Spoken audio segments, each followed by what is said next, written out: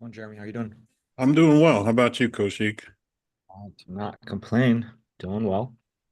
Just had some errands, some work I had to do, and looking forward to seeing how everybody's doing, seeing how things are progressing with you. Yeah, I well, we can talk about it later, but I finally got a chance to go through all six of the videos without any distraction. Okay. So I took several pages of notes. I worked out not a script, but my own, like using some of the verbiage you were using as you were role playing. Mhm. Kind of wrote out examples of things to say in the process, and I finally understand what that demo page is. Mm. That's what was just throwing me off. I just wasn't sure how to use that in conjunction with selling. So I think I got it. Okay, good, good. It's a lot. I know I saw your notes. There's so much that goes into that. So I appreciate your patience with that. And Well, I um, appreciate your patience with me. I'm I'm inconsistent right now. It's just I this was one of the fears when I was signing up with you is like I have a bad feeling if I sign up, I'm gonna just get busy all of a sudden. And sure enough, I made one political ad and now I'm like the political video maker of Kansas City. Everybody, that one lady said something to 10 other people. Now I'm getting people coming to me all over the place wanting me to make political ads. yeah, So it's not bad. well, I'm not complaining, but it's like, wait, no, I'm trying to do my funnel. yeah. So yeah, Yeah, what I would say is, it's like you said, it's not a bad problem to have. And as I said at the very beginning, weeks ago, just keep me posted, Jeremy. Like let me know, like, hey, I need to, and let's put a pause this week, and I will happily do that, and we'll add that on. We'll add that onto the back end, and you can have this week to do what you need to do. So please don't be shy. Just let me know, keep me yeah. in. So Well, we'll be. I had slowed my ads down, but I ended up just pausing them completely because I was just getting so far behind. Yeah, There was when I last week there was just no way I could respond to people as quick as they were coming in. And to where I was filming a live event. I couldn't respond. yeah, So it was just I'm wasting money and these people are going cold before I can get to them. So I just paused it all. I will say for anybody there, I don't see any new it's working, man. As soon as you turn that thing, it's like that example you gave of like water turning off and on. That's exactly what it is. yeah. But so it's It's a just good. coming in so fast that I can't handle it. I At some point I'd like to talk to you about, what are your thoughts on I'm already jumping into my stuff. So I'll just wait. Yeah. Yeah, there's I'm guessing you're talking about something in terms maybe, lifestyle or order of operations or like there's a whole thing, right? There's a whole Yeah, thing. virtual assistant, somebody to do that for me, Yeah. Yeah. because I just cannot keep up with it, Yeah. Yeah. which is makes It me feel warm and fuzzy on the inside. That makes me feel like this is the first time I've spent money on something like this where I was seeing it actually happening quickly. I wouldn't have to go through 3 months of training before.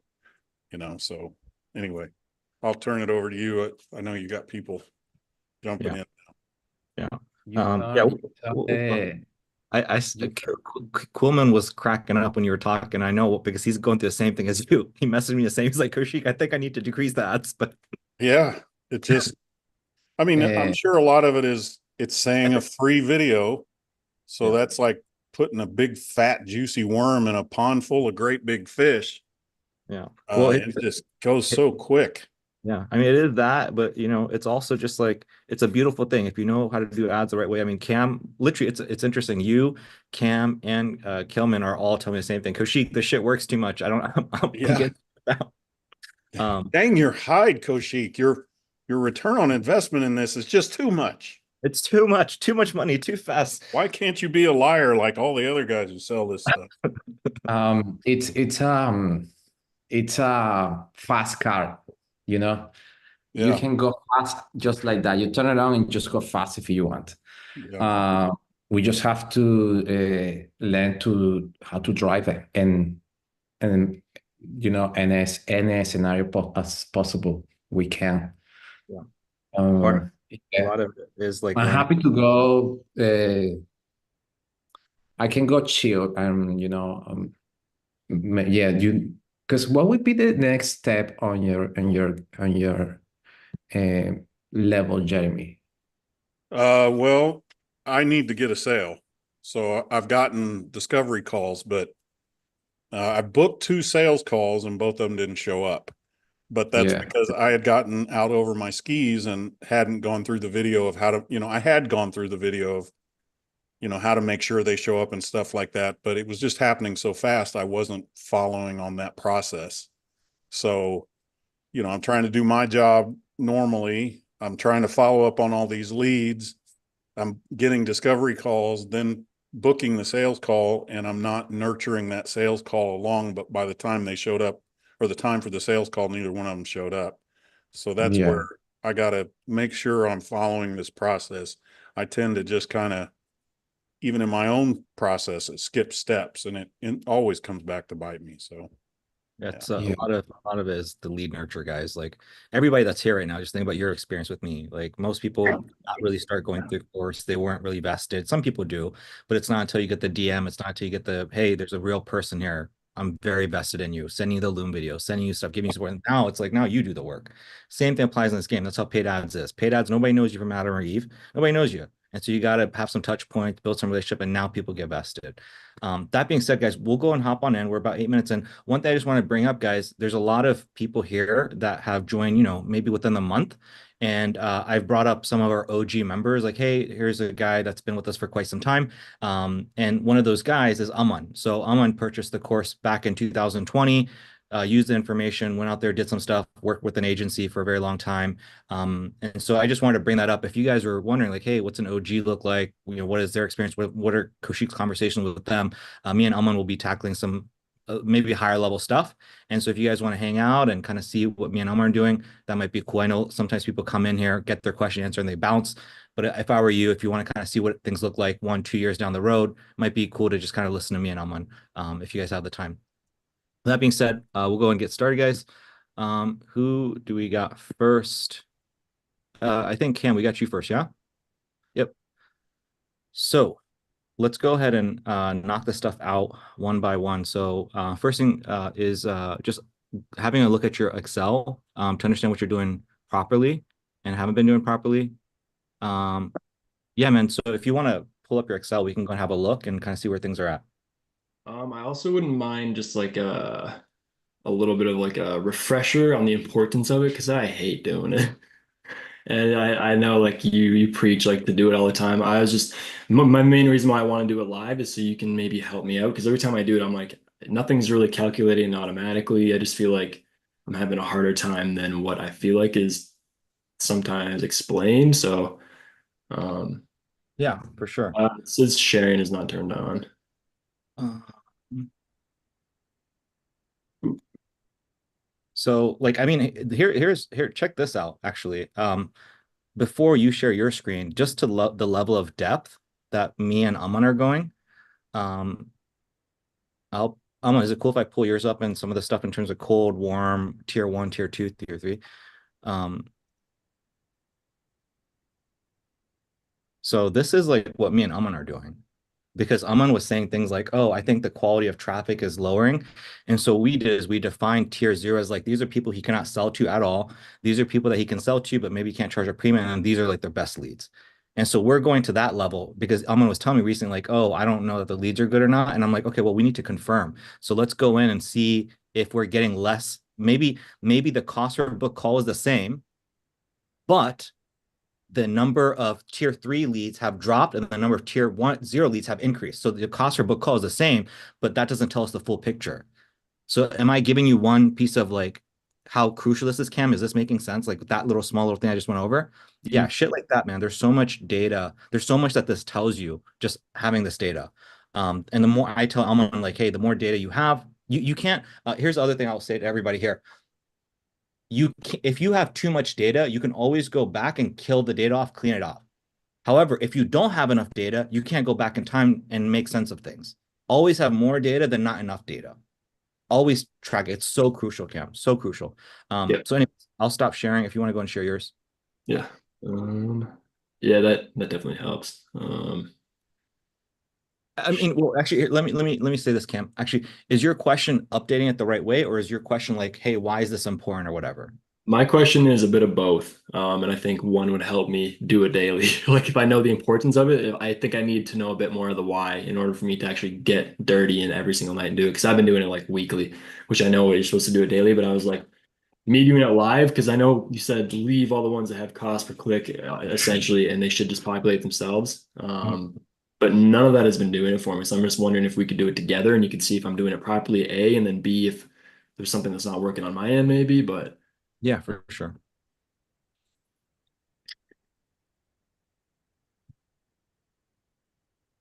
and this is probably all I need, right? Just stick on the campaign numbers. Um, Oh, yeah, I do the data prop. campaign, and then you would need your go high level statistics. Okay. 15 to 21.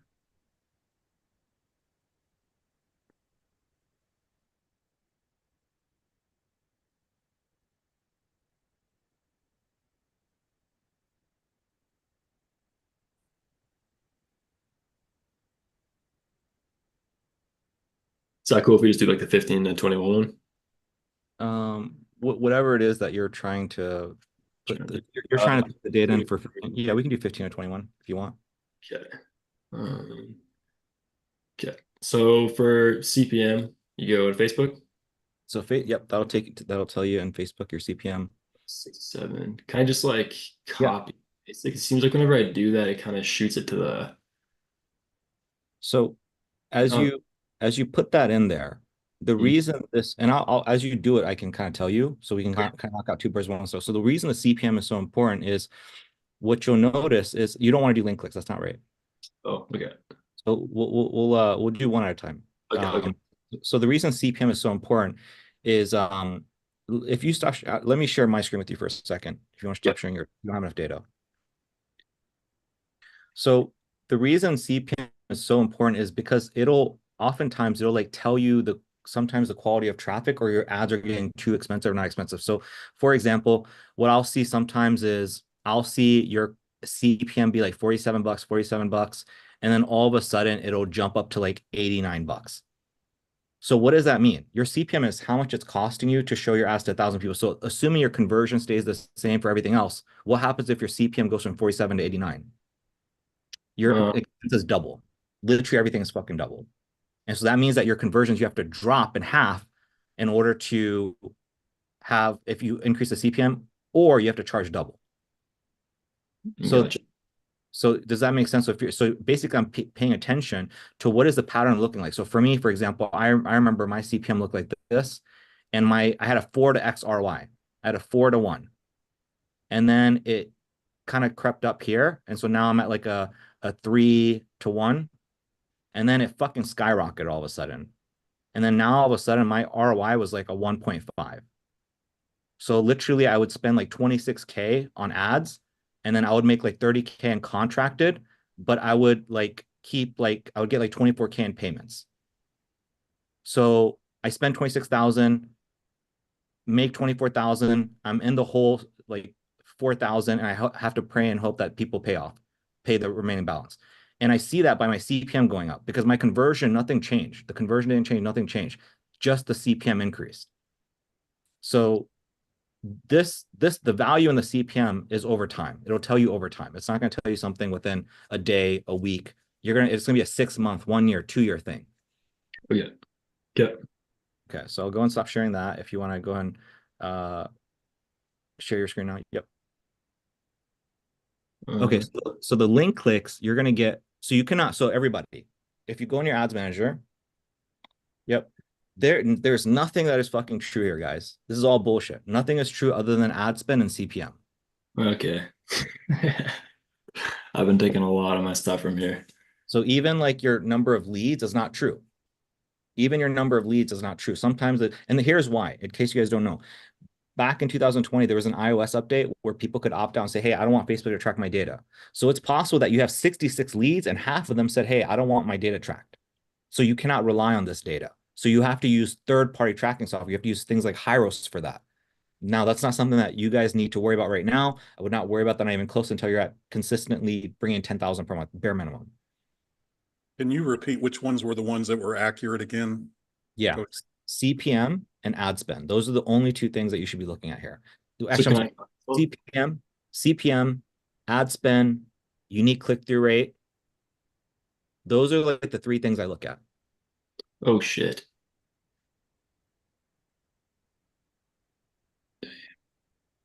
I don't remember what was before. Is that the same? So it's 72 then. Yeah, 72. So you want to go and update that.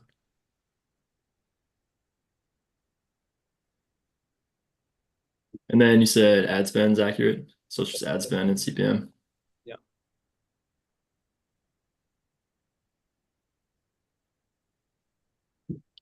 Okay. Um, So now if we go to link clicks, you have to go to your funnel for that. okay. So you have to make sure you filter by the appropriate day. So 1521 looks like we're good there. So you basically have theoretically about 25 clicks. And this is not even perfect. Okay. This is even not perfect, but this is going to be better than what Facebook is going to tell you. So I would put down 25. I would put down 131. 131. Yeah. Unless, yeah. Yeah. 131. Okay. So let's go back to Facebook Ads Manager and see what number they gave us. So they gave us 103 link clicks. Is it likely that there are some people that opted out from being tracked? Yeah. So the number makes more sense to be 130 than 103 because it's higher within Go High Level. The Go High Level number cannot be faked. Okay. Sometimes there's some glitches and some things off, but like usually it's pretty close. So anyways, so that's 131. Your cost per unique link click. Why is that important? That's gonna, again, it's the same thing as your CPM. If you notice, for example, okay, I'm at $7 link clicks and I'm making, I don't know, $10,000 profit. If my link click goes up to 14 bucks, double, well, then my profit will probably cut in half if all my conversions are the exact same. Right. And how do we get that info? Which one? The cost. Cost per unique link click. Yeah, so cost per is that's number 4. And that's going to automatically fills itself. So Okay. if you take your arrow and double click on 7.28, double click on that. Okay, so you don't have the function set up. Go and double click on 11.49, just to your right. 11.4. Oh, Okay, double click on 2.27. Okay, so go into 7.28, remove that, and then type in like equal like that? equal sum. And it's actually just go ahead and press enter. Actually, it already put the right one into it. So now, so your actual cost per click is 509. So now go and take that 509 and just do Command C, Control C, and then go into 11.49. Go and click on that, and then go and click on Control V, and then do the same for 2.27. Okay, so now, if you go to the left for September 20th to 30, yep, go and Control V. Boom. So now the function has been set up. Okay. So now book discovery calls, we can go and see if that is accurate. 13. I don't know. I don't think so. Okay, so this is probably your most important metric. Okay, so everybody listen to this. When you test out a new creative, a new ad, a new something, for me, I like to do 3x KPI on book calls. So in other words, if my cost per book call is 50 bucks, I'm going to spend up to 50 times 5, that's 150 bucks before I make some kind of an assumption about whether it's working or not. Okay. That's why this number is so crucial. So you have to make sure your number is on point so that you have your cost per book call dialed in. What is your cost per book call? Is it 50 bucks? Is it 70 bucks? Is it 120?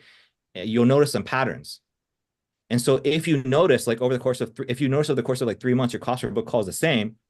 Okay, awesome. Maybe nothing's broken out. Maybe again, you have Owen's case where his cost per book call is the same, but he felt like the traffic was dropping. And so now you have to do tier 0, 1, 2, 3. Okay, it's a little bit more nuanced. Don't worry about that for now. But the cost per book call, again, it'll make more sense as time progresses for you. You'll see what you can afford to spend. What can you afford to spend? We don't know until you close a few deals. I don't think we're gonna know for like solid 3 months. Solid 3 months, and then we'll figure out what your cost per book call should be. Yeah. And in terms of this one, this would probably be one of the most important things to do manually every night, so your mind is fresh on what you did that day. I would. Yeah, I mean, dude, if you can have somebody update this daily, like do it. Okay. Um, I have my numbers daily, and then I compile them weekly, and I compile them monthly every year. Yep. all right. Mm. I have to start loving this. So Um, is any question is any virtual assistant that can do that job? Yeah, there are plenty of virtual assistants and people that guys can hire to do stuff like this. Awesome.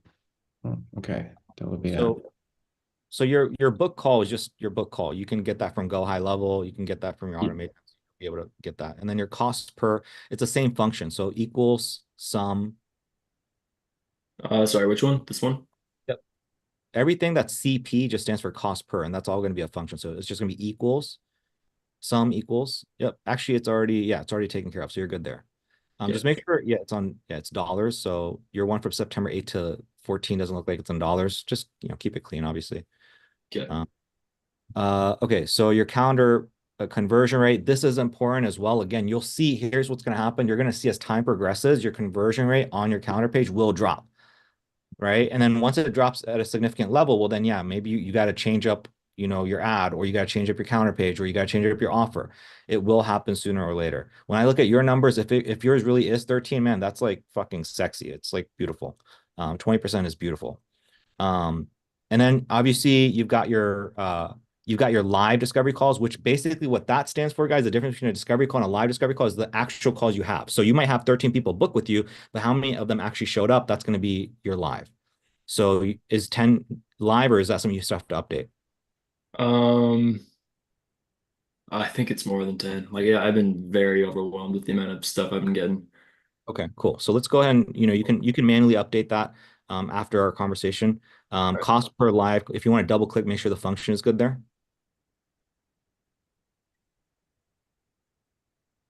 Okay, so no function. So it's the same thing. Sum equals sum. Yep. Boom. There you go. And then the same thing. So book sales meetings. So the people that said yes to you, and then you're going to have your live sales meetings. And again, if you want to have a conversion, the more data you have, the better. So you can have a conversion that goes from like book sales calls to live sales calls. The more you have, the better. Again, I have this as a bare minimum for you guys. And then you've got your live sales meetings. You got your cost per live sales meeting. If you want to double click on 164, make sure you got the function set up. So if it's not, so we got to go ahead and put the function in there. Boom. All right, cool. Acquisitions, that's your closes. And again, if you want to break this up, like me and Aman, I think we're doing like, we're doing acquisitions, but then we're doing like, okay, what acquisitions are free to fee acquisitions? What acquisitions are like paid in fulls? What acquisitions are payment plans? Again, you can break this up and have even more data if you'd like, to kind of see, what your patterns are. Cost per acquisition is going to be a function, just like the other ones. That's the one above. Oh. So cost per acquisition, yep. Hmm. It's sum equals, It's sum equals. or is it equal? I'm sorry, it's equal sum. Equal sum.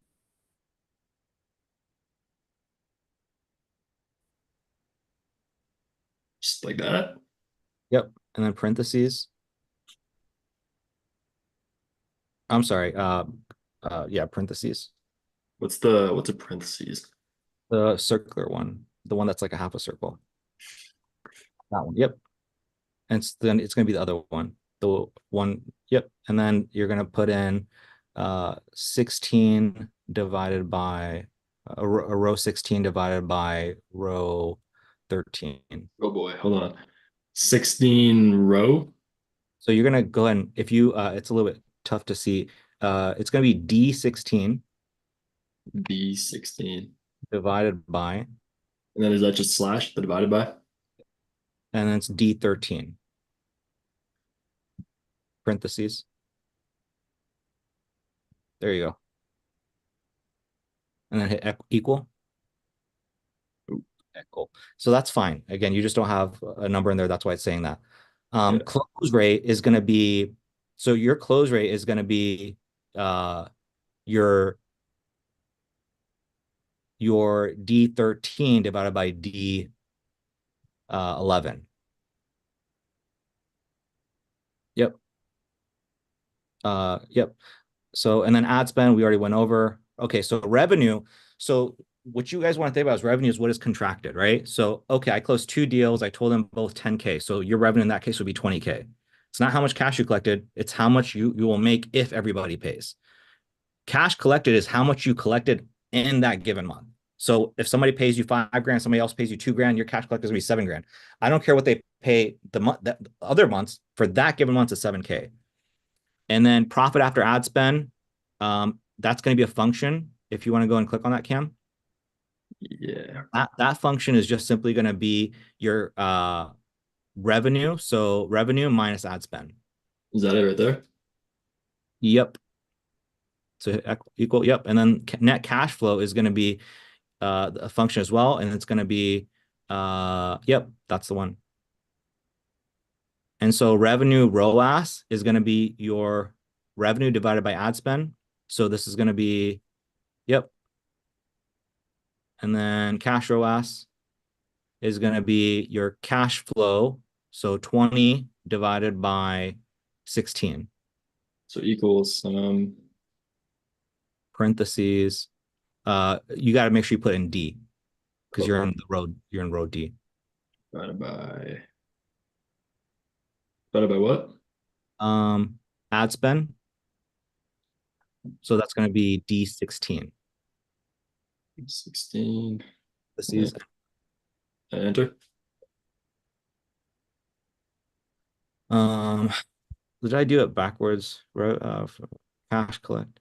Yeah, so it should be 9, it should be 20 divided by 16. Yep, that's right. Okay. And so now below that, we have additional things I just added in for you. And again, the more you add, the better, right? Like, who are the clients that you got? What kind of which recurring client paid you already? Ad level. Something I do for my own self now is I just say how much cash went into my bank account. So that was an important one that I think you guys should do, because this doesn't really tell you. So here's something else important, everybody. You want to have 2x cash collected, and then your cost of acquisition should be 25% of the LTV of your client. So if your client is worth 10 grand, that means you can afford to spend 2.5K. So that means that if you spend 2.5K this month, you should have one close for 10K revenue. Now you need 2x cash collected, which means Cam, in your case, you spent $600. You better have 1,200 collected total. And that could be from new clients or old clients. It doesn't matter. So I say cash in the bank. I'm just looking, okay, how much money is coming to the bank? Is it double? Is it at least double what I have invested? If so, I'm healthy. If it's not, I'm not healthy. Okay. Okay. Does that help a little bit, Cam? Yeah, 100%. Is this are the things that we kind of just did, like all the calculations and the equal sums, is that permanent? So from that here on out, it should be good. And if not, just do what we just did. So what you do is you just copy and paste in the event that doesn't show up. So for example, click on the 20%. Yep, just click on it. You don't have to double click. You just click and control C it, and then control V it to the other one. Yep. Boom. Double click on it real quick. It shouldn't say 20%. So do you have a function on 20%, the one to the right? Or is type in 20%? I think, yeah, you just typed it in. So you want to have it as a function. Good. So just delete it. And Yeah. So this one should be a function. It should be equals some 13 about, yeah. So 9 point, that makes more sense. So now you control C and control V that there. Boom, there you go. That's how you do it. Yeah. Sweet. Cool. Okay, thank you. Yep. Does anybody else have questions on this? I think yes, I think this is it's very important to this is gonna give you the answers, the right answers, help you to get the right answers. Yeah, I have my data here.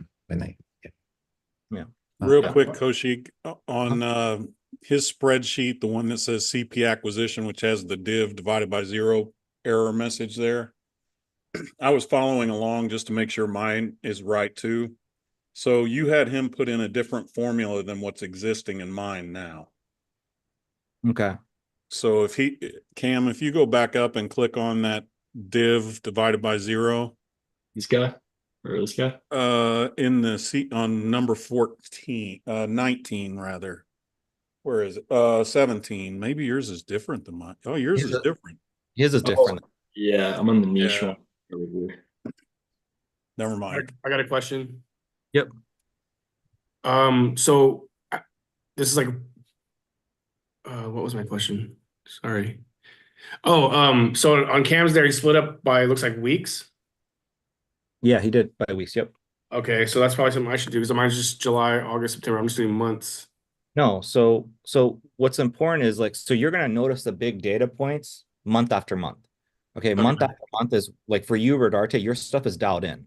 And so Cam, you should move your stuff to months as well. The reason I like to do week by week is when we're doing a lot of testing. We're testing a lot of ads, we're testing a lot of creatives, we're trying to figure out what is caught. So like one of the columns down there is like it's like a journal. It's like what change did I do this week? What did I do at the So in Cam's case, now that everything's firing on all cylinders, he can actually move to months. Rodarte, your stuff is firing, so you don't need to, you can just keep it on months. Okay. And then one of my questions, I was trying to follow along to fix my one of my columns. It just one of the formulas is broken, but we can do that when it's my turn. Other questions, guys? If you want, I can show how I track leads a little bit easier on my smart sheet. So that way you don't have to like go into Go High Level count. I can show that real quick if you want. Yeah. I Um, mean, any easier way, I'll take it. I mean, I'll do it regardless, but if there's an easier way, why not? Yeah, basically like I have it where the sheet automatically updates. So I have like my tab here, but then I have a separate tab where any automation where I get a lead from goes onto the sheet. So their name, phone number, all that. I also have data booking so I can see, really easily what's in September. And then I have what calendar it's from. So if there's multiple calendars, I can see, if it's for that. And then like for the Summit Glutide leads, I did like it was like a separate type of ad I was testing, so I did it all in a separate sheet here. So one that helps me track like leads a little bit faster, and then I have discovery call, push to sales, live sales call. So if I need to see like all the discovery calls I had, in a month, I can see, okay, these are all September bookings. So I can, shift and see, say like 14. So it just kind of makes it a little bit easier to kind of see things at a higher level. And then if I want to put notes, what tier they are, it just helps me see it a little bit easier. So I do recommend having like a sheet that you can like kind of look at a glance. Gotcha. Okay. Are you using Zapier? Like just for the guys in here that are curious about how you're actually creating this, can you share with them high level how you're creating this? Yeah, so in Go High Level, if you do the Pro version, which is like the 240 or the 299 one, there is an automation directly in Go High Level. So if I go to my here, and I think it's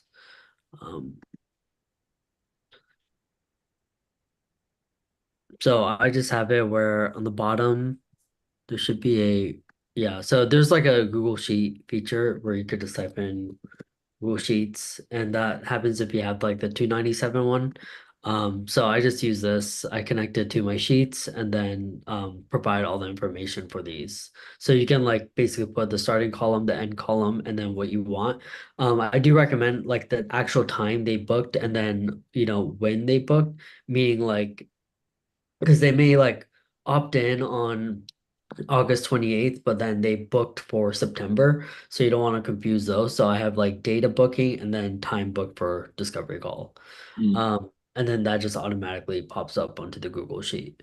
And this is also helpful for some clients who who have like VAs and I set something like a Google Sheet up for them. That way their VAs can track everything as well. Gotcha. Okay. That's super cool. Is this only available in the 297 version or is this available? Yeah, I don't think you can do that. Yeah, it's a premium one. Okay, cool. But once you start getting clients anyway, I feel like you have to have multiple. Everybody, you're gonna need them sooner or later, yeah, for sure. So hopefully, guys, you found this valuable. Thank you so much for sharing that, Aman. Yeah. Massive. How do Yeah, I it's pretty huge. don't mind my tabs there on the top. Okay. Cam, what else you got for us? I'd like to go over my ads with you. I'll try to be fast. If like you can tell me when I want to cut off, and then I'll wait till the very end so people can get the time in also. For time runs out. But right now we still have all the same ones up. So, if you want to pull it up. oh, sorry, right.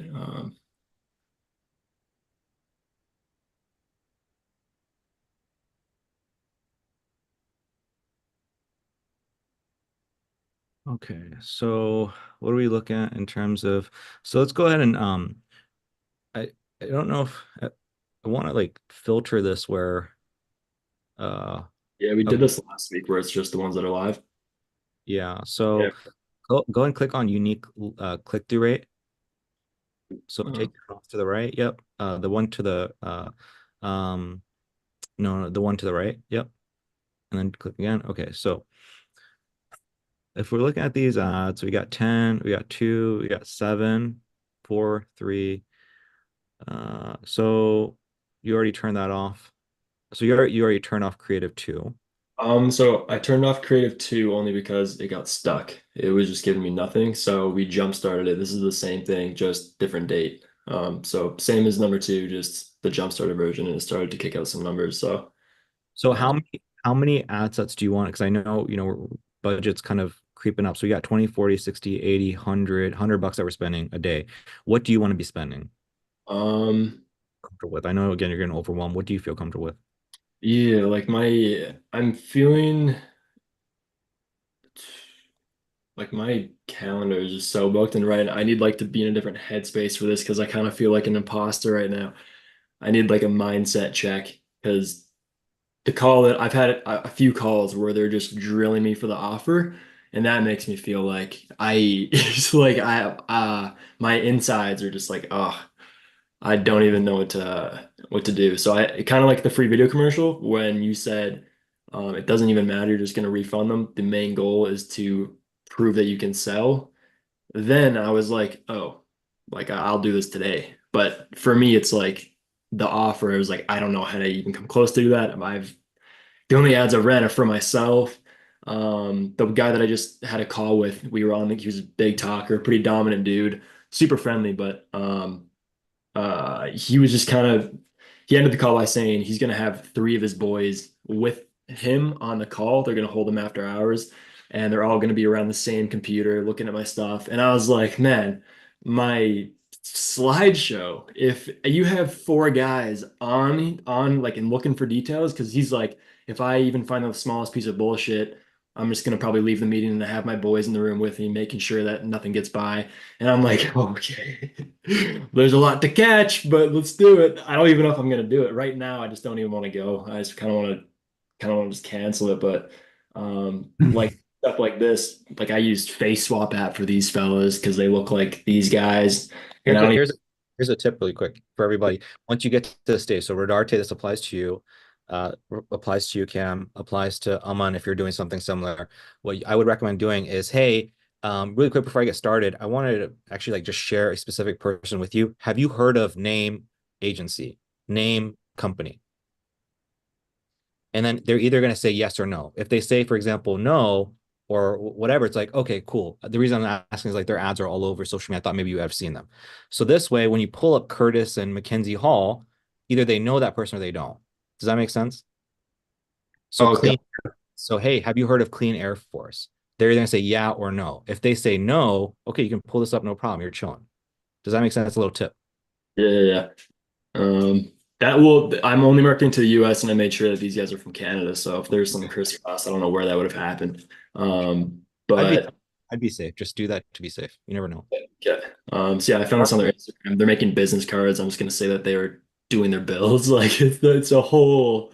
Hey, Coach, I'm sorry to interrupt, but what's the point of that if you're just going to go through it anyway? So well, here's the thing. You're not going to go through it, right? You got to be fast on your feet. If they know it, well, then you got to figure something else out to do. You got to figure out something else to do, or maybe skip past this completely. You got to pivot. You got to be fast. Oh, I see. So on the discovery call, you're asking. No, on the sales call. I mean, you could actually ask. Well, that's a good move. You can actually ask on the discovery call. That'd be really smart as well. But then what if they haven't? That's like, oh, let me look them up. So, so if I like actually Cam, Roberto brought up something good, which is saying before even the sales call or the discovery call, he brings them up.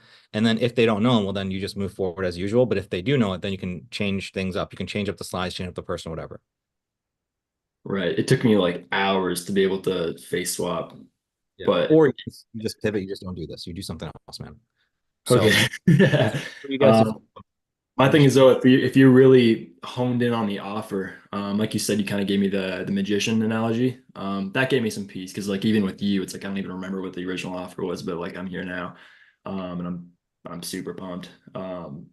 But yeah, I don't know. Like it's not so much the testimonials. Like I had to look up how to make your own conversation on your phone. And it was pretty much just like some dude who's like trying to make sure his girlfriend doesn't see his text. So he's like swapping the name out and making a fake conversation to say he's some other place. But I just like photoshopped Chris Hall over there and did all these. These aren't really what I'm too worried about because I go through them pretty quick. It's like just enough time to see that this is pretty legit in terms of what you would think to believe and then move on. But it's mostly these ones. Like if you have a room full of guys looking for it, this font is clearly different than this font because this is built for a med spa. So I had to change my name with their name. Took the doctor. Sorry, it was for a chiropractor. So I took the Dr. Hedman and turned it to Eric Hedman. You can just, if you look closely, my thing is like these three guys that are going to be in the meeting. That was kind of a reality check for what quality I want to make it. Or maybe I should just be like, that's not my client. I'm just trying to get my first client so I can test things. That's kind of what I'm hoping for in terms of like a mind check or a mindset check, maybe. Or So when I look at this, when I look at this, nothing came to me at all until you mentioned it. And even after you mentioned it, I had to look really hard. And then I see referral collected. right. Yeah. Or- So they're not, I think you're in your head about this in terms of like what you think is going to happen, first of all, with this. So I just want to give you some thoughts with that.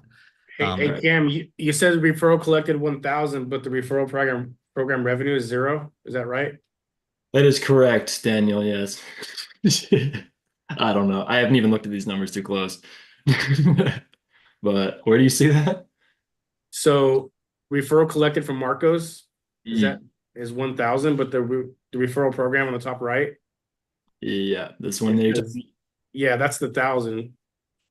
Yeah, I'll have to And block then that. and then in the red box you're showing referral program 0. Is that the same thing or is that something different? I don't know. I haven't even looked at the sheet really. This is just here. I kind of just made it my own by like free. I don't know what you guys are gonna be doing, but you can do. I'm doing what you're doing basically. Okay. This is kind of what I've been. I think what Rodarte is referring to is how if you say $1,000 for that, and then if you go to referral program and then revenue says 0, it doesn't add up. I think that's what he's getting at. Okay. Yes.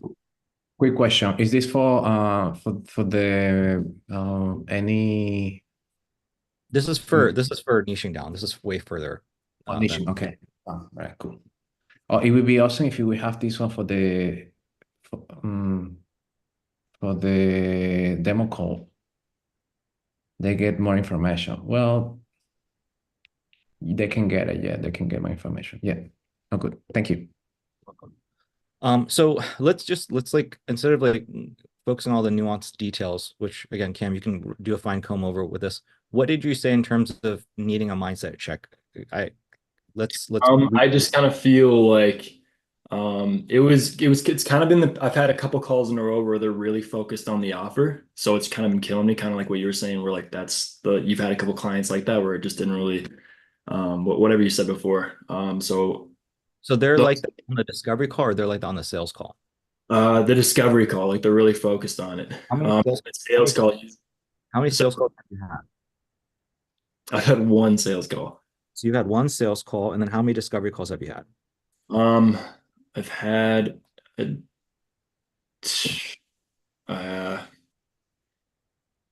don't know. So at least 1, 2, 3, 4, 5, 6, 7, 8, 9, 10 that have gone through to a sales call. So I have those ones for sure scheduled, and the other ones, like the one that I sent you this morning, that guy obviously didn't work out, and I've had a few of those guys. Out of those 10 discovery calls, how many of them? So let's just address this. So out of the 10, what is the core problem? What is the problem? Let's not talk about like feelings and I feel uncomfortable with this. What is the problem? What's going on? What's the problem? I think the problem might be just it's not a threat. It's completely valid for them to say that, but it's kind of like if you can't deliver on what you're saying you can deliver, which is quote for quote what they're saying, some of them, then we are going to opt out immediately. And for these sales calls, I'm preparing a decent amount in terms of doing that. And then I'm preparing for something that I'm like nervous about and I can't even back up. And that's the only reason why they're showing up. So the problem is, I don't know.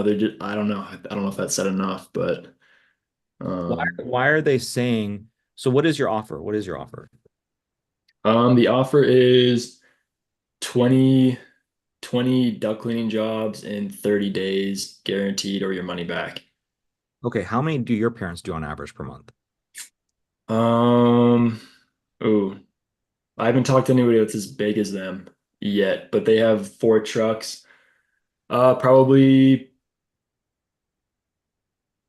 I don't know, maybe 100. Oh, wow. Okay. So what do you think is average for these guys? Like, what are they doing before they have a conversation with you? Like, how many cleanings are they doing on average before they have a conversation with you? It's been absolutely across the board. I don't even know if I could give you an average, but I think maybe 3 a day. I could say maybe. Okay, so you're taking people from 3 to 20. So that's a big shift. It's a big jump. I'm sorry, you're taking people from 3 a month. No. Sorry, 3. I thought. Sorry, I was in terms of what you asked. I was thinking 3 a day. Like that's my guess for what these guys that I'm calling are doing on average. So they're doing about 3 duct cleanings a day, which is, what is that, like 90 a month? Something like that. So you're telling them, so they're already doing 90, and then you're telling them, hey, we'll get you another 20. So we'll take you from 90 to about 120. Right. Yeah. That's not crazy to me. Okay, so then the question becomes, so you're offering something, it doesn't sound absurd to me. I would need to maybe listen to some specific calls to see how you're setting things up to create that. So sometimes you say one thing that creates a knee-jerk reaction for somebody else to say something. If you're constantly hearing the same thing, maybe you're saying something or the way you say it to create that effect. So my next question to you is, you've had 10 discovery calls. How many of them would you say have said that? Um, maybe 2, Wow, maybe that's 2, that's nothing, man. 2 or 3. Yeah, that's like 2 out of 3 people that like say, hey, your guarantee better be on point. Like, Aman, how many times have you do you often have that where people are like, hey, like, so Cam, you're basically telling me like, hey, people are hopping on the call and they're like, hey, man, like that sounds great. You better be able to deliver that. If not, man, like I'm out. Yeah. I want to see information. I'm out in terms of like, if you can't promise this, I'm out on the sales call, or like if you can't promise, I'm gonna ask for a refund. I'm gonna start some shit. Yeah, because the main thing is people go after HVAC companies all the time as agents, like it's a big thing. So they get all these emails a lot. So they've been screwed over by a lot of agencies, a lot of these people that I'm talking to. So they're saying I've been promised a lot and undelivered every single time. I don't see why you're any different.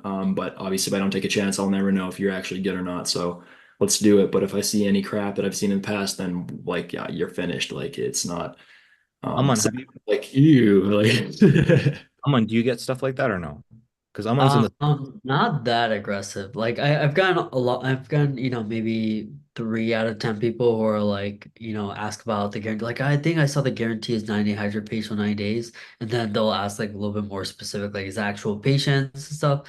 I've had a lot of people that got screwed over, but not so much of like I never had someone that says if I see the same thing I've seen from these other marketers, like I'm out. Like I haven't gotten that vibe before. I think it's more of like people bring up the guarantee.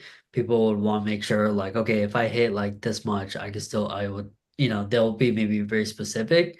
And then they'll tell me if they've gotten screwed by other marketing agencies, but I don't think so much where it's, if I see you're doing what other people, I think I'm just trying to educate them enough or at least sell them on more different strategies or at least try to see why those went wrong first.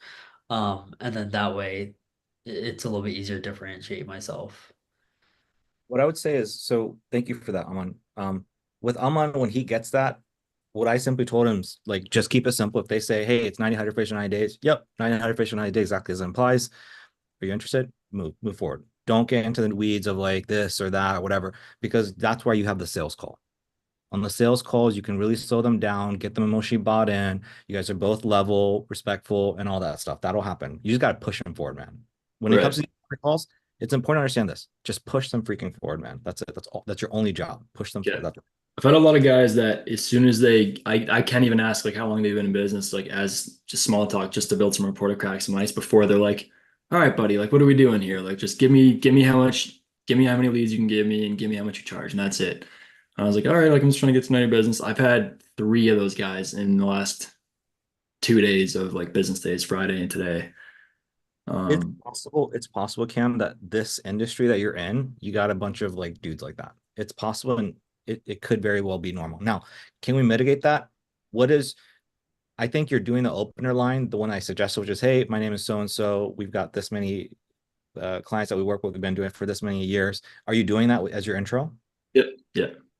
So if you do that already, man, and again, I can have a call to see if the tonality is off or whatever, because I don't think it is based off of just like hearing your other calls. I think you're probably fine. I think that's the max you can do. And it might just be an industry, and this might just be normal. Right. Because I just want to bounce so fast. I'm like, this really, even if we decide to partner up, this is going to be hell for me. Like I can tell you are a guy who's just, if we can't talk a little bit at the start of what we're going into, that's hopefully going to give you a lot of service, then this is going to be a problem. But yeah. I mean, it could be just like how you deal with people in that industry, man. Like, for example, I know that Drew doesn't do a lot of cuddling and conversating and stuff like that with his people, and that's concrete. Very, I would say kind of similar to what you're doing here.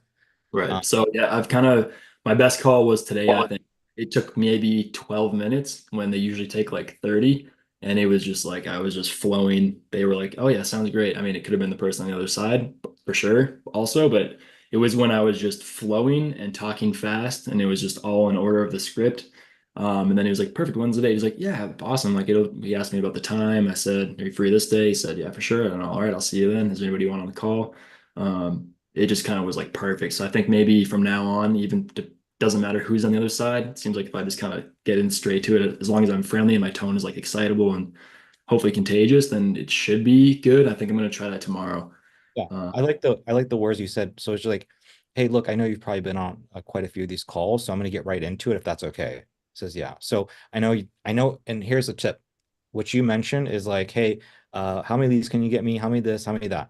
Right. So you can literally like pre-frame and say, hey, look, I know you want to get right into it. You mind if I start? They say, yeah. So look, the number one thing that I know that you want to focus on is, what is our offer, the number of leads we can get you, the number of this, and the number of this. And I promise you we're going to get to that. I just have 3 quick questions for you first. And depending on your answer to that, I can give you those answers. Boom. Okay. Does that make sense? You can listen back to this if you need to listen back to that. Yeah. I think that could potentially shut them up, and then you get right into it. Yeah. So sometimes they felt a little bit, some of them, they feel a little bit like restricted. But it's a process, of course. It's a process. Yeah. Give that a shot, Cam, and let me know how that goes tomorrow for you. Get right to it. Sounds good. I'm gonna move on so other people can go, but I'm gonna hang around just because I got one more thing to talk about. It's probably gonna take a little bit. Cool. Yeah, sounds good. One big thing I'll just tell you, Cam, is like, it's been, how long has it been? Like 1 or 2 weeks since you've been at the stage of like just doing a bunch of discovery calls? Yeah. I remember when Aman first did them, and you can maybe tell him, Aman felt so uncomfortable, very similar to you. And it was like, I think he felt like cringe and like painful, but then it all goes away, and it goes away as time progresses and you get better. So just keep at it, man. Give it a solid month. I promise you're gonna start noticing patterns, like the stuff that we're talking about today, of like, okay, I know you want to get into this. These are the things I'm going to go over. Do you mind if I get into it? Like, you're going to learn. I promise you're going to learn, and we're going to go bounce back and forth until you've optimized that discovery call script. Yeah. And then Yes. And are there any things I can drop off here? Like, is there one that was going to be my question, which is, so we went super off tangent. My initial question to you was, how much do you want to be spending?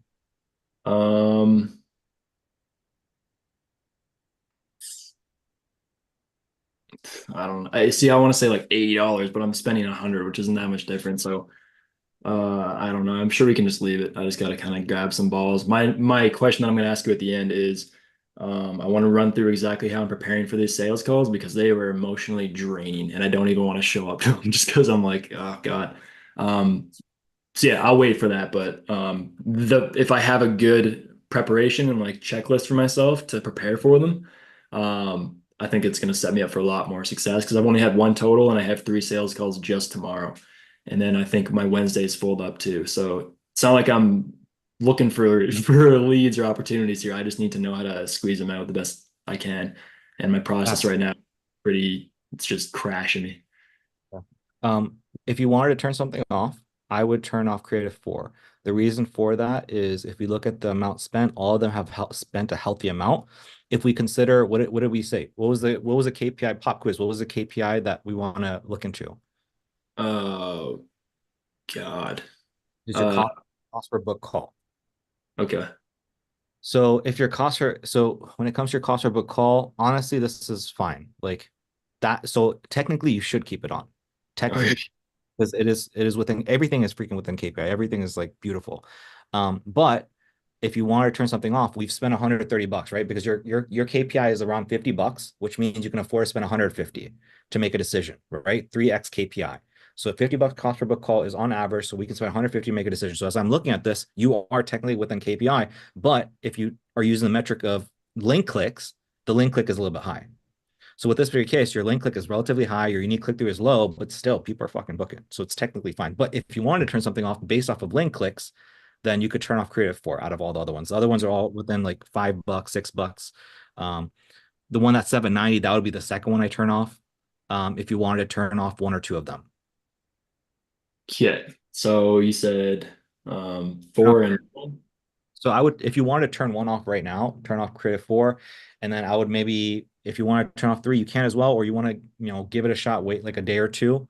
It's up to you what you want to do. I mean, I personally, I'm looking at Creative 3 and it's like pretty good. All right, yeah, I'll just leave it on. I'm fine. I probably didn't mean to do that, but it gives me some peace of mind for no reason. So yeah, I'm good. I'll wait till the end for my last question, but off to whoever's next. Thank you for that. That was really nice.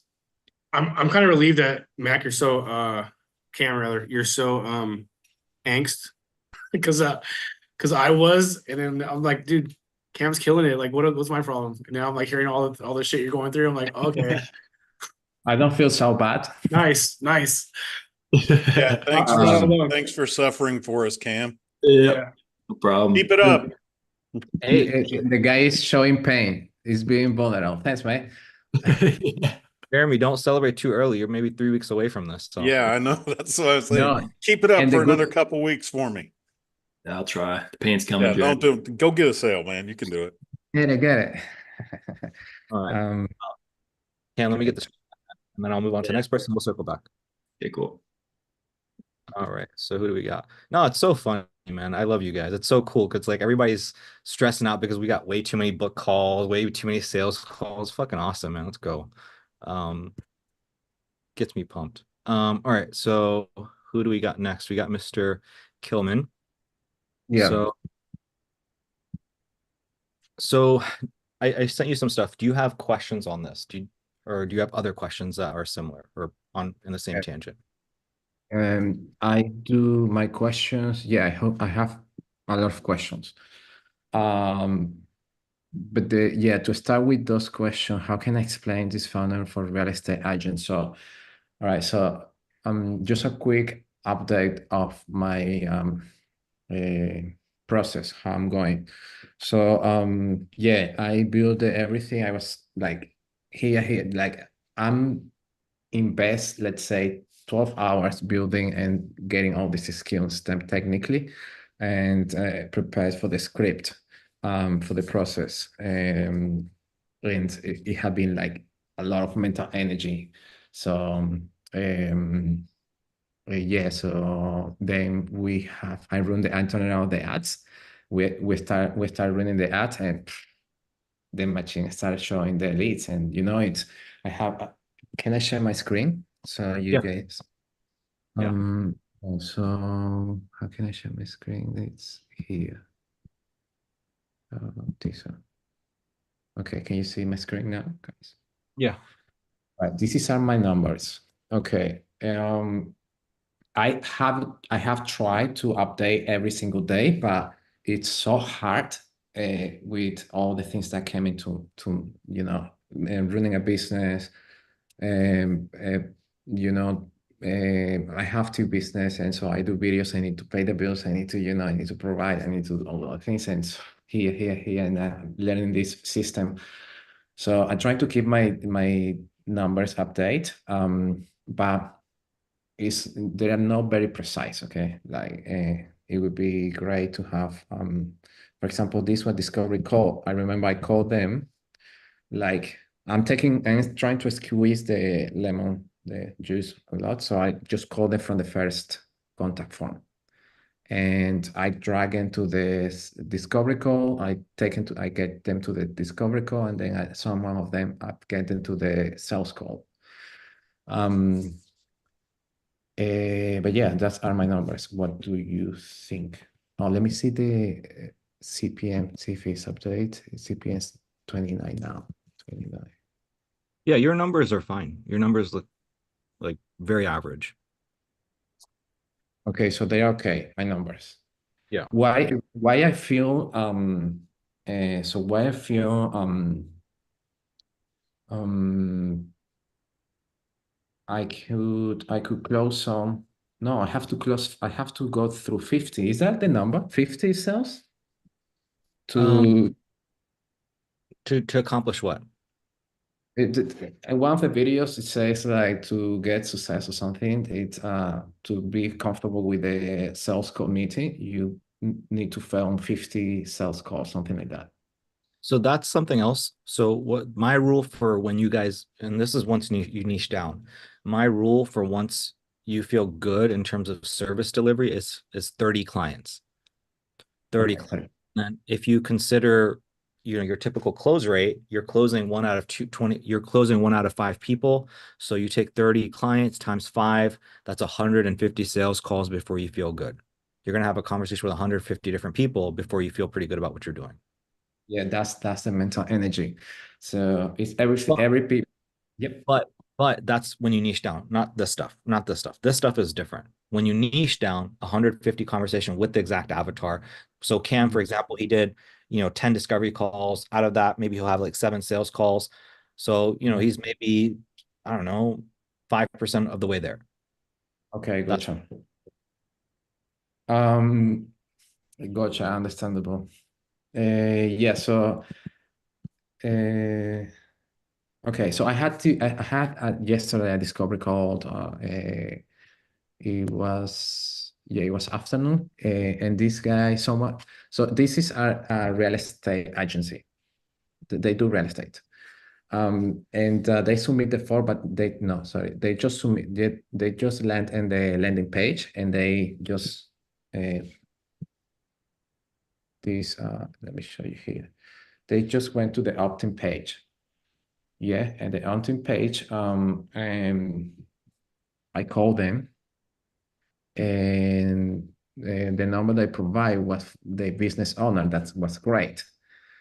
But then it seems that she was so busy at the moment, because I called her straight away. Like it was like, is this person? And the people would say, oh, who is this? I say yes, because I knew if I say another thing, I just feel like they just gonna don't reply. So I just called them straight away. And the business owner, yeah, it seems like she was busy, but she well she booked a meeting, and it was with their team, 2 of the teams. Yeah. Well, actually, I should talk with her straight. But you know what happened is, how can I like show them, like because how the funnel would work in this case? How can I sell them like the idea of the funnel? Of course, could be something similar to the other businesses. Yeah. So far, how many sales calls have you taken so far? Okay, can you see my leads here? Yep, I can see you have 1, 2, 3, 4, 5 sales calls booked. How many have you had? How many have you done? Sales calls? Hmm? I would say 3. So you've Hold on, done one. Hold on. Then no, I have one. This one after this after this, I have this meeting 10 a.m. here.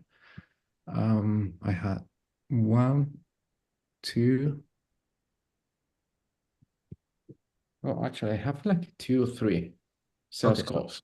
So for those 3 sales calls that you did, how did you present something? Like, did you go on Facebook Ads Manager or Facebook Ads Library and search something and screenshot and present it? Like, what did you do for those sales calls? I present this. I present this template. I share my screen and I show the programs. This is the funnel. This is what we do. Okay, where is the thank you page? Let's see. So, oh no, it's calendar demo call template. Yeah, this one. Okay. So I open this one and I ask these questions, and I explain how this work. Right. So for that stuff down there, add, opt-in, scroll up a little bit. Scroll up. So, Yep. Yep. So right below the 7 and 9 figure machine. yeah. So stage two. If you scroll down, yep. So where it says add, opt-in, app, thank you, initiate checkout, sales, my drawing, are you replacing anything there or are you leaving it there the way it is? I'm just living like that. Okay, you cannot do that. You have to put something in there. You have to go into Canva, screenshot some stuff. You have to build it out right there and show them something. If you don't, you're not gonna like there's no way they're gonna make the sale. There's no way you're gonna make the sale. Okay, I have to personalize. Yeah. So and that's why I'm asking you a question. When I asked you how many sales calls have you had and what are you doing, what that's telling me that you're not doing it the way that it's prescribed. You have to, like, for example, if you're gonna sell something to, like, let's just say theoretically you're selling something to an online course creator, online coach. Well, then what I would do is I would go out there and I would find a VSL funnel. So I would find an ad, I would screenshot that. I would find an account opt-in page. I would screenshot that. I would find an application page. I would find a counter page. I would maybe take a screenshot of like the nurture sequence and the sales, and then I would draw it all out down here, app opt-in. I would replace that with that drawing. And then I would explain that. So you need to be doing that. So in this case, you need to go, for example, I mean, I kind of sort of know what happens for realtors, but it's not even important that you know that. Like that's not what you need to be knowing. What you need to do is you need to go on Facebook Ads Library, do a search, see what you can find for realtors, buyer agents or seller agents, and then you need to put something in there and you need to get good at selling it. That's what you need to be focused on. That's what I'm working on. Yeah. That's what I'm working on. And so if you're what you're asking right now is like, tell me the accurate machine that would work for them. I cannot tell you the accurate machine because there's literally thousands of business. I don't have every single formula of every single business in my head. Okay. So what you need to do, Yep. I'll tell you right now what does work from my experience. And again, I know this because I got it from Lisa and Ralph. And Lisa and Ralph know because they paid 16 grand. So the information I'm gonna give you right now, it costs 16 grand to figure this out. And again, you don't have 16 grand to purchase all these programs and then put it in for your sales call. It's not possible to do. Does that logically make sense what I'm sharing with you? So it's not about that. It's not about having the right thing. It's about knowing how to sell. What I can tell you that works for realtors is basically you run an ad. You say, hey, are you looking to sell your home? And you're running that to consumers. Hey, are you looking to sell your home? Here are the, I'm sorry. Hey, are you looking to sell your, I forget what it is. It's like, hey, are you looking to sell your home? Or hey, no. Hey, are you looking to buy a home? Here are the cheapest locations, something like that. Okay. So it's an ad that goes to consumers. Are you looking to buy a home? Here are the cheapest locations within the state, something like that. Then people click on that and they opt in and they become leads. Those leads are fed to the real estate agent. The real estate agent then goes to those people. I forget if it's buyers or sellers, but that's pretty much all they're doing for Lisa's program. That's what they were taught by Prob. Prob is the one that came up with that strategy. Yeah, that was a part of the yesterday meeting, one of the sales calls I had. It was between discovery sales call because it was like that. Everything happened like that. So we booked this discovery call, but I think she was so busy. I don't know what happened with her. Like all the emails, the system was working. She might receive the text message, the emails and everything. But I felt like when I texted her, she looked surprised, like, oh, do I have this meeting now? Something like that. Makes sense.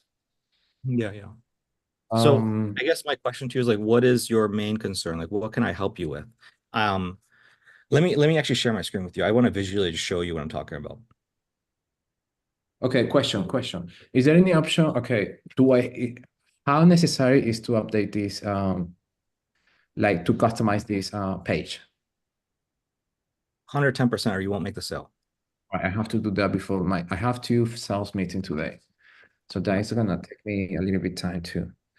It should take you no longer than like 15 minutes to customize. Okay, just add some things. Yeah. So if you give me the screen real quick, I'll just show you something. Okay, let's see for this one. Where is? I have even like a self here, a control of my leads. Where is? Hello, bro. Look all these leads. All these people are interested about the free video commercial. So I got a message from someone saying, "What's the catch? What's the catch?" Yeah, well, the catch is growth. That's the catch. Are you interested in growth or what? Other one say, so it's not free video. Mm. Okay. Media this Lisa.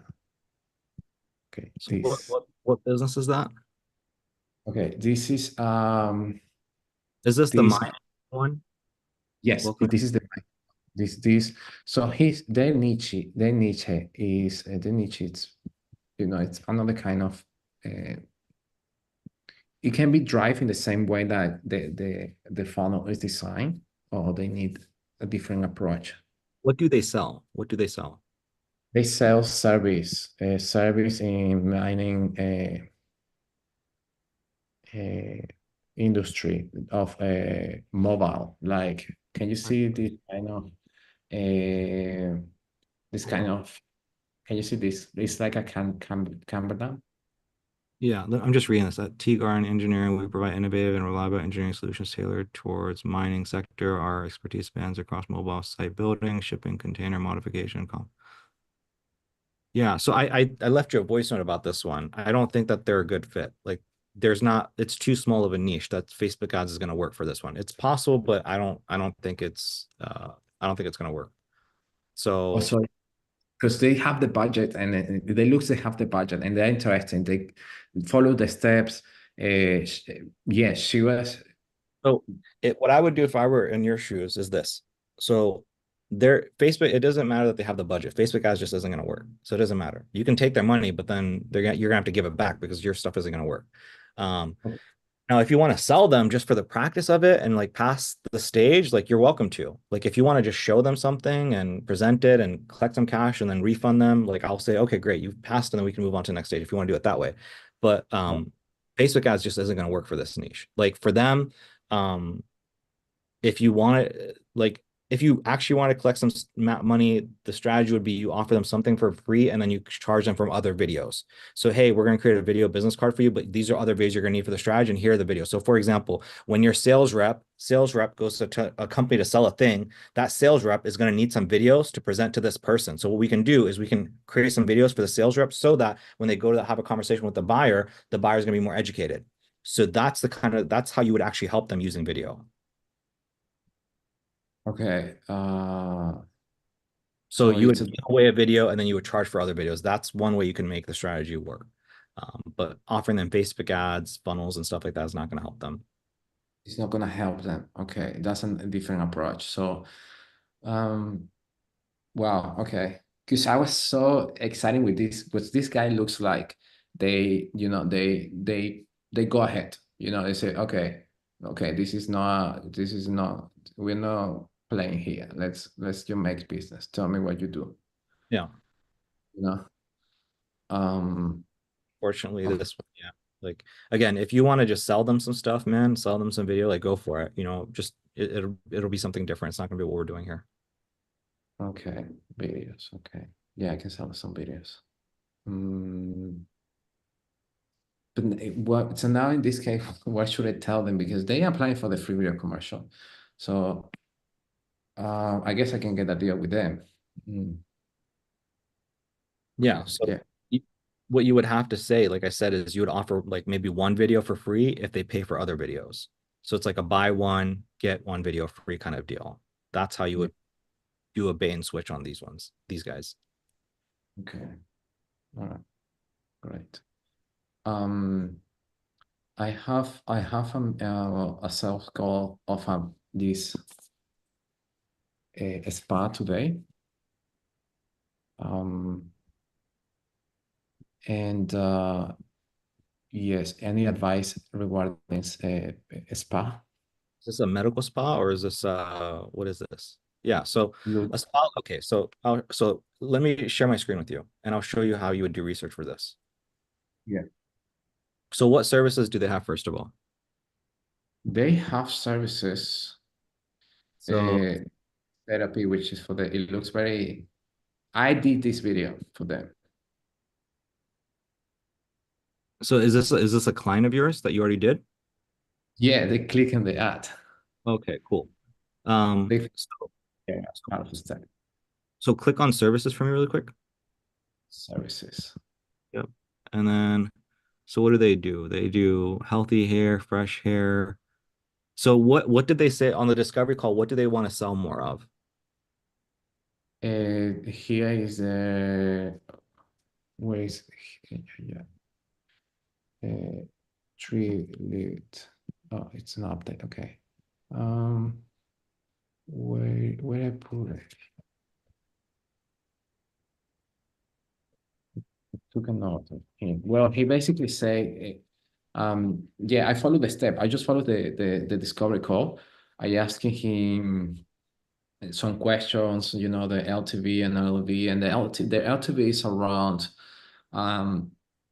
600, I think. It's he 600, something like that. But I think I could work with that, you know, just to prove the system it's capable. But that's hard because for these clients, they are okay. Yeah, this is yes, is the part. No, it's the process. But What do they sell though? That's my question. I'm not worried about LTV. I'm not worried about it. I just need to know what they sell. they sell a service of massages, Massage. therapies, Okay. lashes. Massage therapy lashes. Okay, so let me share. I'll share something. Can I get the screen, Kilman? Yeah, sure. You go ahead.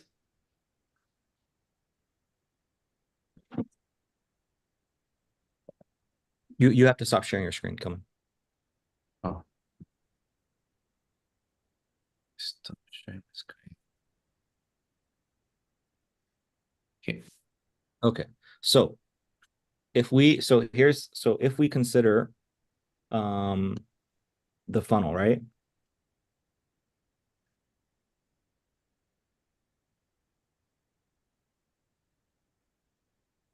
So Kashik's client acquisition funnel, we're going to come into the template for the sales funnel for the presentation. And so again, you keep this the same, right? You keep this and you explain this. Now this part down here, you have to customize this. Okay. Have to. If you do not customize it, you're not going to make the sale. I just have this as a stand-in for you guys. You need to customize. So now the question becomes, what would you show for the ad? What would you show for the opt-in? Or does there even need to be an opt-in? So what I would do is, let's just say theoretically, I wanted to do, let's say theoretically, it's going to be a massage offer. Okay. So I'd come to Facebook ads library. Yeah, I do that.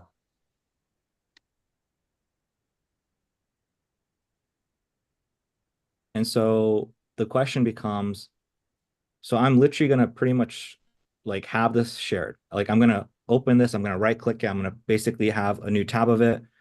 So I can show somebody like, oh, I can show people like, okay, so it's what it's going to do. It's going to start off with an ad.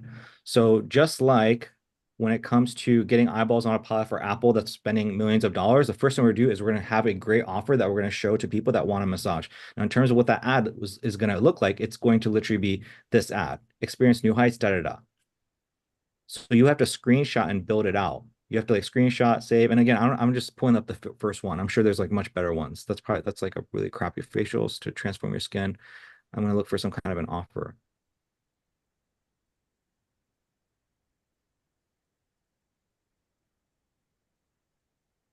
I like this one, for example. It's like, hey, you can explain this one. Like, hey, Mr. Business Owner, for this one, we're doing this with the market that we're going after is people that have pain, specifically leg pain. This is what we would do for them. Okay, so that's So here we go. Relaxation Wednesday special. So now you've got something at 75 minute foot and shoulder massage for 2 people for just $110. Book now. Let's see what this goes into. Boom. And so you would basically screenshot, save this part of your presentation. You would go through the website, you would go all the way through the funnel, and then you would present that to them and show them, here's what we would do for you. That's it. yeah, that's the part that it was missing. This is another part. Now only $58. Tokyo massage located in the city. Da da da. Show them, hey, this is what we would do for you. This is the price point. This is what it would look like. People could contact now, and then this is what's going to happen next. So you have to show them what it's going to look like. Okay. So you take that information and then you basically build it out here so that the visual can see it. What was the ad going to look like? What's the kind of where they go? They go to a website, and then from there, what's the automation? What happens until somebody comes in? Are there upsells and downsells? That's what you're going to present. Okay, yes, that's the part. All right. Perfect. Yeah. Questions? Well, I think that makes sense because I was showing the template as it was, and of course they need visuals in order to map it. As much they can map it, Yes. draft it in the memory and the visual thing, which is very powerful. But The important thing to understand, Kilman, is this. Here's why the strategy works. The reason I say the 7 to 9 figure machine, the reason I use Apple is because they're an authority. Apple is an authority. Red is an authority. Honda is an authority. All these businesses are authority. So if they are doing it, then you should do it too. That's ultimately why I have it. So I have this section up here to say, hey, look, I'm not coming up with this. Is not my opinion. This is just what exists. This is a fact. And so if we agree that these people are successful, then if we model them, here's what things would look like for you if we did things just like them. That's the psychology behind it. And then people listen, they're like, oh, that makes a lot of sense. Boom, they move forward. Yeah. It's a visual part. I need to customize this template so they can get it. So for the last, so that the last 2-3 calls, if you felt like they were a little bit confused, this is why. So you need to make sure you have that, and then that should help out quite a bit in terms of your call. Yes. Okay. All right. Perfect. Does that All help? right. Yeah, it helped. I might have to go before to do this customization before my sales go. Cool. I'm glad it helped though. It seems like that was probably like the missing link for you. So give it a shot and then keep me posted. Let me know how things go this week for you, okay? Yeah, okay. So I'm thinking now in this client that with the mining industry, I think they're a great opportunity, but it's not the right moment. Yeah, and even if I come in, right? Like let's just say, again, I come to Facebook ads library, right? And if I just come in here, I mean maybe I'll find something, but I don't like I don't know like the name of a product like mining equipment. Like there's nothing there, right? That's what I'm saying. Like if I type in something, I'm not going to find anything. That's a more If, look Google or LinkedIn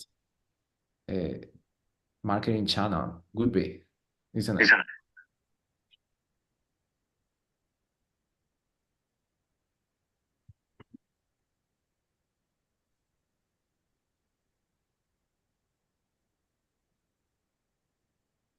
so if, for example, you were selling something like this, if they were selling something like this, you could share this with them.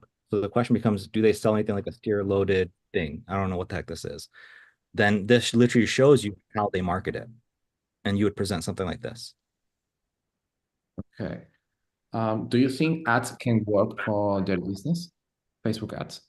I don't know what services it is. To me, what it sounded like from what I heard from you is like they're selling to mining. They're selling to mining. And so I don't think the market is too small. It could work, but I think it's relatively small. Okay, so we have to see if it works, but yeah. So they give the service of hiring those big, those big mini houses in construction that the engineer can go there and just have a break or have a meeting, these big things, something like that. They sell shipping containers. Yeah, something like that. Okay. I would need to know exactly what they sell. Okay. Yeah. I mean, people are offering self-shipping containers, right? As you can see here. Sure. Containers.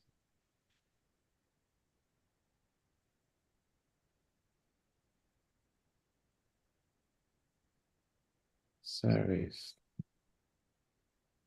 Gallery here. Can I share my screen? Can you actually, it might be more efficient if you just like put in the link and then I can go to a website. You put it inside the chat. Yes, I send you the link right now. Where is the team chat?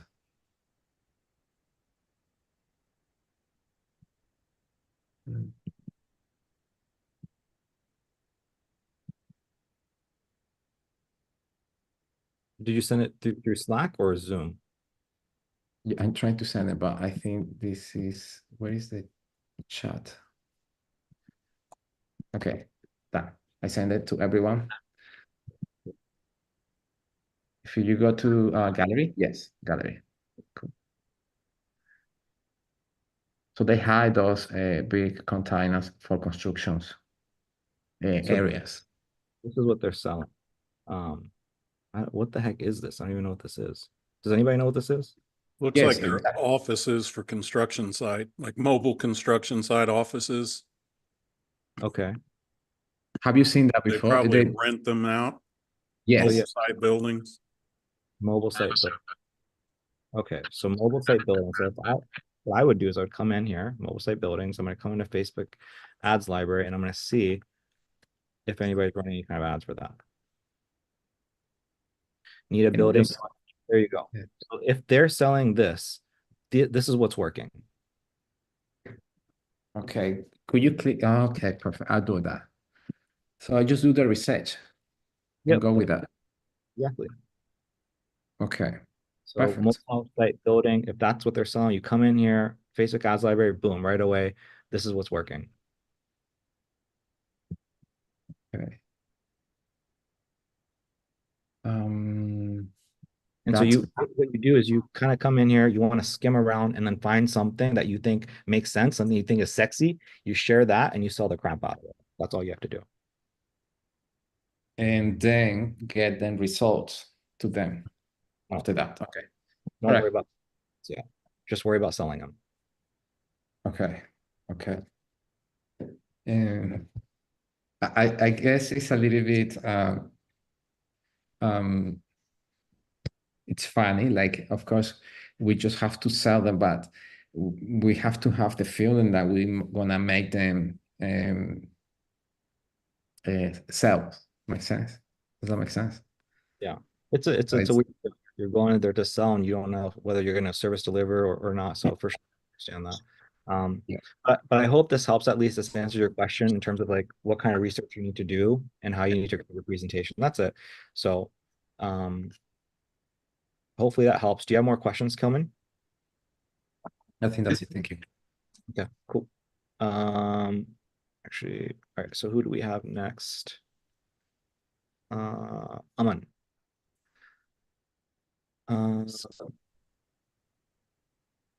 Okay, Aman, can you give me a second? Yeah. All right, guys, I'll be right back. Mason, if you have something you want to share with the guys, but I'll be right back.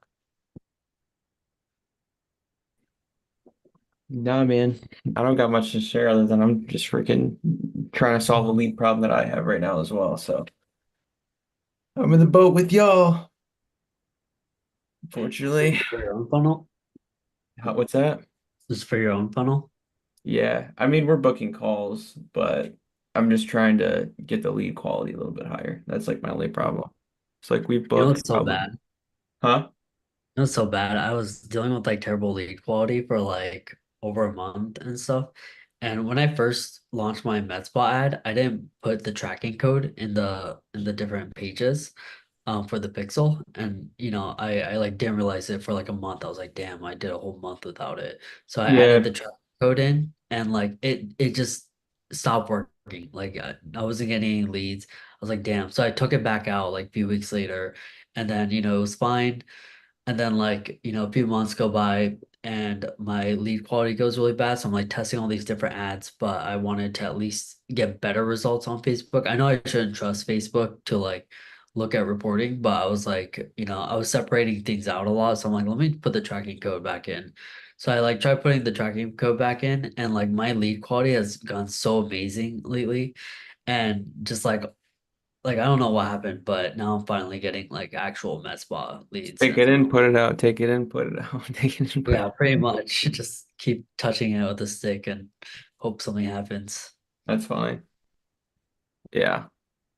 What's There's going on? like there's like random weeks where like I won't book a call and I'll be like, what the hell? And then the next day I'll book like 8. I'll be like, okay, like relax. Um, what was on your mind that you want to go over, man? Um, yeah, I mean, I read over all the Loom video stuff and just been writing it all down and actually gonna focus on trying to get better there. So I'm very excited about that because I think it's just a much better direction. But yeah, I was just gonna see if you want to go into some of the like the upsell, downsell sort of things and if it's worth like implementing. But it seems like there's pretty clear like things here we could just downsell to clients. Also, one thing that was on my mind was, for my med spas, we'll have like those three tiers of like prices. And then at the bottom, there's if you start today, you're gonna get these extra bonuses. If you start today, you're gonna get IV therapy session, and that's just incentivize them. And so I'm wondering like based on what you've seen, like I wonder if there's any extra bonuses I can add for those who get started or at least put a deposit. That way it's a little bit easier to take deposits rather than people just like leaving and then not contacting again. But I just wanted to bring that up. Are you talking about for consumers or business owners for you? For business owners. So like have like a section online that says if you start today. So that's what like Joel Kaplan does, where he has like you get these extra bonuses, and then but only if you get started today. Do you have is that within his template that you followed, or is that not in his template? I think it's in his template. Either that or I at least saw it on that like course material. But I'm pretty sure it is in his template as well. I can Cam, pull it up. Cam Rodarte, yeah, or yeah, if you want to pull it up, that would be helpful. Yeah. See sales. Here we go. If you want to, you can share your screen if you want.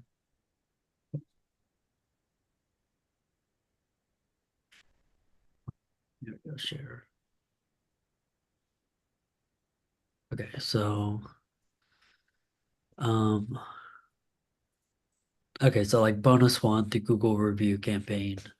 Bonus two, the patient reactivation campaign, plus let's pay referral program, and then they include all the bonuses. You get two choices. Oh, moving forward, it's 3,000 plus 500 ad spend, or if we get started now, it's only 2,000 plus 500 for ad spend. We'll waive the $1,000 and you'll get access to the bonuses. Have you tried this before or no? I haven't tried it before. But I know for my med spa, like for Karen, when she sells the package, like that really helps. So yeah. Where'd you pull this up from, Emma?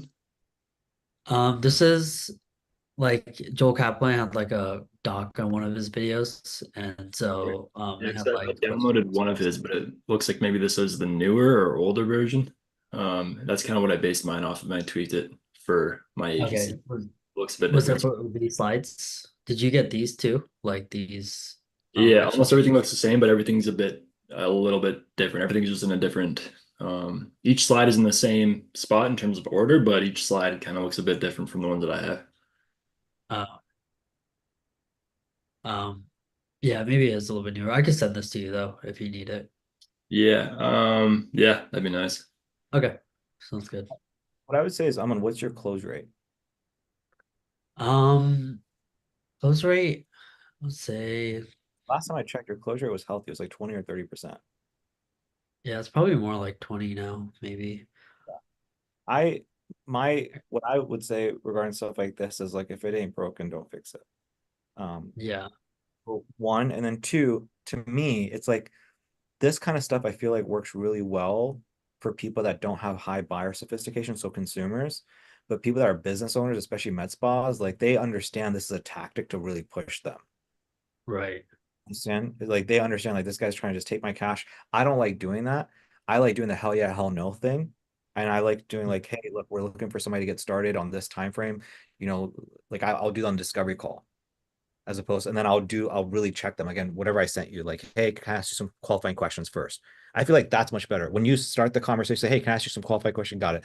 Is there something that would prohibit us from getting started and, officially launching for you on Monday? We have a certain amount of clients that we take on any given time. Yes or no?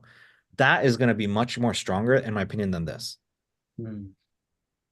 Does that Yeah, logically make sense? Because yeah, it's like having bonuses and stacking all this shit up, I don't think it really pushes people over the edge. I think if you just checkmate them and set the standard for the call, now they're back against the call corner. They're going to look like an asshole if they lie to you.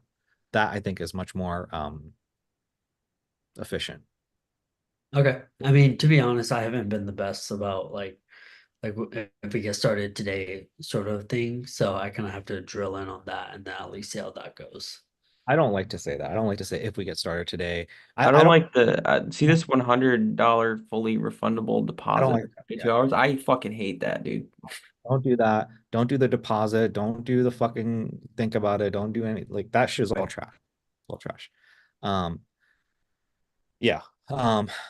Hopefully what I'm saying to you is making sense. Like I'm talking about like what's the most powerful is going to be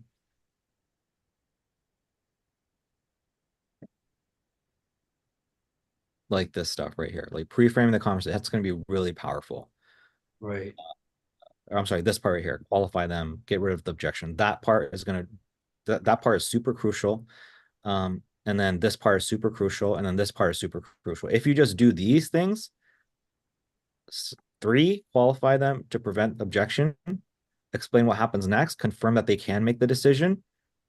And if you do the price the way that we discussed, like you shouldn't need anything else, I don't think. Okay. Yeah, I think I have to review the part where you ask, whichever one is that I'll do a later objection.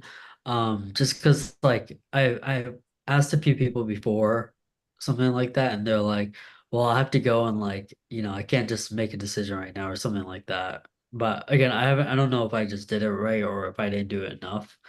Um, but I was kind So of getting that vibe. yeah, so I would say so I ran through this with Rodarte. And so I sent him like freaking one, two, three, four, five voice notes going over this. I didn't do that with you. I just like copy and paste and send it over to you. But I can really Uh, quickly make this really quick.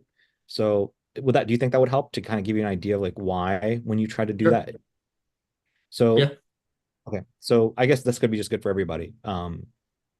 Cam, this could be good for you as well. Because you're Yeah, gonna be in okay, about cool. to ask you that for me too.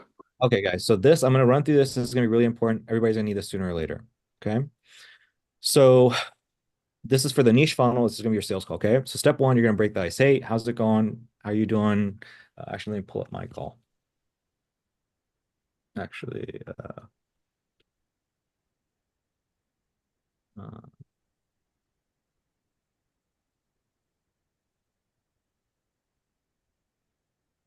right, cool. So I've got mine pulled up here. I've got this page pulled up. I've got that page pulled up. Okay.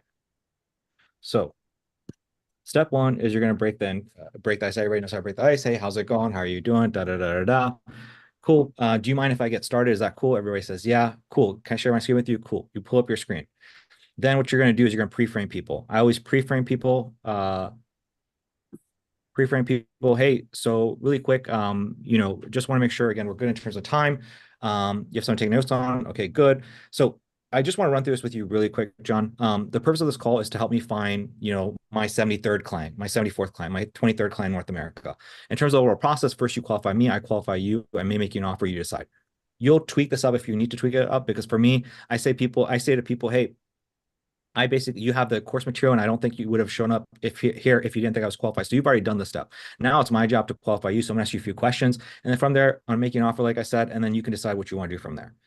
Pretty much literally what I said. So my question to you, John, is: are you interested in proceeding with the outline process? Discover if it makes more sense to work together? Yes or no? Everybody says yeah. So the reason I say this is, and here's why it's important.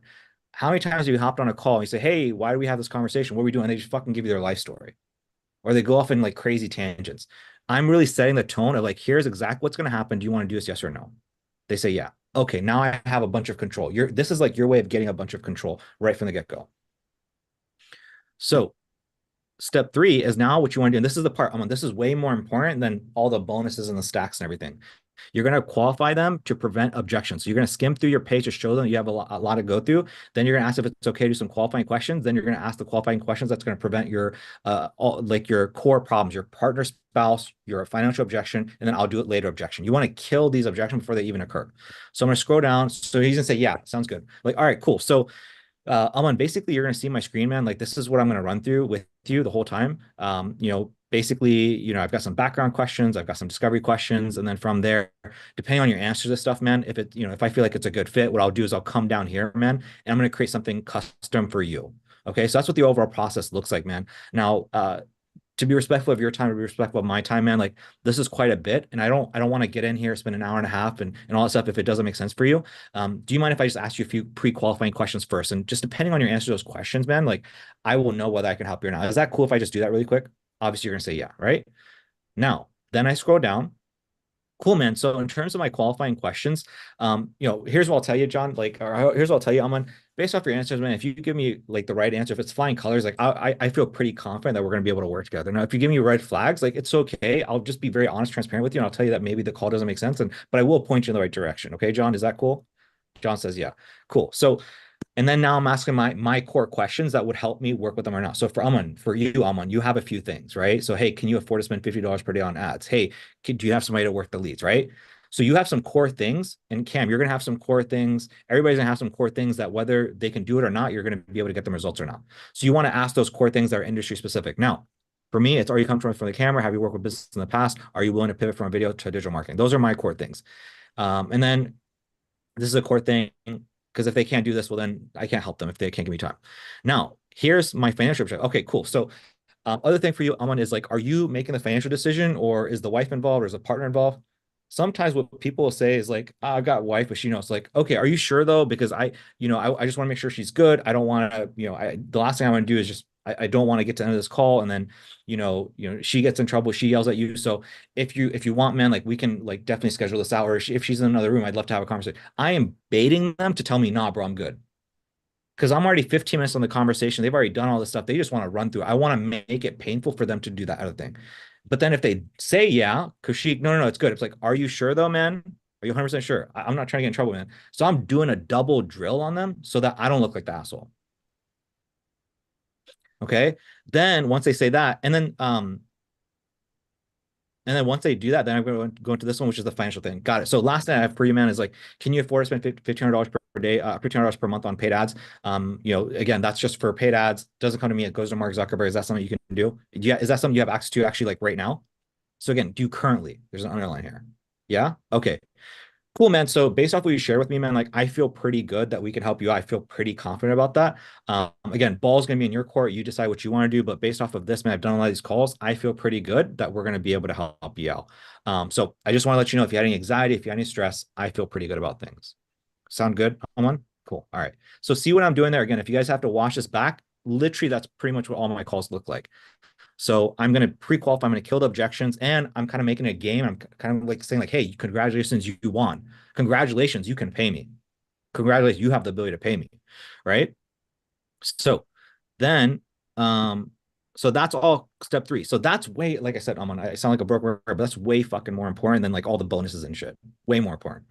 Okay. The part Now, where you had the starting, oh sorry. go ahead. Go ahead. The part where you had the starting this upcoming Monday, is there like a certain way you frame that as well, or like double down on that? So good question. So on my Loom videos, I do it on my discovery calls. So maybe if you guys want to make a mental note of that, write that down. On my discovery calls, I say, hey, look, I'm looking for somebody that's going to get started on Monday. I take a certain amount of people on at any given time.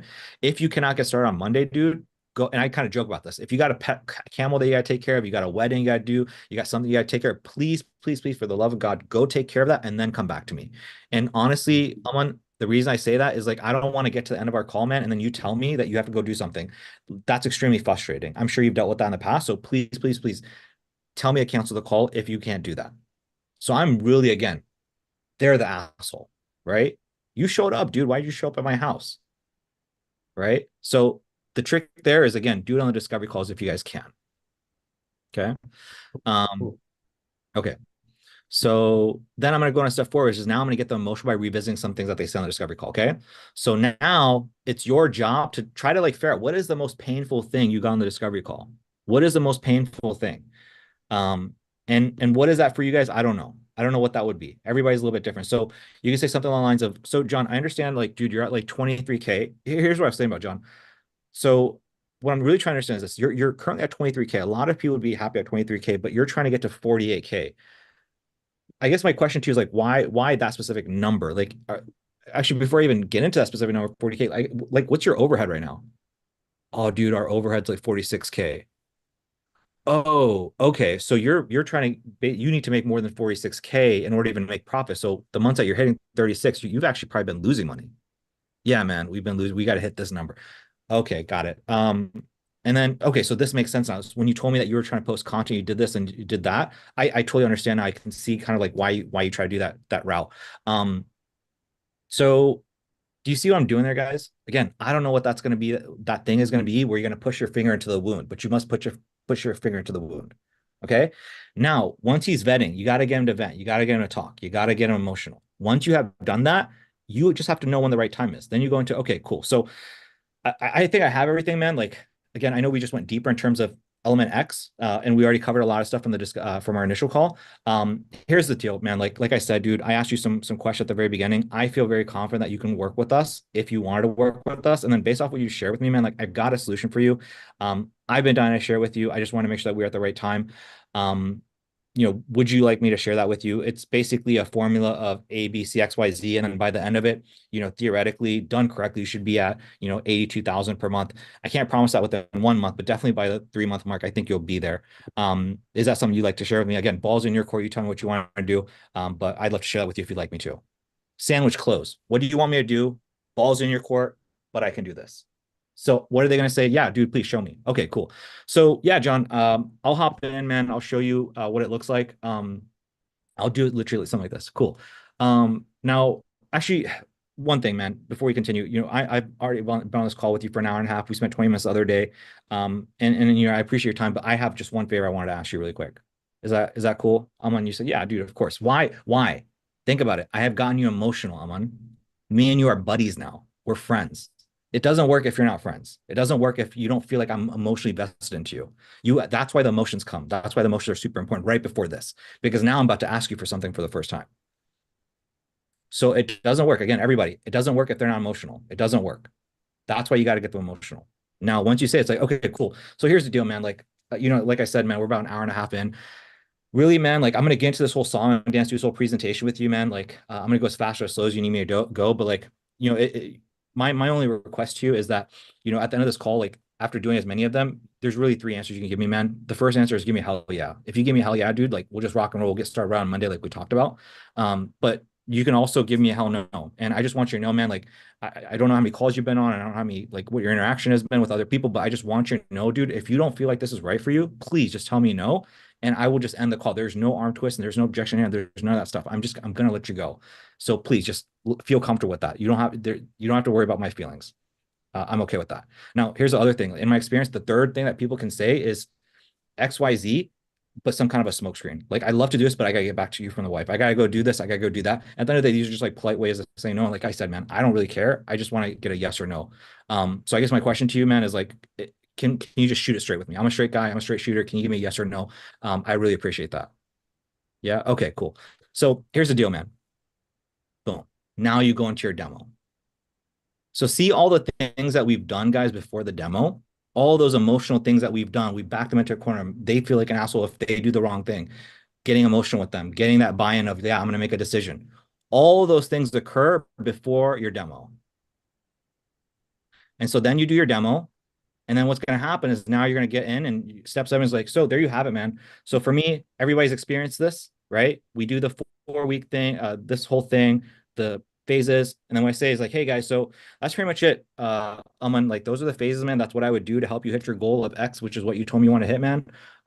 Yeah, that's it. That's all I've got for you, man. I guess like I wanted to open up to you. Like, do you feel good about this, first of all? They say, yeah, obviously. Hey, I wouldn't know any better. It's whatever. Like, okay, cool. Well, I guess like, do you have questions then? And then it should be a thing like 10 minutes where if they're not quiet and thinking, you've done something wrong. In my experience, they should not tell you like, oh yeah, no, I feel good. Let's move on. Your demo should be very thought-provoking. Your demo done correctly should have light bulb moments, should be like, holy shit, this is really cool. I see how this could go this way. That makes sense. Your demo has to be really good to the point where they have to have those thought-provoking. They have to sit there and be like, huh, what about this thing? Well, you mentioned this about they should not be asking you about any guarantees, Cam. The last thing on their mind should be a guarantee if you've done your demo really good. Okay. And so then eventually it's gonna be like, yeah, man. So I guess like, what else? And then they're gonna start it. They're gonna tell you, well, dude, I guess what's pricing, man? What's that look like? They're gonna tell you, I promise you do it correctly, they're gonna ask you. And so then what I like to do just to be safe is like, yeah, man, I'm happy again pricing with you. I guess just like really quick, like, is there anything else that you want to go over? No, I'm good. We're like, all right, cool, man. So here's the deal. Okay, so now what have I done? Ask them if they have any questions, spend as long as time as I need. Then I'm going to explain to them what happens next. This is crucial. So again, 3 is prevent objections. I'm going to prevent objections again here. So I'm going to explain to them exactly what happens next, step by step. Okay, so I'm yeah, man, like I'm happy to get into pricing with you, dude. Just really quick, just overall process, man. You know, here's where we're at. You know, I qualify you, you qualify me, I may make you an offer, and then you decide.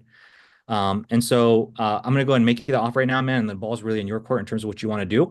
Just overall, basically, here's what happens next, man. Step 1, what we're going to do is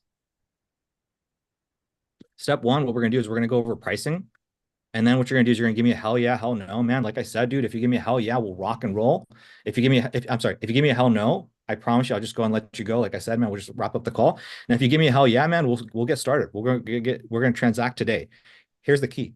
Here's the key, guys. Super important. When you say we're going to transact today, you got to pull up the page. So you don't just say it, you pull up the page. So what we're going to do is we're going to transact. We're going to take care of it. You don't have to say that we're going to go and take care of it today. I'm going to basically just send you a link to this page. And we're going to get it taken care of. After that, you're going to get a welcome call from our coach. And then if you two kick it off, awesome. If not, I'll sign you another coach. Also, tomorrow, what we're going to do is we're going to do your onboarding. And this part is super crucial. A lot of people don't even, what we're going to do is we're going to schedule your onboarding for tomorrow. And then we're going to run through your onboarding. So, you know, onboarding is super crucial to us. So here's what you're telling him. You have to really squeeze and do a great job on this because you're letting them know like, hey, after we transact, dude, like we're going to be even closer as friends. We're going to be even closer. So they have to believe a lot more good stuff is going to happen after they transact. And a lot of people don't even know that they feel uncomfortable about what happens after onboard. So here's what I do. It literally takes me like 5 minutes to run through. So in terms of our onboarding, just really quick, man, first thing we're gonna do is just make sure you have access to everything, you know, to succeed. So course material, Trello, everything. We'll also go over mindset because in my experience, the battle of mindset is the most important battle of the war. If you don't win that one, you lose. And the third thing is we're going over communication so you know exactly how to get your personal support throughout your journey. I am not in this part. You really squeeze it. really squeeze this one. I am not okay, Aman, with you having any kind of question and then not voicing it. I am not okay with that. So the moment you have a question, I want you to feel very comfortable knowing exactly what to say it, where to get that support. It is imperative that you do that and you're not just sitting there on idle, sitting on your hands. I am not okay with that. So in terms of communication, man, we use Slack. We use Loom, we use Zoom, we use Trello, we use Facebook Group, we have these milestones, we have Excel sheet. We have quite a bit of things that we do, quite a bit of support system. I hope that this doesn't overwhelm you, but this is to ensure that you get the support that you need, man. Now, after we go over communication, make sure that you know exactly how to get your questions answered. What we're going to do is we're simply going to go over milestones so that you can stay on pace. So literally day by day, week by week, we have something for you that's going to keep you grounded. And then lastly, man, at the end of the call, at the end of our onboard call, we're just going to go over some stuff really quick. Just make sure it's a pleasure working with you. It's a pleasure working with me. You know, we're respecting each other's boundaries and it's respectful. So that's overall what to expect moving forward. Does that make sense, John? John says, yeah. So think about all the shit that I did. Again, I'm on way better than all these bonuses for sure. Think about it. Somebody just asked me, hey, what is the price? Instead of me saying the price, I spent 10 minutes setting him up for what happens next. So that there's no, I have to go talk to this and do that. No, it's like, this is what's happening, man. And then only then, once I have buy-in, it's like, okay, cool, man. And so for me, then step 9 is like, now I'm confirming one last time that they can make a decision. I'm killing the objection one more time. And this is something I added in. I didn't used to do this, but I do this now. Because you'll still have some people that will still give you the objection of, I don't have the money. I gotta go talk to boy. They have no shame. No shame. And so I would do one last time. It's like, okay, cool, man. So in terms of pricing, just making sure, again, you know, we already talked about, you know, liquidity. Do you have access to $1,500? I think that's what I asked you earlier. I'll act stupid. I think I asked you $1,500 earlier. Just making sure you're good there. Yeah. Okay, cool. Anything that would prohibit us from getting started on Monday, again, you know, we're going to transact, take care of everything today if this sounds good to you, but you know, the ads, everything will launch on Monday. You're going to be good for that. Yeah. Okay, cool. And then again, you're sure I don't have to talk to wifey, right? You're sure we can continue? If we need to bring the wife in the room, I'm happy to do that. Right. And they say, yeah. So I'm doing another tie down. After I do the tie down, now I'm finally going to the pricing. Okay. So John, you got something to take notes on? John says, yeah. So in terms of price, man, again, this is for 3 months. It's not for 1 month, it's not for 6 months, just 3 months. Oh, I'm sorry. So in terms of pricing, John, here are the different prices you get. Rodarte, do you have a question? Yeah, I do. It was about the payment. So like I've been sending an invoice on Go High Level, but you said like take them to the links. Like what link is that? Where do you take them? Okay, hold on to that. Let me run through this and then I'll answer it for you. Okay. Yeah. So basically, I've gone through this stuff. They say, yeah, all that sounds good. Now I'm going to finally get into pricing. But before I get into pricing, now this is the place where you can do the value stack if you wanted to, Aman. Here's what you're going to get. Here's what you're getting, all the things. You can do that here. So Cam, Rodarte, Aman, if you guys are doing Joel Kaplan's value drop stuff, you can do it here. I like doing it here. So in terms of the price you get, Mr. Business Owner, in terms of the support you're going to get, FAQs, our results guaranteed. So I really like these FAQs. Our results guaranteed. Here's the kicker. I said this to every single person. You're gonna get 10 to 20 leads per day. If you run them for 30 days, I don't think you need to, but if you do for 30 days, you get 300, 600 leads. My question to you is, can you simply close one of them? Because if you can close one of them, you're gonna make an ROI entire program. If you can't close one, you got bigger problems. And at this point, I'm kind of like pushing them. I'm like a little bit like joking. I'm kind of like busting your balls to the point like, dude, of course this shit's gonna work. So it's really powerful. Okay, really powerful. Then you're going to go, okay, so now can you continue to work with us? Yeah, for sure. You know, average person stays with us for at least 6 months. We got some people for us with us for years. So again, if you want to renew, you totally can. Any additional costs? I recommend spending $30 to $50 per day on ads. Up to you what you want to spend. Again, it depends on what revenue number you want to get to. Again, Cam, you said something about this. This is where I bring up the ad spend. So in terms of what you want to spend on ads, it's really up to you. My recommendation is that you spend 30 to 50 bucks per day based off of what your goals are. And then from there, if you want to ramp up to, you know, $300, $500 a day, you can certainly do it. It depends on how fast you want to go, the market share that you want. Now I have this that I just put in as a bonus in case people are really doubtful, if they're really scared. Here's how we're going to make you some money really fast. So does that, and then super important question. So before I get into pricing, do you have questions on specifically what I brought up? It's important to use that word. On this stuff, not questions on anything else, questions on this. They say, no, I'm good. Cool. So in terms of pricing, Aman, you got something to write on? Super important. You say, hey, you got something to write on? Yeah. Okay. So in terms of pricing, this is for 3 months. It's not for 6 months, not for a year. It's only for 3 months. Okay. Yeah. Okay. So in terms of pricing, the price of the program for us to, get all the stuff launched for you is going to be $2,083 a month. And I actually say it this way. It's going to be $2,083 a month, which equates to 6,250. Or if you wanted to prepay, what we would do is we would shave off 20%. That's $1,250 off the top, which would bring the total down to just a one-time payment of $5,000. And what's interesting is when you're doing that, guys, here's literally what they're doing. 2,000, this number, and then this number, and then this number, and then they get to this bottom number, and then it's like 5K. And then now it's like, it's kind of like, I don't know if you ever seen that. Like the prices right, like not only do you get this, but you get this, and then this time, but like now you have to only pay this. And then we talked about a 1K deposit thing the other day. I'll just go and go over it with you guys. So this is what you do if you feel confident they're going to buy.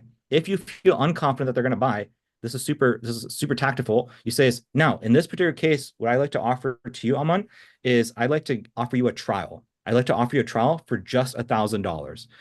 And the reason I like to offer that trial to you, man, is like because of trauma A, B, C that you and I discussed. I want to make sure that you experience this and you feel good about this. And after you do, I'm happy to honor that $5,000, that discount, so long as you cover it within 30 days. And they almost always jump up at that one because you're taking it from 6,250 down to 5,000 down to 1,000. It's a no-brainer at that $1,000. And that's it, guys. Yeah. It's a $3,000 training right there. For real. Yeah. Does that help? Does that help a little bit, Aman, in terms of Yeah. Yeah. For sure. Yeah, I'll definitely review that part multiple times. Okay. So Cam, use that, watch that back, man. Prep for that's it. That's the trial you had to do. Yeah, based off of what you're saying, it seems like I could take a lot of fluff off. I guess you said you like put the bonuses at the bottom or at the end.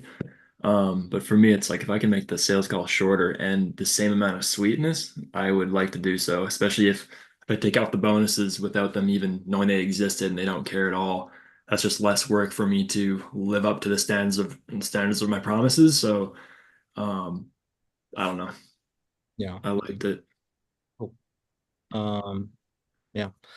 So Aman, I know we like went a little off tangent in terms of like your question. What else did you want? What else did you want to discuss? If you like, we can discuss like the downsell stuff. Like, I think you kind of gave me a more solid answer on that. So I guess like let's just say we get to it and they're still like not willing to bite.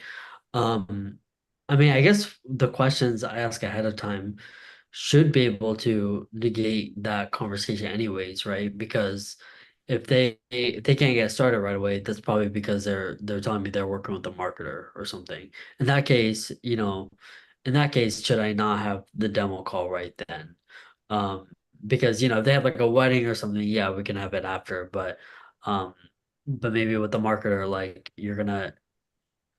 So what I would recommend doing is you specifically ask like, hey, are you currently working with a marketer? Are you currently working with somebody? And to that, they're going to either respond yes or no. It's like, got it. So, did you want to have a conversation with us? I don't know if this is the right thing to say. Do you want to have a conversation with us? Do you want to revisit this conversation after you work with that marketer, or are you like pretty much like, hey, this is the end of your relationship? I just want to make sure we're efficient in terms of both of our time and energy. Right. Okay, and then they say, no, we're pretty much done. Got it. So I guess like my question to you is, our conversation on Tuesday, is there anything that would prohibit you from, moving forward, assuming everything that you heard from us, you liked? No? Okay, got it. So to be clear, again, you've got your relationship with your marketer. That's not going to get in the way, of us starting if we have that conversation on Monday. Just being clear here. Yeah. That's how I would do it. Okay.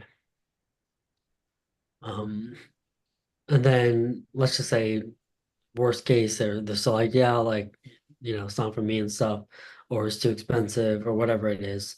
should I almost like, because I was kind of recreating the diagram where it's like the system for the ads, the system for the booking, and then the system to upsell clients. Should I try to downsell them on that call, or should I reach back out to them later and say, hey, based on our conversation, I think I have a system that's gonna work a little bit better with what you're working with or something. Yeah. So if you have the I mean, is that common for you to have, or is that not common for you to have? Are you kind of like, "Hey, this is a theory thing," or like, hey, Kushi, this is actually what I'm experiencing? For the price or Like literally your question right now is, how do I handle the financial objection? Is that are you asking that question because that's what you often get, or? no, I guess it's more of like, let's just say I don't close them, right? Um, do I decide on that call before they leave? Because I assume like, like ideally I close everyone, but for those who I do qualify and then they still don't move forward, should I, at least until I get better to a point where they don't even get that far, they're not like I'm gonna move forward. But What I like would what I would do what- is I would just be working through Cole Gordon's objection handling script. okay. So I get back to you 5,600, 250. You say, okay, 6,000, you say 5,000 is too expensive. Got it. So, and then you just do this objection. Got it. So on a scale of 1 to 10, how confident are you in the strategy? Just making sure, again, I know, price aside, how confident you feel. Okay. So you're 110% sure. So it's not really a matter of should I, but can I? Okay. So do you want to create a plan of action together for us? Yeah. Okay. Open wallet test. Okay. So how much cash do you have available on hand right now, if you don't mind me asking? Again, you got to be buddy and all that stuff before you even ask. They Right. say a certain amount. Okay. Now what you can do is like, okay, so here's the deal. Here's what I can do for you. And here's the thing, like, if they've got the money, they should move forward if you've done everything correctly. So Right. I've literally had this example where like somebody, I brought it up, I brought up the pricing, and then somebody's like, oh, that's expensive. And then I'm like, okay, open wallet test. And it's like, well, how much cash do you have? Well, I have a credit card. Got it. So how much do you have available? I have enough. Okay, so you do have the money. And then I jokingly push him like, dude, you said you wanted to do this, man. Right? Now is the time, right? You want to do this or no? And he's like, and then the look on his face, like he's like, yeah, you're right, man. Boom. So sometimes they'll do that and literally they'll lie. I mean, oftentimes they are lying and they need a little bit of knowledge. So my suggestion is that you run through Cole Gordon stuff and practice that a little bit. Now, worst case scenario is this. Now, here's the thing. That's what I think realistically is going to happen to you because these are med spa business owners. They do have the money. They have it in their savings. They have it in their checking. They have it on credit card. They have a business. They have the money somewhere. And so your second option is to do the $1,000 trial.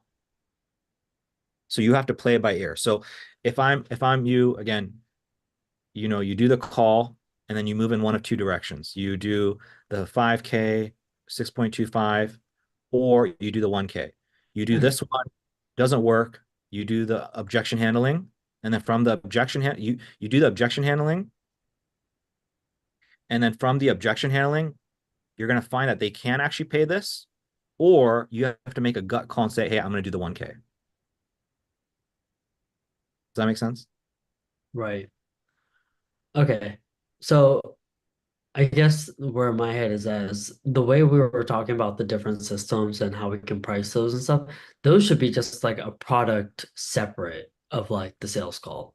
Yeah, but what I was talking about was like this. You just have some kind of a diagram. It's part of your slide where you say, it's the image I sent you, right? The one I sent, Uh-huh. like this image. This is just a slide somewhere. And for the sales presentation, you don't need to put 2K, 2K, 2K. You just have a diagram. So the one Okay. the one that should be in the sales call that you're working on, it doesn't have the price point. Okay, so create two versions. Create one with the price and create one without the price. Okay. Okay. The one without the price is going to go in your sales presentation. The one with the price is when you downsell the 1,000 the one with the price is if you call them back and you sell something as a product and so on. Okay. So yeah. So if you need to downsell just a specific part, it's because they're not a good fit overall. Right. Okay. Right. Okay. If you're doing your sales call, they already have a market or they already have something on the back end. They don't need those elements. Okay. And so what's gonna happen is you just go through the sales call as normal, and then you're gonna get an objection, as you should, because they actually don't need your full offer.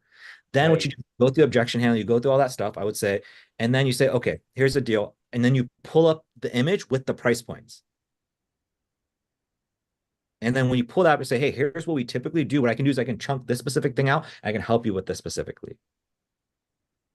Okay, so this is like for people who aren't even qualified because they're already have those like certain problems like already figured out. They just need me for something completely different. So sales Not call, completely different, but you the pay in full monthly payment plan, or you do the 1K. This one, you're gonna have an objection because they don't actually need your stuff. And then from there, you're gonna do the objection handling, and then they're probably not gonna do this. And so from here, you can do a 1K trial, or in this case, it wouldn't work, right? So when you do the objection handling script, they're not going to do the pay in full or the monthly payment because the thing actually wouldn't be the best fit suit for them. You can't really offer them 1K because that's still not the best thing for them. And so in this particular case, what you would do is you would pull up your slide and show, hey, here's the deal, man. Here's what we do. Here are the 3 parts that we solve for. And here's the reason, the price point. If you want, I'll just sell you this one specific part of it. That's how you conduct these calls. okay, I see. Okay, cool. That gives a lot of clarity. I like start Other, building that. the only other thing I can think of, the only other there, that's one way to play it. And you test that out, see if that works for you. The other way is you just do everything normally and you don't present the 3 things, and then you call them back and you try to get them to sell that. I actually like the first one better than the other one, but that's if you have somebody that's like super hot. Like for example, your guy, right? The guy that we're talking about, I reviewed his the discovery call. He's hot to the point where you can call him and bring him on board. So if you have Right, that right. situation, then yeah, you can do a 2 call close, but I would suggest doing a 1 call for most of the part. Okay, okay, I see. Um, yeah, and I think there is a lot of potential for the AI stuff, just with the recurring revenue and whatnot, but that could be a conversation another day. But I think it's exciting Yeah, because that's the thing I'm the most excited about for sure. I mean, yeah, what's AI charge per month? what is that AI charge per month? It's like $100. And then what would the affiliate kickback be? I have no idea. I haven't signed up for it. So I think it's like 100 for one agent, and then if they do multiple agents, it's like, I think 200 or 300 or something. Um, or like one, yeah, I have to check, but if it's multiple, then yeah, actually maybe 150. Yeah, so 150, and I don't know what the kickback is, but When you said you're excited about the reoccurring, were you specifically referring to the AI stuff, or were you referring to something else? no, the AI, like affiliate, I think that'd be cool, but you'd have to get probably a lot of people on there.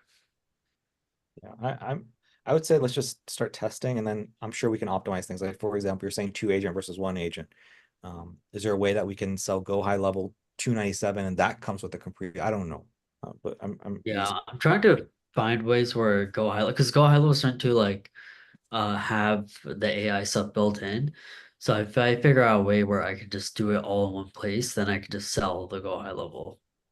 exactly that would be killer. Yeah. That would be killer. But yeah, I mean the whole demo call thing was very helpful. So Yeah, glad. Um, other things that you want to go over today, man? I know, like, I guess like what was on your mind regarding these different kinds of offers? um it was just more of like if they couldn't, like if they literally had their problem solved. And usually it's they have someone running the ads, they're getting leads, they're able to call them, but their marketers like not as responsive, or the leads are bad quality and stuff. I was thinking, if they don't move forward, then because they have the marketer and it's like my prices are higher and stuff, that's kind of where my mind was at. But I think there's a lot I can do demo wise, like just sales call wise to be better. And then, um, for the rare people, I think the second option, like something that actually helps nurture, like I think that's where people gravitate towards. You know, and then I guess like for the last stuff, they don't really even think about that for the most part with like marketers. Yeah, this stuff right here, yeah. Okay. Yeah. But Well, Yeah, I think let's just kind of treat it as an experiment and just keep running, like literally what I discussed. And let's just try it for a month and see what happens. And then we can get more fancy maybe next month, where the other option is like you get more fancy with it, where like on the discovery call, you have a conversation and you already know that they're not going to buy the full thing. And so you're going to come to the sales call prepared and you're going to sell them just that small little element. But Right. I don't think we should necessarily do that right now. I think what's Yeah, I good. have a lot to grow in the whole just sales part process, you know. So I kind of want to just get better at that because I feel like that's gonna solve like 80% of my problems rather than, you know, trying to figure out little things like this. If you try to figure out this, like that's like three different sales conversations, three different presentations, a lot of Mhm. so Yeah, no, I agree. Cool. all right. Well, if you have more questions, we'll circle back, man. That's good. Um, so who do we got next? Mr. Jeremy. Yes, sir. Okay, cool. So So you a lot of what some of the questions I had, you answered for me in our replies there. Mhm. And then also, just like I told you at the beginning of this call, I went back and watched that 6-part series. That's probably the third time I've gone through it, but this is the first time I was able to go through it and not have other things on my mind. So I took all kinds of notes. I even made myself a little script. I'd love to have that little thing you gave to Daniel Rodarte there, those phases, the copy. I'd love to have you just copy that over into our communications. Yeah. That thing, yeah. Because that's kind of how I made my script, but that's more, yeah, that looks really good. keep in Uh, mind this is for the niche funnel. yeah, Not no, I'll make it work, but I just like the steps. That's how I like a script, is just kind of bullet pointed and yeah. So what I will say though is Adam and Tony, what they did is they took some parts of this and they Frankensteined it with the 6 figures and 6 week sales script. So the one that you're yeah, using, I think they took like some of these lines, which is like I think like I stuff. just like some of the phrasing you've got there. Okay. Uh, you know, I and there's a little bit of deja vu going through your call there because I just did that. I think my notes were still on there. So yeah, I remember, as you were going through that, the feeling of it, and you know, with my past in the other course, you had to bend my arm a little bit, but I'm obviously glad I did it. So this process is what you used with me, and I think I can morph it into the sales call for the 6-figure deal. Um, and I can share that script with you that I wrote. It's just I typed it all out. It's not really a script. It's just like this process. Do this, do this, do this, say this. If they do this, say that. So I think I've got that. I feel good about that now, and I feel good about the demo website in Go High Level. I feel good about having it set up. I don't have any pictures in there right now because I'm creating one for this guy I'm meeting with on Wednesday, who is a solar panel company. So I got to redo his. But here's my question about him. And I went back and checked my Facebook ads just to make sure. He's somehow or another he's in Michigan. I don't know how, and I've looked at my ads. It says Kansas City plus 20 miles. So I don't know if maybe somehow or another he has something that ties him to Kansas City. It's But Facebook. Yeah, I have that happen to me all the time. I'm doing some ads right now. I'm targeting my city and it's finding people like 3 hours away, some people in Chicago. yeah, I'm pulling my hair trying to figure out what's going on. It's not yeah. So obviously if he were to buy into it, I'd have to make probably like stock footage, stock video type video yeah. for him. But you said sell to anything with a heartbeat, so I'm going after him. Yep. Yep. It's most likely going to be UGC content where he films some content and then sends it over and then you edit. Yeah. If again, service delivery. We're not even at that stage yet. the part I love doing this stuff when you're talking to somebody about selling and getting their return on investment and talking to them, you know, when I come up with my price, my offer for them, doing the little research, I just wondered if you or anybody else, you know, you show in your video that kind of doing some searching around, trying to find out, you know, what a normal solar panel company makes, what their profit margin is.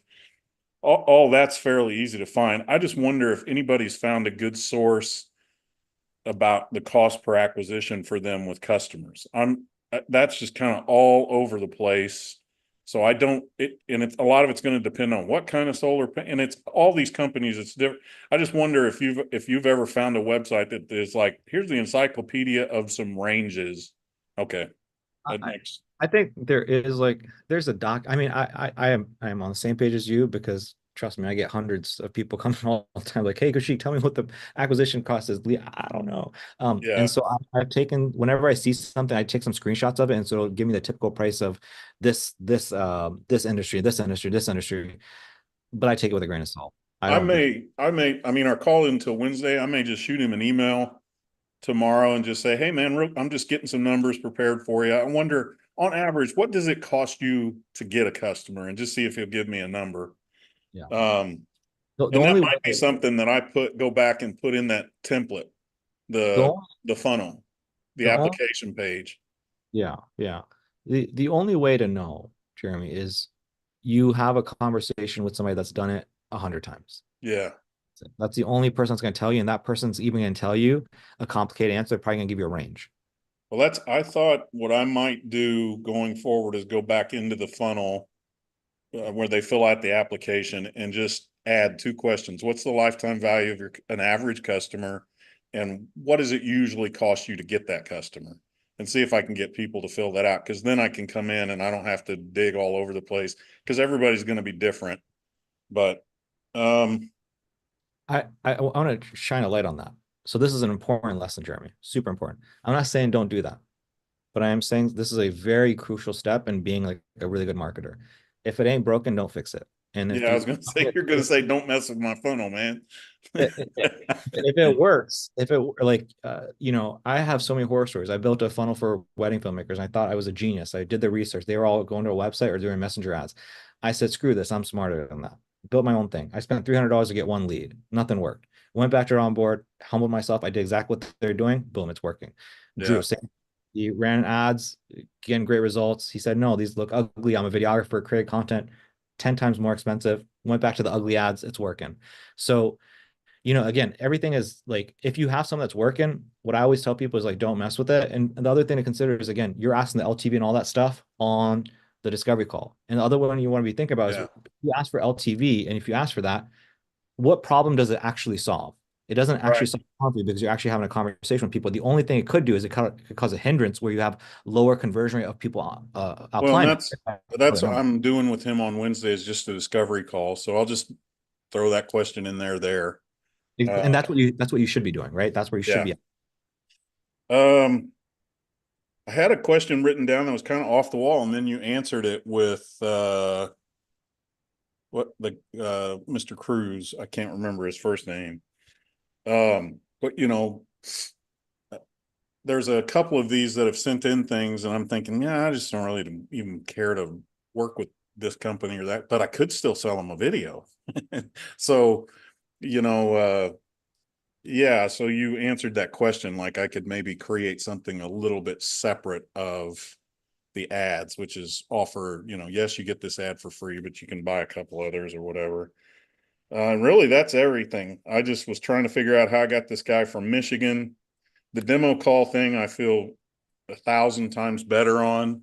I'm going to go through the objection handling thing next, because that's where I'm weakest. You know, I'm kind of like Tommy Boy on the movie Tommy Boy. I'm like Chris Farley. We don't take no for an answer. We don't take no for an answer. And then no, okay, then, you know, I usually bolt. I don't do a very good job of fighting back. So I'm going to watch that guy when I get a chance. Few things before you continue, because I don't want to forget. So the reason I told Kilman what I told him is for a very specific reason. Yeah. That was just that's because me and him have a specific relationship in terms of coaching program, his specific goals, very different than your goals. So that's why I suggested what I suggested for him. Um, he's here for a month. Kilman, if he's here, he's here for a month testing things out, and we're going to take things from there. That's what he's doing. And so again, my advice, consulting for you would be very different. Yeah, If you were to do that, what's going to end up happening is you already barely have any time, Jeremy. So if you Right. take on a guy and you're shooting a video, that's going to take time away from this program. So if you wanted Right. to do it, and the good thing is if you do it, you don't pass on to the next stage, because I want to see you get a yes. I want to see you collect cash, but it has to do with paid ads. Right. So, Okay. so just keep that in mind. Yep. And then the second thing you brought up, what was the thing that you just brought up right now? Well, the demo call, is there a good CPA source? How to get the guy from Michigan? Other options beyond ads or funnels, and then if you could paste the solar call or the sales call framework into my notes from Rodarte, but that was all I was. There's something else you said recently that I wanted to. I'm sorry, I'm on a brain fart. There's something else I wanted. It was And I don't know if anybody, the 2 sales calls that I have or discovery calls I put in there for you guys. I know you all said you couldn't hear the audio, and I was recording it from Chrome and not the desktop app. I do have the desktop app now, so I'm going to do a test and see if it'll record out of there so you can hear the actual customer talking next time. If not, I'll just put it on speakerphone so you can hear them. shoot, you said something, and it was important. There was a red flag. There was something. Uh, sorry, I'm on a brain fart. If I remember, The I'll only come. thing I was talking about that you kind of stopped me on was the adding in the question about LTV or CPA and then other options beyond ads. Could I just like what you told Kilman or Quillman, that you said you could sell him you could maybe sell them other videos, but I understand what you're talking about and saying don't do that. No, I don't know what else I said. It was literally like the last thing you said before I started talking. But it's okay. I'll watch this back and I'll message. I'll just watch this back and I'll try to message you if I can find it. The objections. I was going to go watch the objections video. Yes. So thank you so much. So here's it. So yes, watch the objections, right? Watch the objection stuff. Okay. But here's my thing. I love Cole. I love him to death. I love his training. But and any good salesperson will tell you, and again, you train people over at AT&T. Here's my philosophy on sales. It's not about objection handling. I think that's not, I think that's just bull crap that has been painted in the industry. Oh, here's a quick line you can say and that'll reverse, like, it's bull crap. It's not true. I don't think so. I think, I always say this, sales is a well choreographed dance of preventing objections. Right. That's it. Like, if you saw what I did, what is all this? This is to prevent the objection. This is to prevent the objection. It's all to Well, prevent. and then what was helpful is I just went through that. Yeah. And so now you're going through this, telling me how you did it. Yeah. So, I've been on both sides of what you just did. We went through the hell yeah, hell no thing. You talked about the Yeah, way. I mean, some of the ways you were saying it was exactly the same. I started having flashbacks and was getting out my credit card. So it was, yeah. So that was what I really liked about what, I know this is not what I would use, but some of the reasoning behind, I took notes behind why you were doing the step will help me in the discovery and sales calls. You were kind of taking away excuses before they even came up. Exactly. Boom. Getting rid of excuses before they come out. That's the most important. If anybody's listening right now, kill the excuses before they occur. That's the biggest. My favorite fallback line is, well, let me go talk to my wife. Well, you had taken that away from me twice. So when it came time to make the decision, and you may have recorded the call, I may have said, boy, I'd like to talk to my wife or something like that. But I had already told you I didn't need to. So I had no excuse except to tell you, man, I'm just too scared. That was the only thing I could say, is because I told you I had the money. I told you I was the decision maker. I told you all of the things you wanted to hear. And then when you said, is it yes or no? I had no excuse except to say, I don't want to spend the money. I'm too scared. And that falls back onto a belief in me or whatever I wanted to go from there. But you had already alleviated and probably destroyed all the excuses I would have had because of the previous experience by spending all this time with me and talking to me. And, so you had already given me a different experience and reason to trust you versus what I had experienced. So you took that excuse away. So what it all boiled down to, and still what it boils down to, is being afraid to spend the money and afraid that I'll mess it up somehow or another. So yeah. So And you really took that away by saying you were going to be able to support me the whole way through. So you just left me with no excuse other than just saying I'm scared to let go of the dollar bills. So and so again, that's my core fundamental principle is like think to yourself, how do I get rid of every single objection? So and the more reps you do, the more reps you do, the more objections you hear. And so you just keep tweaking your process until you don't hear objections at all. And now here's the thing. The reason I want to bring this up before I let you go is yes, study the objection handling stuff, right? But understand that it's not really about doing objections. So I know we're kind of joking and being facetious, like where you say, hey, I'm not taking no for an answer. They say no. It's like, okay, bye. But the thing is, I want you to study this stuff to really understand it, because I talk a lot about the partner spouse objection, the financial objection, the uncertainty doubt. I will talk your ear off about this when you are ready. Next week, most likely, we're going to talk a lot about the uncertainty objection. Everybody always tells me, oh, I got a financial. No, you did not. You got an uncertainty doubt objection. So yeah. The financial objection, you should be able to handle because you're asking people, hey, can you afford this? Da, da, da. Partner spouse, you get them to be super macho or whatever. This is all you have to worry about in my experience. This is all you have to worry about, which means you kill every objection that could possibly occur before it occurs. So give this a watch, but I just want to be crystal clear that it's not about fighting objection. It's not about being a macho man and twisting their arms or any of that stuff. It's about killing them before they occur. So I just want to bring that up. I thought it's important that you know that was probably the best nugget I got out of the whole thing tonight.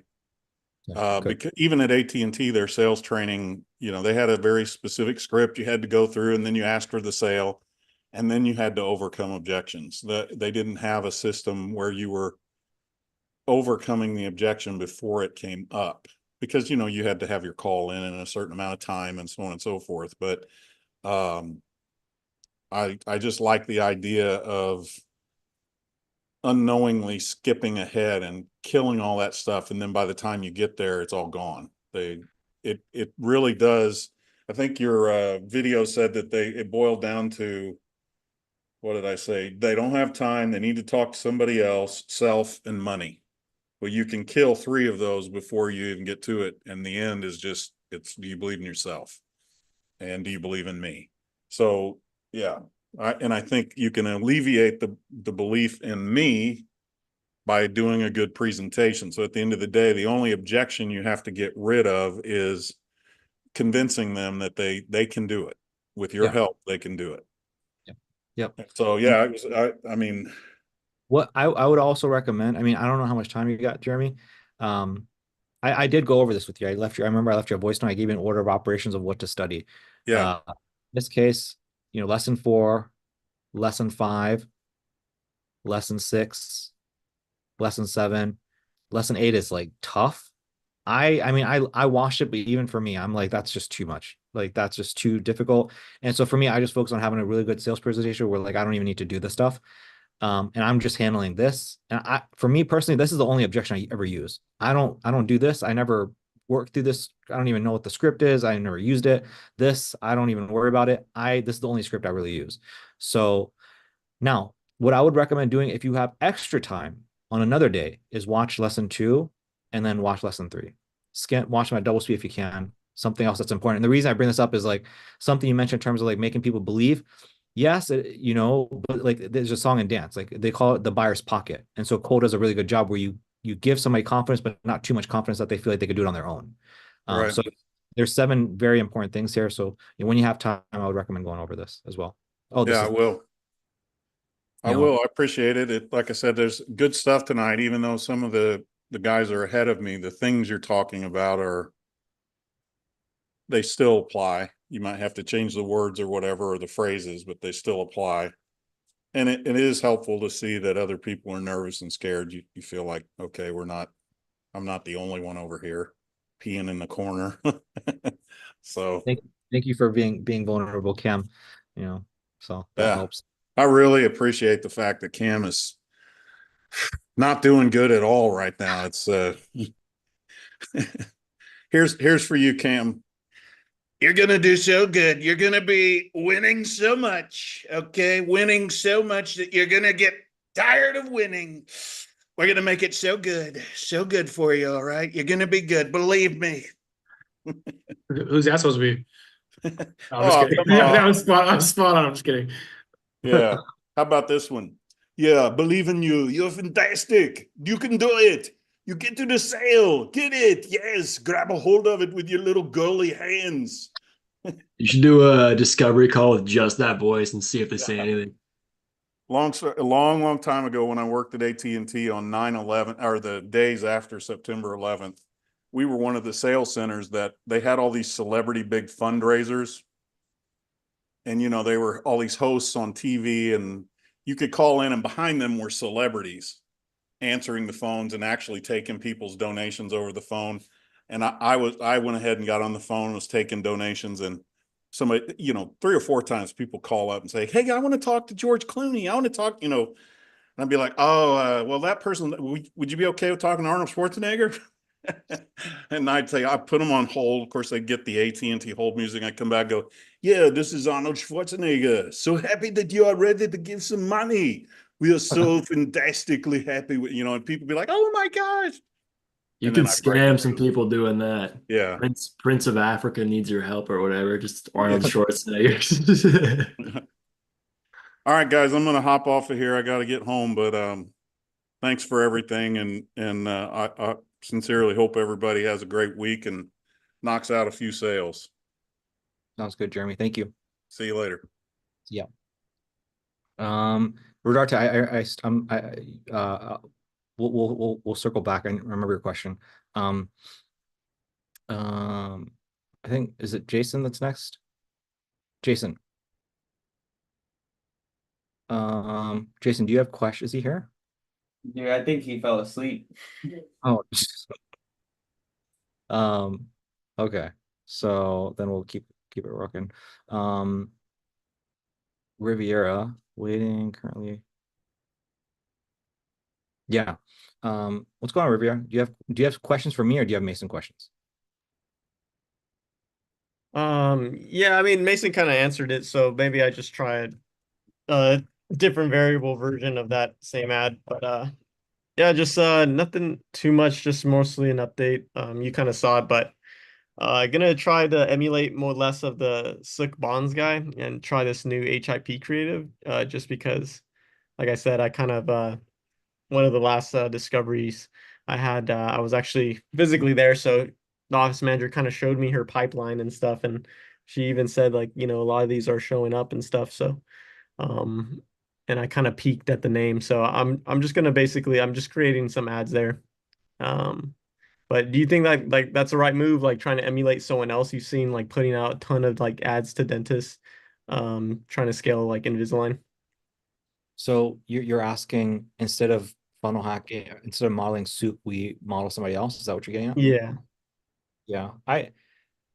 Dude, the only thing I can think of, man, is like it's, you know, it's Changing out the person too. I could do that too on the next set of scripts I've made, but that I can't think of any. Like my brain is. I know a buddy that is a good speaker and he'd probably be down, honestly. I gotta ask him though, but I'm serious. Try it, man. Try or maybe just get to like. give it a shot, the same scripts, just with, and then I'll have that one cooking up, hopefully with on the next update call. I usually do a Zoom with my clients, so usually if it's a good update, she usually says like good things, so I'll just try to ask questions that bring it out a little bit more. I think it's possible to, to answer your question of like funnel hacking somebody else. Like I don't think that's a bad idea, man. If that's something you want to test out, you can. My only thing is like I'm being mindful of you and your ad spend and your time and your energy. You know what I mean? If Yeah. I could have somebody just do it, like my directions, if I could have it my ways, like yeah, find every funnel hacker, go to similar web, see who's spending the most amount of money, and then take those top 5 people, and then what we want to do is we want to model all of their ads. That's what I would do if I had the time and the ability and the resources. Yeah. Yeah, and this guy seems like he's fairly putting out a lot of variable ads, which I don't know, maybe you could correct me on, but I usually assume that means they're just probably spending more if you're seeing more output of different creatives, like let's say like their ad library is like double the amount of someone else's. Like I know that probably is a bad indicator, like you can't tell like how much they're dumping into one ad, but I mean to run a lot of different variable creatives, I feel like is pretty costly. So, and he's been running it for I've been kind of updating and refreshing the tab, and seems like he's been running these for a bit, so Yeah. Sometimes, yeah. I mean, if you go to like, for example, full-time filmmakers just stacked with a bunch of different ads. So it could yeah. be. So yeah, because this thing's hard nut to crack, but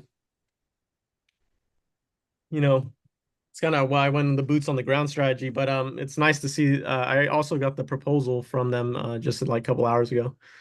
But basically, it's just like a bunch of events they'd love for me to shoot, and I can just be there and freely promote myself to around like 150, 200 dentists. I don't know if they're all practice owners. Like last one event I went to is like a mix of students and practice owners, but there's some, I guess, events that are more practice owner heavy. So kind of made like the opt-in page I use that kind of worked for my online and kind of transitioned it to like on my computer. So it's like, like kind of like a place where we could book a call, but I kind of agree with your thing of like, well, like I don't know if I possible to become a board member or something where I can like say their name, but I'm pretty sure if I just ask, like I'm pretty sure they'll allow me to name drop. I mean, the girl that my main contact's pretty chill and flexible on a lot of things, so maybe that could be like, I don't know, a counter of the proposal that she's sending that I can One, use their name like I'm going off, I'm going to go off tangent a little bit. And I think it's Mhm. important. I feel like we're going in the direction I've seen before with you and I.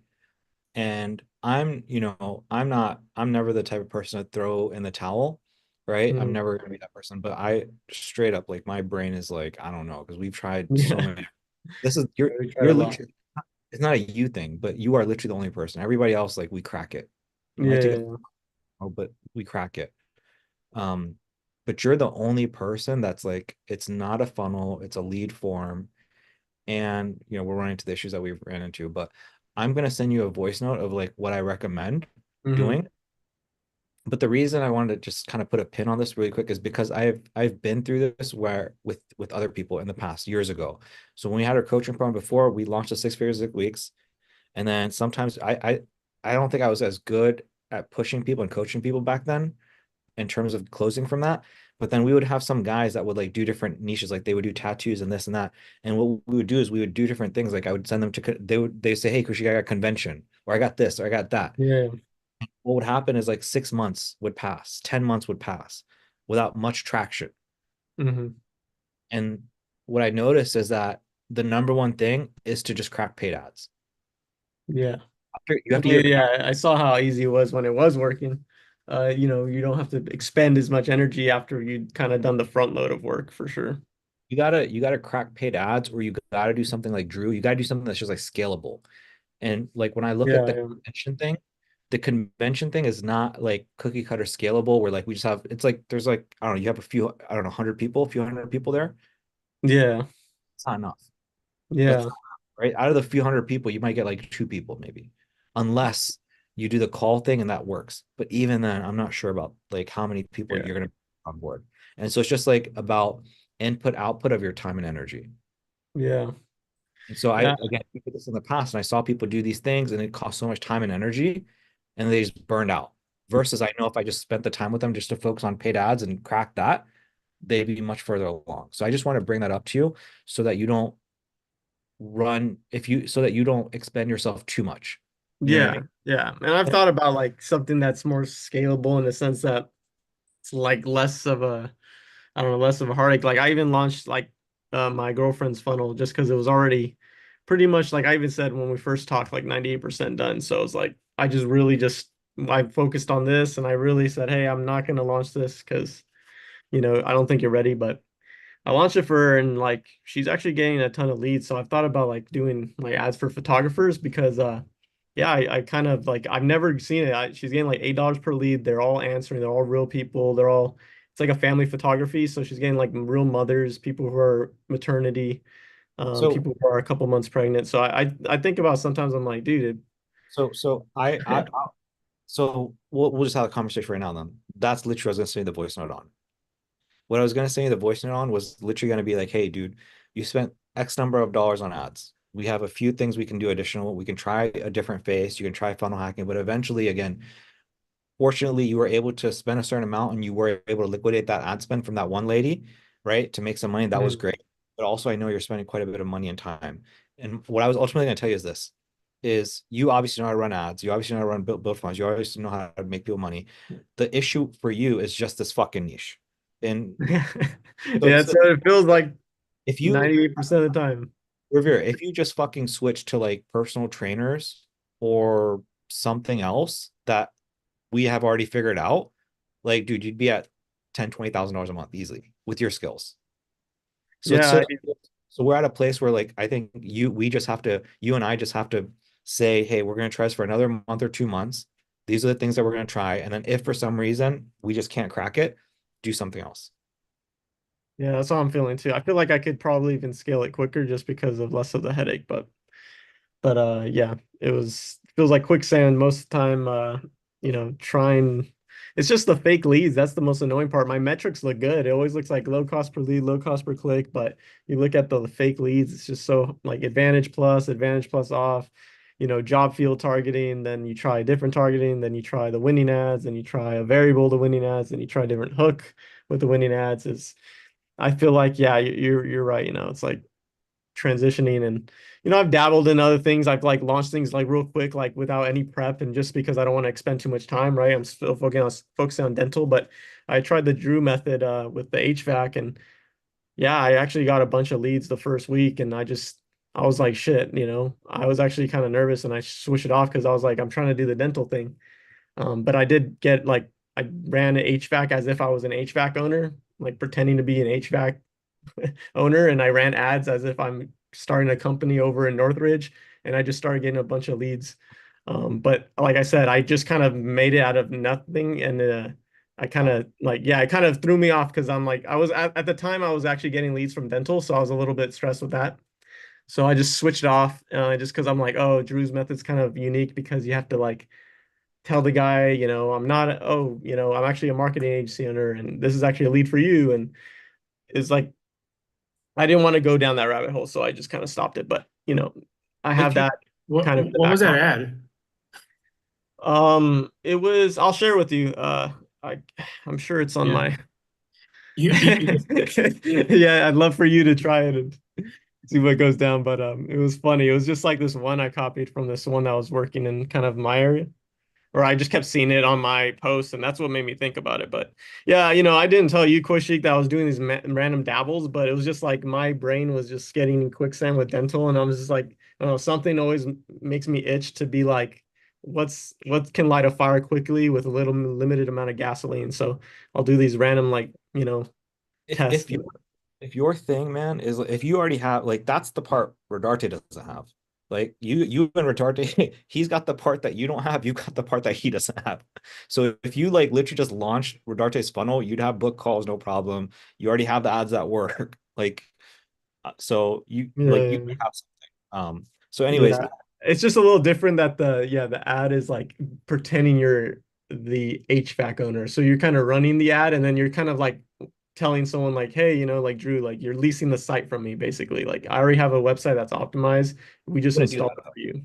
But And it's kind of it kind of was confusing, so that's why I kind of stopped it.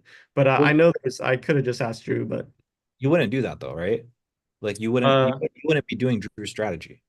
The reason you wouldn't be doing Drew's strategy is why. uh I don't know.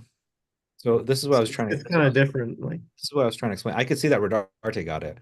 So I'll share with you.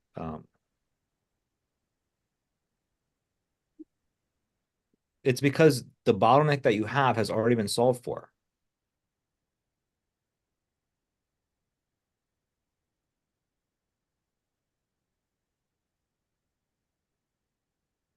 Rodarte's already figured it out. Me and Rodarte already did this. oh nice. So Yeah, I kind of heard you guys were doing some. HVAC business owners. What if I told you there are better ways to get Right. So we already figured that out, That goes to this calendar page where Archie's gonna book calls for like 30, 50 bucks. So you don't have to do Drew strategy. Oh, okay. That's Yeah, what I'm I saying. need to take from Daniels though, and then we're really matching names and niche. We're So clones now. No, Hey, no. where are you Like that. located? I don't. Are you in California? I'm in Orange County, California. Oh wow. Okay, you're really close. No, we can't be with twins, but I mean, yeah, So, I get it. Like, you know, what I'm trying to ultimately get is this. Here's my thing. We initially started because you had service delivery down for dentists, and I loved that. And I was like, okay, cool, man. Let me see if I can help Riviera figure out client acquisition. I'm still saying let's give it like another month. Let's try a few Mhm. different things. And then at the end of the month, what I'm saying to you is that if we cannot figure out client acquisition, just do something, a simple pivot like this. And then you're gonna make the amount of money that you deserve to make. I'm literally using the word deserve. You deserve to. You with your skill set, you deserve to. Right now, Facebook is just being a little bitch with you. For sure. But For sure. that's my advice. Yeah. I mean, yeah, I get what you mean now by like I have one part he doesn't have, and it's kind of clicking because I'm like, oh yeah, the part I have is kind of weird. It's kind of the end part, which is the client's video that they post for themselves to get leads, like your results. Because I pretended I was the HVAC owner, so yeah, I basically have the ad that basically works for getting like, yeah, we okay, it was crazy because they'd call and they'd be like, yeah, I'm looking to get a because I'm like, okay, we're getting leads. Let's see if they're fake or not, and then they'd be like, oh yeah, I got a unit, it's 15 years old, we're ready for a whole new install. And then one after the other, they were all full installs. They're like, yeah, Dude, what's it gonna run me Arte. 15K and stuff. They're already prepping their mind. They're all bracing themselves. They're like, what's it gonna run me 50K? It's like, well, I'm just basically the sales rep. I'm gonna get it over to my boss. He'll basically call you and explain more of the offer. My main goal is just qualify you, and then also just send it off to him. And then he's like, oh, sweet. And yeah. Rodarte, Rodarte, you owe Riviera dinner. I'll share it. I'll make sure I share it in like maybe the general or something. I gotta I'm find where they're at in my. so like the ad I ran was just like a 20% off service, and I was getting opt-ins from that. It was just a lead gen form. So And it sounds like you guys both have something working then. Nice. Yeah, I'll definitely share it with you, Daniel. appreciate it. I'm in Corona, by the way. Oh, no way. Yeah, Dude, you're close. I'm in La Habra, which is like near yeah, Brela and Yorba Linda. yeah. Cool. Like, So Riviera, what else is going through your mind, man? I mean, that's it, really. It's just like, yeah, let's give it a couple more weeks and stuff. Like, and I'm open to it, and I think I can like just seeing my girlfriends kind of pop off how I did the random stuff. I feel like, I don't like kind of drowning in opportunity in the sense, but I definitely can see myself being able to make a switch without it being too rough. So I'm basically prepared. But I do want to not throw in the towel just yet. Just do like a final couple Hail Marys, and then maybe just talk with you during any transitionary, because I for sure it's always a lifestyle and mental thing switch. So I just got to make sure that's all intact, so I can just go full speed. Yeah, the switch would be like super simple, and I'm not trying to sell you on it, but it would be super Mhm. simple. Be super fucking simple. Be like a week, and then you 1 week to get things up and running. And with your sales skills and what I've seen, by within 2, 3 weeks, you'd have your first sale most likely. It'd be very fast, I think. Cool. Yeah, I'm all for it, and yeah, that's pretty much it. I mean, if I look at the Slack right now, I don't think there was anything major. Yeah, I might just try the adjustment that Mason mentioned, and then yeah, I'll do kind of what I'm thinking on the ad level, but I'll let you know if I have any other Hail Mary ideas just for last month, and then I'll kind of just kind of sync up with you kind of if I feel like it's not being fruitful. Sounds good, man. We're on the same page then. Cool. All right. So Rodarte and then Cam. So Google Doc formula is broken. So in terms of the formula, that's what I was doing with Cam, by the way, Rodarte. yeah, I can go back and watch that. Okay, cool. It was just I don't know, like if I copied like a column and pasted it over, and I don't know, like the formula didn't make it over, I guess. I don't know. But like it was messing me up because my cost per leads were staying the same as I was like entering more leads. Yeah. And I was like, what the hell? And it took me a while to figure that out. But We can rock it out. I mean, I can just show you something really quick if you want. okay.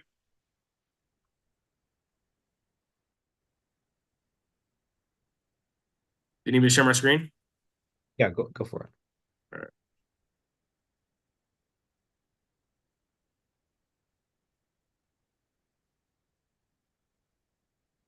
So which column do you want to work on? Which column, which row? This one here, it's this is the one that's like just not adding up. So for example, leads are at 14. If I say, So double click on the 7826. So there's no function there, right? That's why it's not changing. yeah, that's why I don't know how that didn't happen, because that's the only one that did not. Like these all have Yeah, it was accidentally deleted. I'm willing to bet if you go to the right where it says div divided by 0, right? If you control C that and then try control Ving it where it says 78.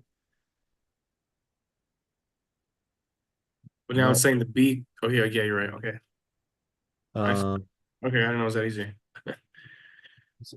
is it the right thing now or no? Double click on 7826. Yeah. Is it right? Yep. Yep, there you go. Okay. So that takes care of that. Cool. What was my, let's see. Your other question was KPIs. Well, yeah, I was starting to get nervous because like my leads are drying up again. I haven't had a lead, and I can tell you right now. Since Friday. Friday, Saturday, Sunday, Monday. So have you tried duplicating the ad set? What is your cost per lead? It's 78 bucks here, according to that, 78 bucks. So what does your ads manager say?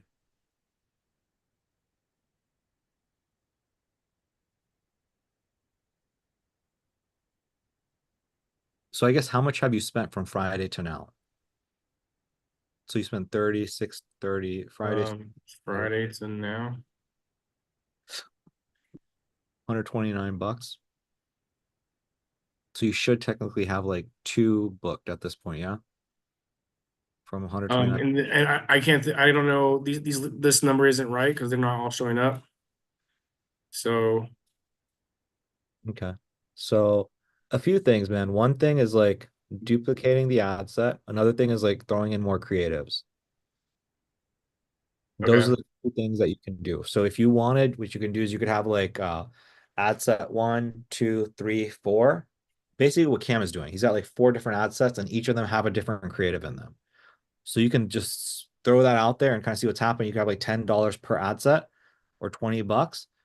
And that you might have a few ads that absolutely crush it for you, just like Cam. And then you're chilling. You're not worried too much. Okay. So hopefully that makes sense. So option 1 is duplicate the ad set. And I think, you know, if your ad sets, if it's losing steam that fast, it might be that they should be this expensive. 1, it should be this expensive, and now you're like trending to like what's normal. 2, it could be that you're losing steam and you need to have another creative. I don't really think that's, I don't know. I don't know if that's the issue Well, or not. I've duplicated this three times now. Yeah. So just do it again, you think? How often are you duplicating though? Once a week? Well, this is like a month in between here. Oh, yeah. If it's a month, well, the last one that we duplicated was just like how long ago? The 19th of right here, this date, the night, It was 9/18. 19, and it was so this was duplicated on the Yeah. 12th. 9/18 is too early. That's like 19, 20, 21, 22, 20. That's like Well, 5. remember, because I wasn't getting any leads for like a whole week, and then you said, so I went ahead and did the duplicate, and that was this one. That's right. But this should continue to fire. It shouldn't like stop working within like a week's time. And it gave me like I don't know how many leads, because this isn't accurate, but it did give me like a bunch, like right at like all close together, and then now it's nothing again. Okay. Yeah, just duplicate it. Let's see what happens. Okay. Duplicate, kill this one. Let's see what happens. And then again, you're probably gonna have to film some ads, or the ones that if you record some other ads, we'll probably have to test those as well. Okay. So then, I've never edited the other videos for my creative, so you think I just edit? If you have Like just- downtime, if you have downtime, you're gonna want to edit those.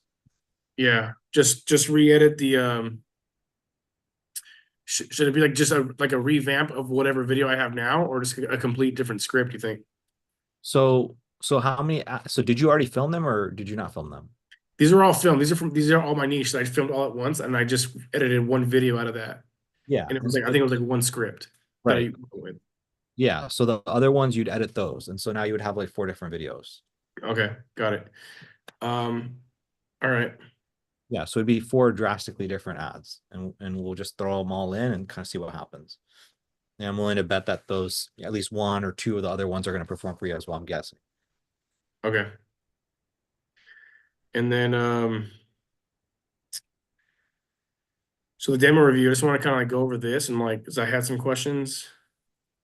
Okay. And this is so I'd say a lot more tedious than I thought as far as getting everything together. I don't know wall here. So this is the guy, I think I told you about this, Spencer. This is the real guy in somewhere in Wisconsin.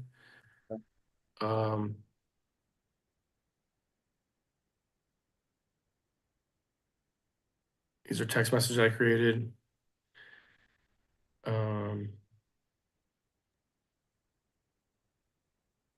Your presentation looks pretty good, dude. Oh, thanks. Again, just like edited this in Canva.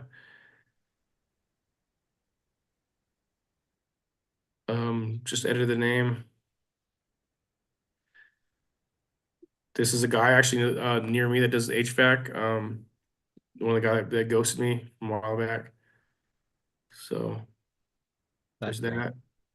that. This guy did 30K in 30 days. I still got to do one more text message thread here, but I got to change that out. But this video testimonial, should I get rid of this? Because this is, I don't know. Yeah, Like you can. Yeah, just if you feel uncomfortable, go. Well, just because like they're all like they don't look like HVAC. They're like in front of offices and stuff. So I don't even know. Yeah, They're all I mean, doctors. Well, I gotta change that, but you could probably easily create something like this in Canva if you wanted to. I think the appeal of this, I think here's why I think it's important in the presentation. Why I think it's important is because so much of the demo is about one guy telling his story. And so as they're watching it, then maybe they're like, oh, I don't really resonate with that guy, or like this part resonates with me, but this other part doesn't. And then when they see it this, and they're like, holy, she's got all these other people in it work for it too. And then they're like, oh, that guy looks like me, whatever. So it's like it didn't just work for one person. It didn't just work for me. It worked for all these people. I think that's what they're trying to do. That's why Kaplan's got it that way. So I do think it's I have a version of it that I can send you, Daniel. It's not like this. I felt uncomfortable with that too because I was like they might ask for him after. Part of my script is like afterwards if you want to look at that as well as I can send you a link, but let's just move on. But yeah. pretty much just took the Canva things and like made a circular like profile picture just of random people I found and then just typed it out and then I kind of put the text and then I put the time, just made it random different times for each one of them. I'll just send it to you and you can look at it. But instead of this, I substituted it with just written reviews. I can have a look, but I do think that this is powerful. I do think, again, nobody, I promise they're not gonna ask you for it. Okay, nobody's gonna fucking ask you for it. Just I know it's nervous, I know it's nerve-wracking, but they're not gonna ask you. What I like about this is again, it's multiple people, but then also I like that there are videos, they look like real videos. However, if you just again, Cam, if you're I'm imagining just an image, their face, it's like it's hard to tell if that's real. This fucking looks real to me. And Yeah, that's part of the appeal. yeah. Yeah. Okay, so yeah, I can do that. So moving on. That's Spencer. So this is what this ad. So like the thing I took away was like you got to tell them like this is the ad we're using, right? So, and that's what I don't know is what ad to use. And my thoughts were doing a maintenance plan, a maintenance agreement? No, Because no? the thing you show them is the thing that they want to buy. It has nothing to do with what you want to show. So you must ask them on the discovery call. Remember, what is one of the objectives on the discovery call? We ask them, okay, so what are you trying to sell more of? Like, what specifically are you trying to sell? Are you trying to sell this? Or are you trying to sell what? Okay, like why that? Why specifically are you trying to do more HVAC installs or whatever? Or why are you trying to do more repairs? Okay, we're trying to do more repairs because if we sell, maybe they sell systems and freaking they sell for $5,000, but their profit margin is like 200 bucks on that. And they don't fucking want to sell that. Maybe they want to do repairs because they make more money. So you figure that out, and then that has to be here. Again, also, I'd highly recommend you talk to Riviera, kind of figure out what he's doing there. Maybe like what he's obviously figured it out for something, but Yeah. whatever is going to be here needs to be what they tell you that they want on the discovery call. Okay, so this is gonna be changed for every call then. This right Not, here. not every call. Here's the thing: is like you're gonna like I don't know enough about HVAC. I don't know like what is your offer again? I had another question on that. I was like, I don't know if I What is changed it? the offer. My offer is 100 leads.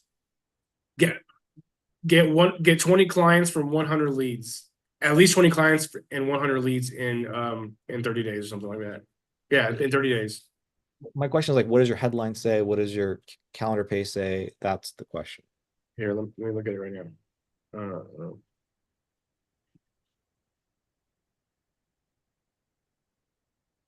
Turn 100 leads into 20 clients in 30 days. I'm pulling up your page right now. Turn 100 leads into 20 clients in 30 days. Okay, so you're selling, so you got 30 clients. 20 clients. Okay. So yeah, in your particular case, because you're not specifying like, oh, HVAC, 20 HVAC installs or 20 HVAC repairs, then yeah, it's a little bit all over the place. Now, here's what I think will happen is if you keep things the way that they are, then yeah, this could change per call, but it's probably going to have probably like 5 versions of it because there's only like a handful of things that these HVAC businesses do. Yeah. Now, down the road, if you want, what we can do is we can change up your funnel where instead of saying 100 leads into 20 clients, you say 20 HVAC installs, 20 whatever, a specific thing. Okay. Then this would simplify things for you. Got it. Okay, so this will so then whatever they tell me I want to sell. Well, what if they say they want to sell maintenance agreements or maintenance plans? Then I would go on ad library and just look for that and then just copy paste it in here. Okay. I couldn't find. That's a problem. It's like I thought it'd be maintenance plans were a good easy one because it's just money and no work really, or at least up front. And at $200 a pop, like 20 times 200 is what, like 4,000, I think. If you can't find something in ads library, it probably doesn't work. And so if they tell you that they want to sell that, well, then just keep going, keep pushing until they tell you something else. Like, got it. So you do these kinds of plans. What else is it that you're focused on generating leads for? Got it. Okay. So they'll tell you something else. And then you go into, okay, got it. So you want to do maintenance plans and you want to do this other thing. Yeah. They say, yeah. Okay. So here's the deal. Here's what we've come to find. Maintenance plans actually don't work very well with Facebook ads. You're actually going to lose money in our experience. But what we have found that works really well is this other thing that you said you want to sell. So I feel pretty confident we can help you probably sell about 20 units of that within about 30 days time frame. Would that be okay? I'm sorry, I can't help you with the first one, but I feel pretty confident about the second one. See how I'm saying that? Like something like that. And then now they tell you, boom, you put that on your sales call, like this page right here. Okay, got it. All right, okay, that's fine. I'll change that. This, I don't know what to. Cam, I was gonna borrow from Cam. It's like the weekly chats. That's what Aman does. You guys can Okay. do check-ins. And then I mean, this is me thinking 10 steps ahead. But like, what does that even look like? Like, is it like a Zoom call? Is it a phone call? Is it like? You can ask Aman if you want how he does it. I'm pretty sure he does calls. It's very similar to what we're doing here. But I think the way Aman does it is like he finds individual times that work for each of his clients. I don't think that's very scalable. He can afford to do it right now. Down the road, you're going to want to do something like what we're doing here once a week, get together, have these check-ins, Monday, Wednesday, Friday, text you, something like that. Okay. All about that for now, but yeah. I sent you a screenshot of what mine looks like for that slide. I just literally went up to Google and found different images. I found some random headshot of some dude and I covered his face. And then to the left, I just took a picture of me like pointing to an upsells thing, like I'm teaching him something. And then the background is just like the Zoom thing. So yeah. Okay, appreciate that. And then the DC vault, is this something? I mean, I guess the answer is yes, include it, but I don't even know. Like I said, like what would I have? I don't know if I can deliver that. Is my concern. So this is just like your scripts. Like you're gonna need to provide scripts to people. Like you're gonna have to figure that out sooner or later, man. Okay. I'll send you that one too, Dana. Mine's it might be literally you can just screenshot mine and put it there. All right. Like Riviera, for example, was like literally telling me like he had conversations, he was figuring out some things that people would say. Boom. That's how you figure out your scripts. Okay. Should I get rid of this? Or at least the $1,000 back, or money back and plus $1,000? It's like that's a little much. I don't like this stuff. I don't like any money back. I don't like any deposit. I don't like any of that stuff. I don't like this. So just get rid of the slide, you're saying? Yeah, just finish. What happened there? That'd be a good question, Kaushik. What should we take out? Because me and Daniel are pretty much in the exact same boat in terms of what our presentation will be. So what should we just gut? Well, I think we're doing that right now, right? We're going pretty Yeah. much in. Right. Okay. So if you're doing that, I would gut that for sure. Okay. Um, And this is like imposter syndrome. Like I don't think that I'm valued at that. You know, like that's $3,000 values. Like I don't know, dude. Like I don't know. That just makes me laugh. Kaushik, right now, in terms of like imposter syndrome, from what we talked about earlier, right now it's kind of just like we can't deliver. That's the whole deal here. So like I did like that's kind of what the mindset should be, right? Like we know it's kind of just like blind delusion. Just look at the goal and that's it, right? you just have to be very it's a weird feeling, but just use your logical brain. Like how can you deliver? You can't. There's no way. It's impossible. But the thing is like, so Yeah. here's the thing to understand, man. There's two ways to play this game. One way to play the game is how I played the game, is how Alex Hormozy plays the game, what he preaches, which is this: get one client, do it free, learn a bunch of shit. Get them for free, get another client, do it for free, do a bunch of shit, get another client, do it for free, do a bunch of shit. And then eventually you're gonna have so much stuff that you're like, fuck, I know it. Now you start charging people. Literally the way you built your video business. That's the real way to build an agency. The reason we do it this way, why do you think it is? Pop quiz. Why do you think we do it this way? So you can learn all the things that You get paid to learn. so you can pretty much learn the insides and outs and not have to worry about actually getting I don't know, man. It's because you got 3 months with me and I got to accelerate the process of you getting results. All right. That is the only reason. It's because you got 3 months with me and I got to get you results. And this is the only way I can help you do that. So I can't wait. I can't help you do some trials and then it's fucking 2 years before you made first 10 grand. I can't afford that. I got to get you results in 3 months. So this is why specifically it is this way. Got it. Right. So if you've ever wondered why it's asked backwards, because there's a time constraint. That is why. Okay. So Google reviews, this is literally just, edited. Cool. Well, that's a real one actually. These are edited. I went ahead and like this one here is the real one. But I redid it because like I couldn't get the font close enough, so I just, did them both the same font and color. Really quick, in terms of like this stuff, again, I'm gonna say test it. I'm not a huge fan of this stuff. That's why I went over with Aman and I shared the script, like all these bonuses here. If you sign up today, you're gonna get this is the value of this. I don't necessarily like all this stuff. Like from slide 36 onwards, I'm not a huge fan of, but you guys can test it out. I mean, I like you saying that because there's a lot of stuff to talk about when you start the presentation. Like, what's coming. My script is literally word for word what he said. And that's what my question is going to be at the end for you. Yeah, like same here as far as like what, like, okay, so because I was told just to, whatever, if it's in there, it's important, you told me. So I kind of just left it all in here. Reviews and then client reactivation campaign. Yeah, I guess that's fine. But the bonus 3, like I don't even know if HVAC people would even refer other HVAC? I feel like Not- I feel like it's more cutthroat. Yeah, yeah. The one person she's like, I don't have any friends out here, man. This is This is like they're like F that, dude. Like this is yeah. I was like, well, if you do have a friend, maybe you'll tell him. And he's like, probably not, but all right, I gotcha. yeah, and then the price drop, that's all fine. I found that like I was actually charging more than they were, so that's interesting.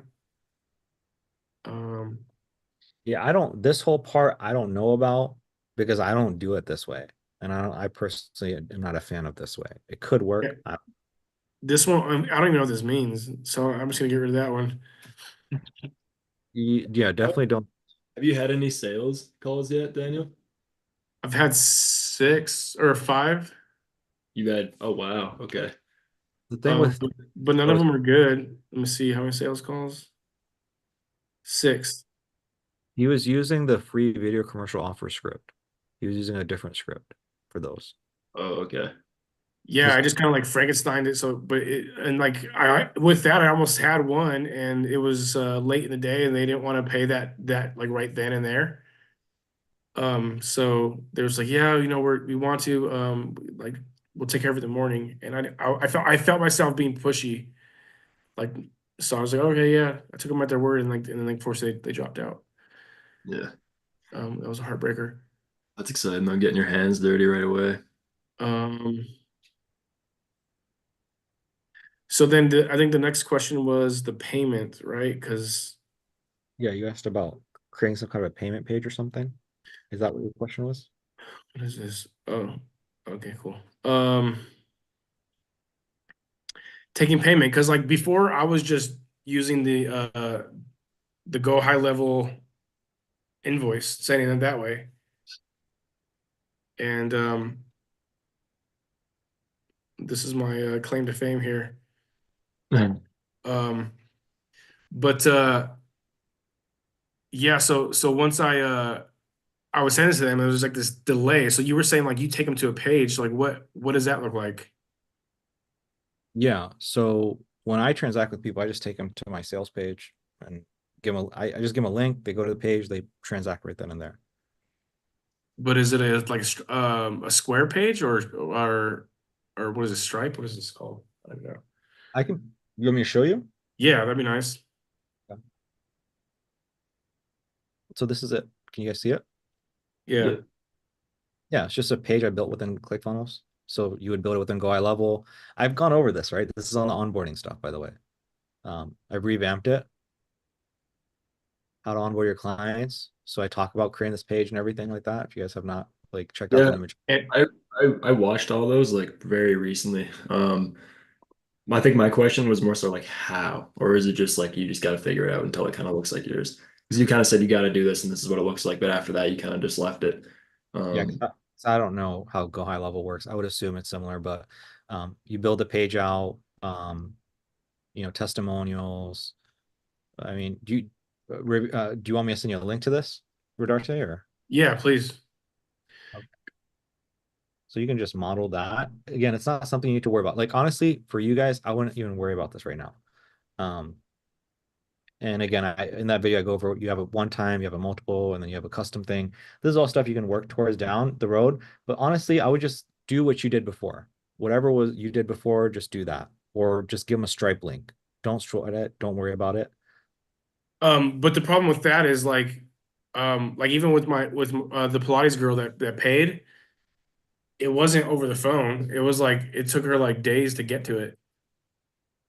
So show me what you have within Go High Level. Show me what you have.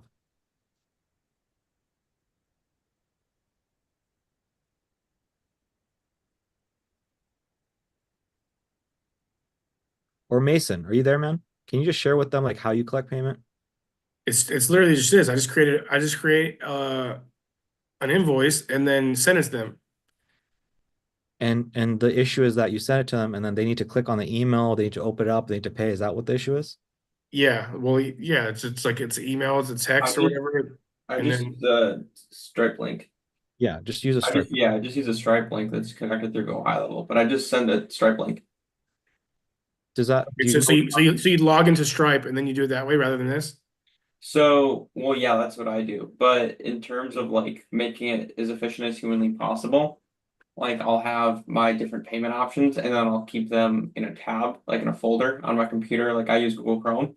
And then, for example, if someone wants to, like I'm opening it right now, it's like, okay, if someone wants to do a year plan, a 6 month plan, a 6 month plan, month to month, 12 month, I always have a link for it. And then I just open it up. And then depending, I can just put their card details in while I'm on the call with them, or I can just send them the link. Okay. That makes sense for Paypay? Like with that, I don't like what Mason says. It sounds like voodoo to me because I'm not familiar with this stuff. But would that get you the payment on the spot or no? I think so, yeah, because this is like like how do I do this?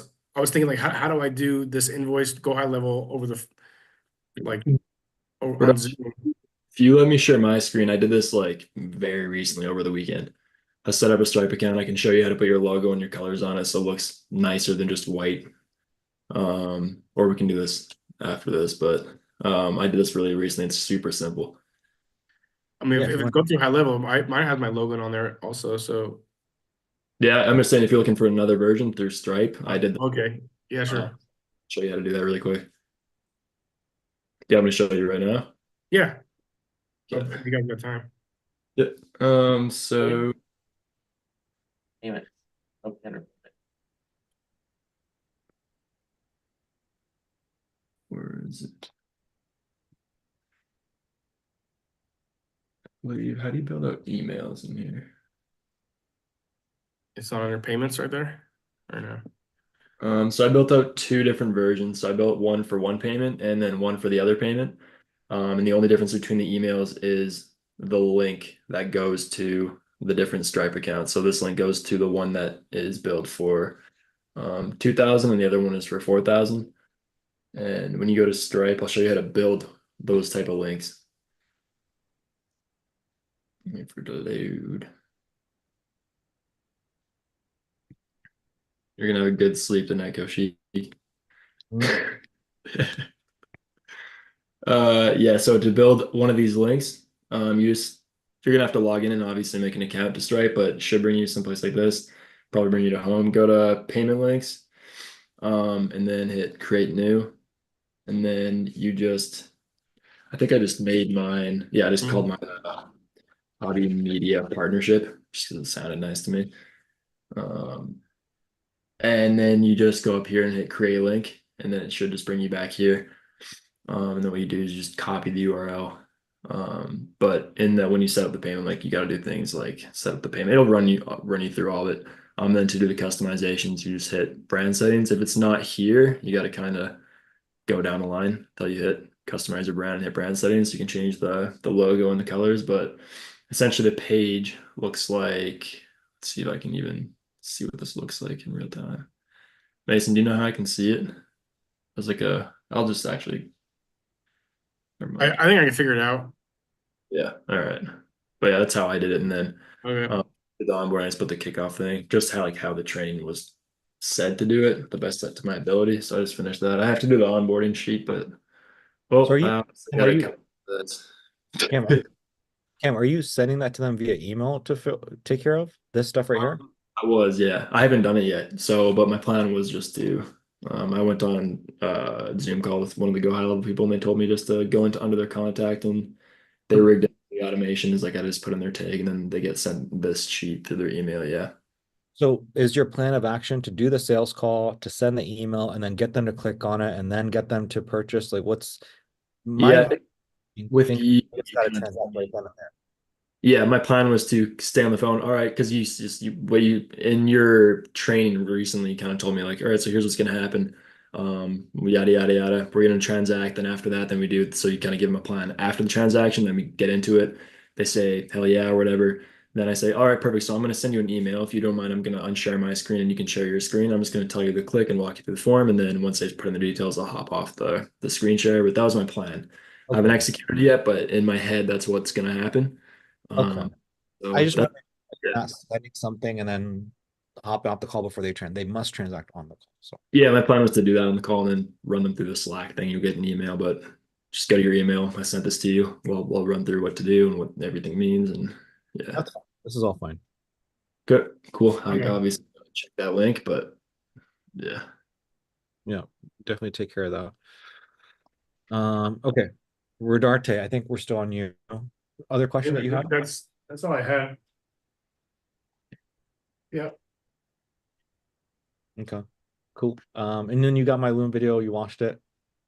Cool. Yeah, You good man. with Thank you for that. A lot more clarity and encouraging as always. And yeah, like I'm confident I'll get something in that time.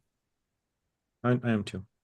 Yeah, I'm gonna ramp up ad spend here once I get the lead, like once I figure that out, because I don't want to burn money. But Okay, good. All right. Well then if you have more, just let me know, shoot me a DM, okay? all right, thanks guys. I'll see you guys. All right. Cam, what was that question that you had, man? So my question is, right now I have like my script open on my laptop, and like I said earlier, my script is word for word what the guy in, I think it's Joel's training said. Like literally I'm stopping every 10 seconds to like type it in. It took me hours to do. Even when he says I say I typed so like it's that detailed, and it has caused me to just be in a whirlwind of overwhelmedness because I got to change some of the numbers, because when he says in the thing, you're making this much a month, what I did is I highlighted it red, or and just so it's easy for me to see, because I know that those are the things I need to change. So what I'm doing is, if I have a discovery call with Nicholas, then I just make a new copy of the demo call, put Nicholas's name beside it. And what I've been doing is, before I hop on a call with all these guys, I got to make a copy and put their name in front of it and make sure I do my homework and change what they said on the demo, on the discovery call, if that makes sense. Does that make sense? Okay, so you have basically a script that you're running through for every single person, and then before your sales call, you're just slightly gonna tweak up. Just the red stuff. Okay. But all this stuff right here. All right, so we had our intro call. Oh, do you want me to? It's like it's pretty long, so I don't know how much juice you have left in your tank, but Um, okay, so here's the thing. I haven't even watched that fucking video from Joel. Like, I haven't even fucking watched it. I don't even know what the fuck he's saying. So you're telling me that you're stressing out, and I guess the main thing I liked about that, about Joel's stuff, is just like I like the so if we consider my pitch, right, the 7 to 9 figure machine, there's like Apple does, Red does this, and then here's the machine. That's what it looked like for you. That's like a good 15 minutes where you're explaining some kind of a machine. That's how you're explaining, like, here's our shit, here's how it works. That's what I like about Joel stuff. Hey, we got this guy John, and this will happen, that's what happened, this will happen. Now he's this, and we got 20 other clients, and the way they're doing is they're doing it through this machine. That's all I care about. That's the only thing I like that's valuable, in my opinion, of a discovery call, or I'm sorry, his sales call. The rest of it is the stuff I've shared with you of like preventing the objections and all that stuff. Does that make sense? Yeah. Yeah, that does. I think what because I just got like 4 sales calls tomorrow that I'm so sick of this, because it gives me no freedom to think outside the box. If I didn't have this script, I would be lost either than reading the slides individually and try to find enough words for me to get to the next slide just by reading the slide. It So, does. basically your concern is, if I go through these slides, I don't even know what the fuck to say, but I have these slides and then I have this thing here, so I have a good idea. So I can say, okay, I'm on this slide and I know I should be saying this, this, this, this. Is that what you're Yeah. saying? Yeah. So my script is, oh shit.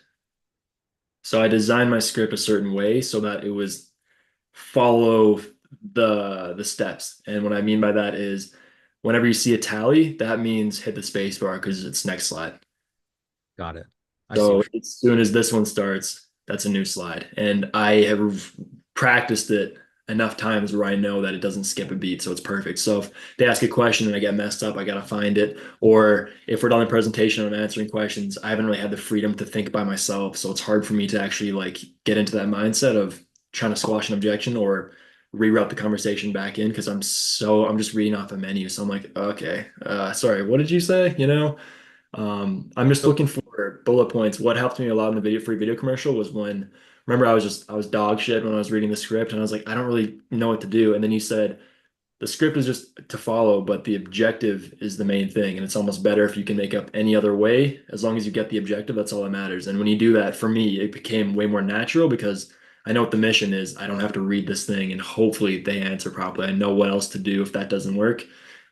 Here it's just so Yeah. it's stressful. It's not me. It's literally someone else's voice. When they say I probably wouldn't have said it's that was probably ironic, but it's just like it does all these things, you know? So So, so it's me, so me giving you the objectives is like that's the reason why I gave you the step 1 through 11. Those are the objectives. Break the ice is the objective. gotcha. These are the objectives. Step 3, this is the objective. Okay. So it's like, okay, how do I prevent the objections? So I gave you how I would say it. Now you do it your own way. So pre-frame the sales call. Here's how I would say it: the purpose, the process, whatever. Now do it your way. Gotcha. I know this isn't like as direct as I was with the 6 figure in 6 weeks, where I told you like specifically. This is more like high level overview. But if that is what helps you, I can certainly create that. Again, I think I told you this. I'm going to create a training on that. Now, when it comes to the demo, step 6, which is what this is, what you're showing me. In truthfulness, like I haven't seen it. I haven't even watched the video. I can watch it, but I have no clue what the fuck they're doing. Honestly, I have no clue. Right. All right. And what do you guys have for preparation? I know you have a full video on your prep before you enter into a sales call.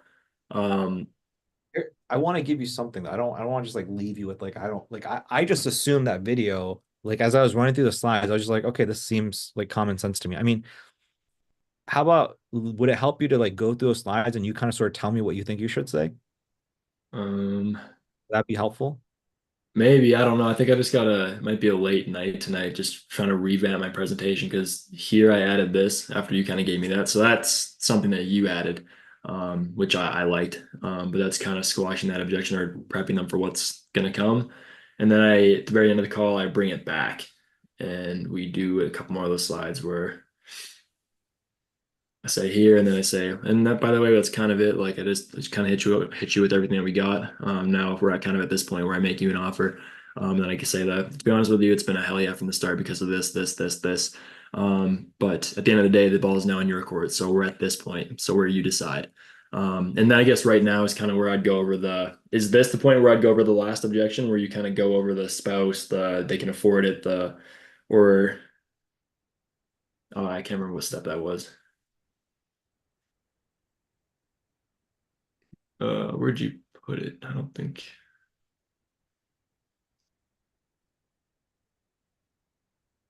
No. I go over that before I go over the demo.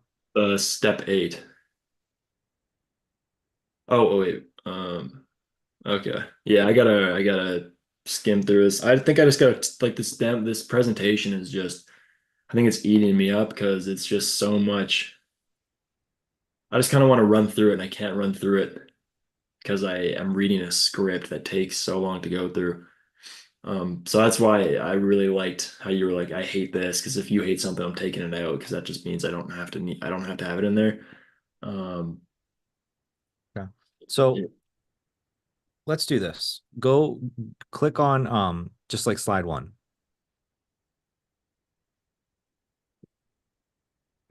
Okay. So like if we Frankenstein together my intro. So step 1, step 1, step 2, step 3, step 4, step 5. If you were to imagine you do step 1 through 5, right? If you look at Slack. And then step 6 is doing your demo, right? So step 1, 2, 3, 4, 5. You break the ice, you pre-frame the comment, you do all that stuff, and then you come into step 6, right? Step 6 is do your demo, right? Mhm. So if now you do your demo, which is now you actually pull up your you pull up your this, it doesn't make any fucking sense to start with this slide. Right. Does it make any sense? It doesn't fucking make any sense. Almost this one would be. This slide right here is applicable to I don't even that slide would basically be I think we just start out on Zoom, no presentation. Then it'd be that like, would be step 2. okay, with you if I share my screen, then we kind of pop into step 2 where that would be the first slide. So step exactly that would be step 2. Boom, there you go. So break the ice. Can I share my screen with you? Awesome. So then step 2 is now you pre-frame the conversation. So here's the overall process, man. Da, da, da. So step 2, now you share the screen. So if you want to pop back to your PDF, okay, that's step 2. Now step 3, yep. Step 4. So now this would not work, right? Because now if we go back to the my Slack, if you go back to Slack, so you did step 2, which is pre-frame the conversation, which is what happens. Step 3 is now you have to qualify them. So you have to have something to pre-qualify people now. So now you need to have something in your slide. So what I would do if I were you, if you go back to your PDF, I would maybe after step 3, I would maybe have let's just say there was 4, 5, 6, 7, 8, 9. I would scroll all the way down and I would have my last slide. Yeah, like your very last slide. And your last slide would be literally what I do, which is my objection killing questions. And the reason I would do that is because I would show them like, hey, man, so these are all the slides. This is basically what I'm going to be going through with you. And as you know, it's quite a bit of information. Now, before I do that, I'd love to just like pre-qualify just to save you and I some time. So I'm not running through this whole thing with you. And then literally slide 56 is the objections that you typically get. Yeah. Does that make sense? Yeah. Yeah, I think so. Okay, so now if you go back to Slack, now where are we? We're at prevent them from. Now what we're going to do is we're going to go to step 4, which is prevent object. So we've done step 3. So now they can't fuck with you. So now we're going to go to step 4, which is get them emotional. So now what you do is you already got your PDF pulled up. So one of your slides, I think, needs to be something about let's recap before we get started. So now you go back to your PDF. And so one of the slides, so that basically the slide that comes after slide 3. So that slide, now the next slide after that would basically be, hey, let's recap really quick. Right. Yeah. So now this is where you pull back stuff from the discovery call. You got to get that emotional trigger. You got to get something. Okay. Sure. Now, and then again, you're kind of on the screen. You're just having a conversation with them. You're getting emotional. And then what do you do? Pop quiz after this before you move to demo? You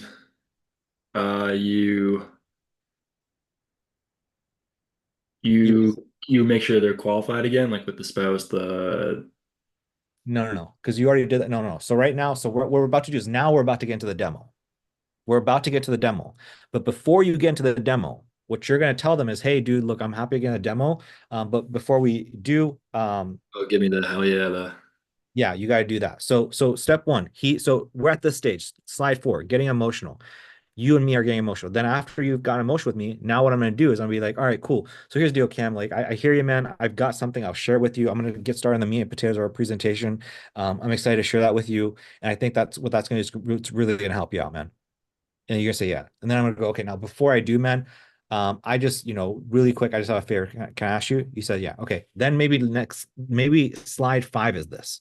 Or maybe you don't even fucking need a slide, but now you do the hell yeah, hell no thing. Yeah. And then now, if you go back to Slack, now is where your actual demo starts, step 6. This is analogous to the 7 to 9 figure machine from that previous lesson. This is where your song and dance come. This is where you're pointing on the fucking wall and you're showing a bunch of cool shit. You're selling them on your machine. You're selling them on clients. Now is where you would go into, open up your demo. So let's see, click on slide 5. Yeah, boom, there you go. Now is your actual demo because now you're actually showing something. Now you're actually fucking telling a story. Yeah. And then once we hit the end of the demo, I think I'm just going to take the bonuses out and adjust my script accordingly. Yeah, so step 6 is literally everything, just sharing the story, sharing that guy, sharing all the clients, sharing the system that works. I don't think you need to talk anything about pricing. I don't think you need to bring up any pricing. Here's our value, here's our anything. I don't think you need to do any of that. So do you think there's even It's trash. do you think it's even appropriate to like, this is cool, this is all just social proof. This is maybe giving you before Hell Island and Heaven Island. That's your desire, maybe, or whatever, just gives you a scenario. Proof, more proof. From what you were selling before, should I get rid of this, or is it just whatever? It's just hanging out. It's fine. Wouldn't hurt. It's not going to hurt, but I like the videos more. Okay, sounds good. and then this is still kind of the pitch, but in terms of pricing, things to keep in mind. Um, this is all cool. Everybody seems to be loving the no contracts because the HVAC industry, everyone seems to be getting screwed over by agencies and so many false promises, and they said they're going to get a guarantee their money back, still fighting them to get their money back. Just a bunch of stories like that. So, So wait, go into um go into where they show the ad system, which uh, I feel like this is where the presentation almost near ends. And I don't think that this is here's what I think Joel Kaplan is doing. All right. Joel Kaplan is sharing this as the presentation versus me. I show you the exact ad. I show you the funnel. I show you the walkthrough. I show you the SMS. I show you all this stuff. Joel doesn't do that because they don't fucking have shit. mm, But that's what would actually sell people. So here's what Joel is doing. Joel is doing so much social proof and he's telling such a good story because he's very weak at this. He's very weak. Does that make sense? He's so weak at this that he's overcompensating with all the social proof and all that shit. Me, I don't do a bunch of the social proof stuff, and I basically spend most of my time and energy here. So we're exact opposites. right. Yeah. My suggestion is that you do everything, the song and dance, and then when it comes to this, you really spruce this up. That would be my suggestion would be to really, here, I'll show you what this is. I want you to think back to your experience when we built out that 3-month framework for you. Phase 1, 2, 3, 4, 5. At the end of it, think about how you felt. You're like, okay, I have a clear roadmap. This slide should do that. I don't think it does that from how I'm seeing Joel stuff. This is like fucking 5 minutes. This needs to be like a 10, 15-minute thing. Just this. Yeah. And after that, then you pretty much go into, I think the next slide could be this. My suggestion would be the next slide might be like, here's what things look like step by step, month 1, month 2, month 3, month more, or like week 1, week 2, week 3, week 4. And that would be the end of my presentation. That's how I would do it. Okay. So you're thinking instead of like all this ROI calculator. No, that is applicable, like because you're showing the results of that. So yeah, I would have those results as well. Okay, but in terms of the system, these should maybe just be before. Well, this is showing results, but I think this is just kind of, yeah. Okay. So should this be up there with the social proof area of things? You can put it up in the social. I think I know what they're doing is psychologically, I get it because he's so weak at the presentation of like the machine that he needs to back it up with more data. That's what he's doing. So I would say you can do that. You can keep it here, actually. You can keep it here. So do the whole song and dance and everything. And then after you've done the song, so it goes from this ad and it goes here. And then from here, it goes here. And this is why this works. And that's why that works. Now, done correctly, here's what we expect you to see. And then you come up to slide 33. These are the numbers that this is what we would expect to see from you. Okay. And then slide 34 is like, now that being said, in terms of the order of operations, here's specifically what we would outline for you. Here's what we do: week 1, week 2, week 3, week 4, week 5. Okay. Okay. Does this need to be here? Like I said, I love the sales aspect of it, but I don't want to love something over something that works. So the way I do it, if you remember our conversation, is I said I have 2 products and 2 services. Here's how this product works, here's how this product works. I went over that with you first. So this for me came before the machine. So you know how you explain your ad system? Mhm. I guess you could keep it here. So you could go into the presentation and say, here's how the machine works. Now here are the numbers done correctly. Now, in terms of and here's what you would do week by week, day by day. Now, another thing to consider is I know this might be overwhelming. What we do is we actually have a great support system. So the first thing you're gonna do is you're gonna get access to University, Hobie University. So you could have it that way. It could actually work. Okay. Okay. Keep going to slide 35. Slide 36, that you can keep that. There's things to keep in mind. See, I don't like 36, 37, 38. Here's why I don't like it. At the end of slide 35, here's how done correctly, here's how things should be, or at least they are for me. After slide 35, it should be basically, hey, do you have questions? Okay. I want them to talk. I want them to vent. I want them to ask questions. Me and you, dude, you ask questions for like fucking 40 minutes. I want that to occur. You need that to occur. 40 minutes of just like them ask you questions, 20 minutes, just they need to get crystal clear. Then and only then do I want to talk about. I don't want to talk about money. This right here is about money. Like I don't want to talk about money until they are sold. So Right. I don't like slide 36, 37, any of that stuff. Let's delete it then. So that one's gone, this one's gone, and gone. So with that in mind, what are you actually getting? I don't like that. 36, 36. Yeah, I don't like that. Okay, so delete. Yeah, I don't like it. I don't like it. I don't like any of this stuff. All right, that's good news because I brought this up to some. Oh no, I added another one. I brought this one up, and some guy was like, "Dude, like this takes 18 months, pretty promising." And then I got back on my feet, and I was like, "Yeah, well, we don't usually like. All right, we have clients that are sticking on for 2 years, and now they're at top five. I'm not saying that we can get it in 18 months, but let's say we can get you from page 50 to 25 in the 3 months that we worked together. That'd be worth it, wouldn't it?" And they were like, "Yeah, I would be." And I was like, "Oh, thank God." And I moved on, but. I was like, he got me. I didn't even know that that was a thing or how long it took. I just thought it was something that was worth showing and people would like. And obviously you would, but he caught me off guard with that. So he also gave me a reality check of how long and hard it is to get that. So it'd be nice to take it off. I feel like, I don't want like I don't want to keep any of these things for my sanity. Whatever you think is gone, I want it out. And then I just want to move as fast as possible. So I think for now, let's just do a base where you don't have this. Let's keep it clean and simple and short, and then you can add this stuff back in if you need to. That's Okay. what my sales calls typically look like. I'm typically adding stuff as time progresses. Yeah. And from the calls that I've been getting, it seems like a lot of these guys are just like, I just need to get in houses. Um, I just need leads that aren't trash, that aren't asking for a quote. They want a duct cleaning and now they're in my ear. That's kind of seems like what I'm hearing. Um, More so than like any of this extra stuff. So if I can Yeah. really sell them on what they're really hurting on, Yes. That's the key. That's what I've come to find is that when people buy, it's one core thing that they buy it for. For you, when you hopped in here, what were you looking to buy? You were basically looking for convenience.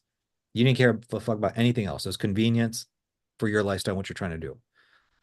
yeah. So if that's the case for them, lean into that. If this is all retarded, then this would all be retarded. It just seems like it's such a distraction because then they start asking more questions about things that they didn't even know existed. And now we're talking about, and they're not even really there for it. And I was like, what? I'm just gonna get rid of it. Get rid of This one seems kind of cool, but like, I don't know. I feel like if they didn't have it, they wouldn't really be affected. I I don't like sharing this kind of stuff until the onboarding call. And I make it optional. Okay. Like I said with you, for example, hey man, if you get if you create a testimonial video, you put it on YouTube and we assign some people will give you some money for it. Right. I didn't say that until the onboarding. Right. Okay. I don't think you need this bonus. Take it out. Or bonus number two. Yeah. You don't need any of this stuff. Again, you can add it on later on if they ask you about this stuff, right? So just be mindful, see how your calls go, and then maybe you can add it on down the road if you keep hearing people. But from what I'm hearing, And all these guys that are like on the phone just drilling me immediately about, all right, buddy, like cut the shit. Like you don't need to know about my kids. Can you get me leads? How much do you charge? Like they just kind of want to. I mean, to be honest with you, there's only like a select number of people that do that. Like they just don't give a shit and they're not really friendly along with it. But maybe that's kind of what I need to really know what the nice guys really want. So we don't know yet. I mean, it sounds rough, dude. Like what you're telling me, it sounds like you had a rough week, but stick to it, and then we'll see we'll see what is normal. It's going to take you a month to figure out what's normal. okay.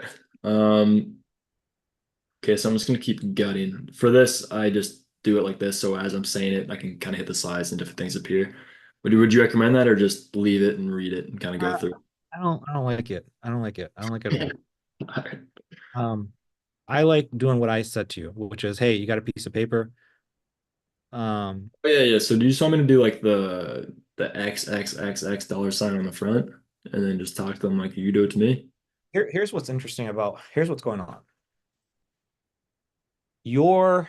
If in truth, if I were to do this by combining Joel Kaplan stuff with mine, I would have my stuff like a Word document, like the way I do it. Like think about your last sales, right? It was just a fucking page with a template. It wasn't all these slides. You're trying to do slide. It's like radio and TV. Those are two different mediums. Does that make sense? Radio and TV are two different mediums. So it's like this is like radio, and then my stuff is like TV. I don't use any slides in any of my presentations ever. I hate it. I never do it. And so it's like you would have a slide, and then you would come to this document, open it up, and then you go back to your main thing. Okay. So let me show you my screen, for example. Okay. So whenever I do, for example, my sales calls, I literally just stay here. I just run through this from top to bottom. So instead of like fucking clicking a bunch of shit, I just go from top to bottom, top to bottom, top to bottom, top to bottom. And then what happens is whenever I have like this here, for example, like, okay, so what you're gonna have access, you're gonna have the Cinemark and Chico, you have this, and then what I'll do is I'll just pull it up. So this would be like me pulling up a Word document or like your PDF. And Yeah. then I'll come back here. So this is my core thing. And then when it gets down to pricing, I'm gonna come down here and I just leave it up. I don't click a bunch of stuff, I just leave it here. That's what I like to do. Okay. Yeah. Okay. Yeah, I'll look into that. That's gonna take some more time than Yeah. than tonight. So It might not be worth it because of the time constraint. I'm just sharing this with you because we're trying to mix and match and Frankenstein a lot of stuff together. right. So what I would recommend doing is you just have like one slide like this. How about that? Have one slide, the products that they're gonna get. Like, let's just do this. Just do this. Products, support, FAQs, price point, and then you do the line the way I said it. That's it. Good. Good. Sounds good. And So again, okay. step 6 is we've gone over the demo. We can still go through your slides, make sure we can cut everything out. I think that's it. Like wherever I went over with you, well, slide 36 or 35.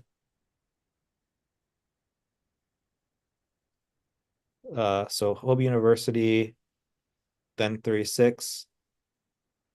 I don't think you need 36. I don't think you need 36. I don't think you need yeah, I don't think this is basically what I just showed you, the screenshot. You take a screenshot, say all the products and services that you have. That's literally this. But I don't think that right now is the right time to do it. Okay. So move it or just keep it? So basically you would have 35. Slide 35. Yeah. And I feel like after slide 35, there should be a slide that just says, that's it, questions. Okay. Because what we're trying to accomplish is basically step 7 of the Slack, which is ask if they have questions and spend as long as they need to answer this question. So you should have just one slide where you're just like shooting the shit. Step 8 is now you explain what happens next. So after slide 36, you should have a slide that says 37, which is basically literally step by step what happens next. So here's what happens next. Oh, okay. Like we transact, like after if you give me a hell yeah, great. If you give me a hell no, totally cool. We're cut and dry. Like it's completely fine, no hard feelings, but at the very least do this. After we transact, we'll do this and maybe bring it to the onboarding page of I'll send you a kickoff form and it's just gonna be this, that, and whatever. Exactly. So that's going to be slide 37. And then now, so ask them. So yeah. Is that cool? Here's what to expect. For now, it doesn't matter. No, my bad. Oh, say, here's what happens next. Okay.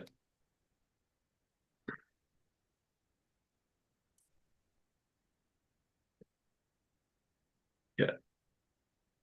So, and then step, So and you're thinking, so for these slides, it could literally just be this. Obviously, maybe I'd spice it up, but it would just essentially be that's it, questions. And then for this one, it would be here's what's next, and then it's just me talking. Like you guys just gotta listen to what I'm saying.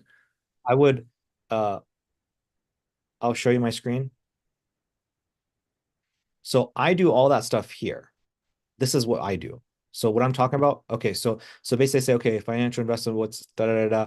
Okay, so here's what's gonna happen next. So from your slide of here's what happens next, this is what I do. So here's what happens next, man. First, we're gonna go over pricing. You're gonna be hell yeah, hell no. We're gonna transact. I pull up the page. After that, 5-minute welcome call, then you're gonna schedule. So they can literally see, and that's what I do. I literally like, click on it. They say, is that cool? They say, yeah. Okay, cool. So just confirm one last time. You got this, you got this, you got this. They say, yeah. Okay, cool. So just really quick. So, now that we're good with that, man, here are the products that you get. Here's the support you get, FAQs. Here's the value of the price. I would just copy this, man. Yeah. Just do, instead of, yeah. So go back to your slides.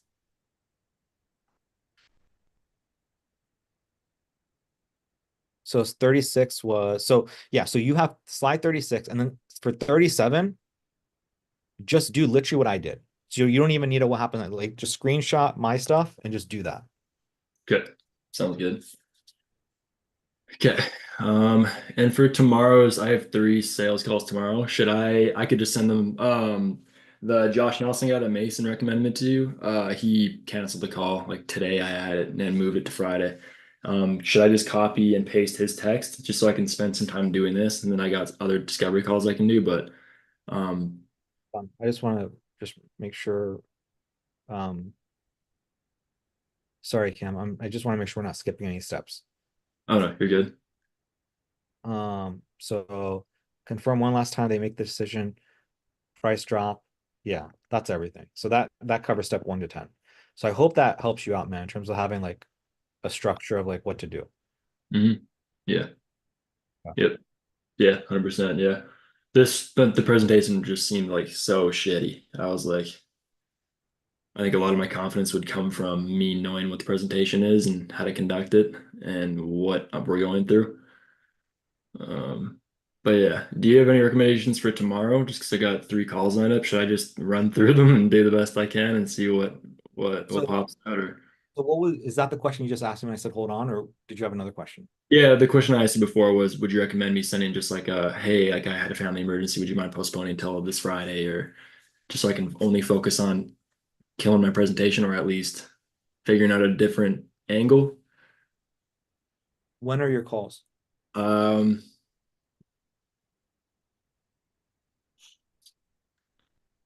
Pretty early. So my call this is tomorrow. So I got 7 a.m. It's a discovery call though. Discovery call. These are all my demos. So 8 a.m. is when my first one is. 11:30 a.m. after that. 2:30 p.m. after that. Okay. So it seems like you've got about 2 hours between each of them, about 2, 3 hours. mhm. So my concern is that, have you confirmed with each of them that they're going to show up, by the way, or no? You haven't done the evening. Not, Huh? not yet. No, I've been in this meeting but I could do that really quick, but I'll do it after this. Make sure, dude, that's so crucial. So crucial. You gotta, if you haven't been, you gotta be touching base with these guys frequently, make sure they're still warm. And you gotta be texting the evening before. If you don't, they don't show up, man. Okay. This whole like A2P getting failed thing is killing me. It's so annoying. I know. My stuff is still not approved, and I went through the same shit as you, and I just said fuck it, and I just didn't try again. So I'm not telling you to do that, but I'm saying you'll keep at it, and you'll get it done. Yeah.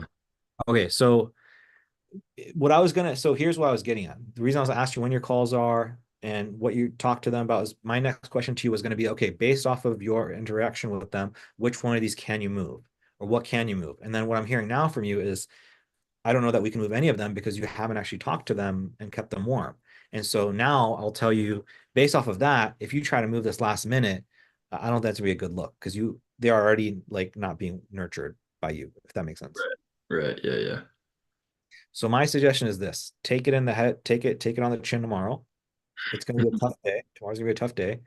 All Take right. it and fucking a lot of caffeine, but take that first sales call, really try to reflect on it, no distractions, and then go into the next one and try to just get better and better. It's gonna be rapid learning. It's gonna be a lot of rapid learning tomorrow. Yeah. And in terms of rapid learning, because my plan tomorrow isn't really to, I mean, yeah, the end goal is to close, but tomorrow I'm just going to be trying to experiment for the next day.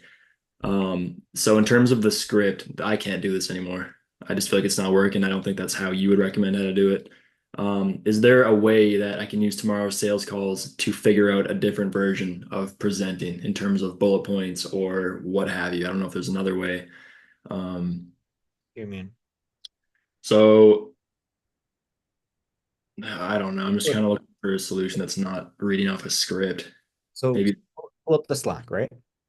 Pull up the Slack and the 11 steps or whatever.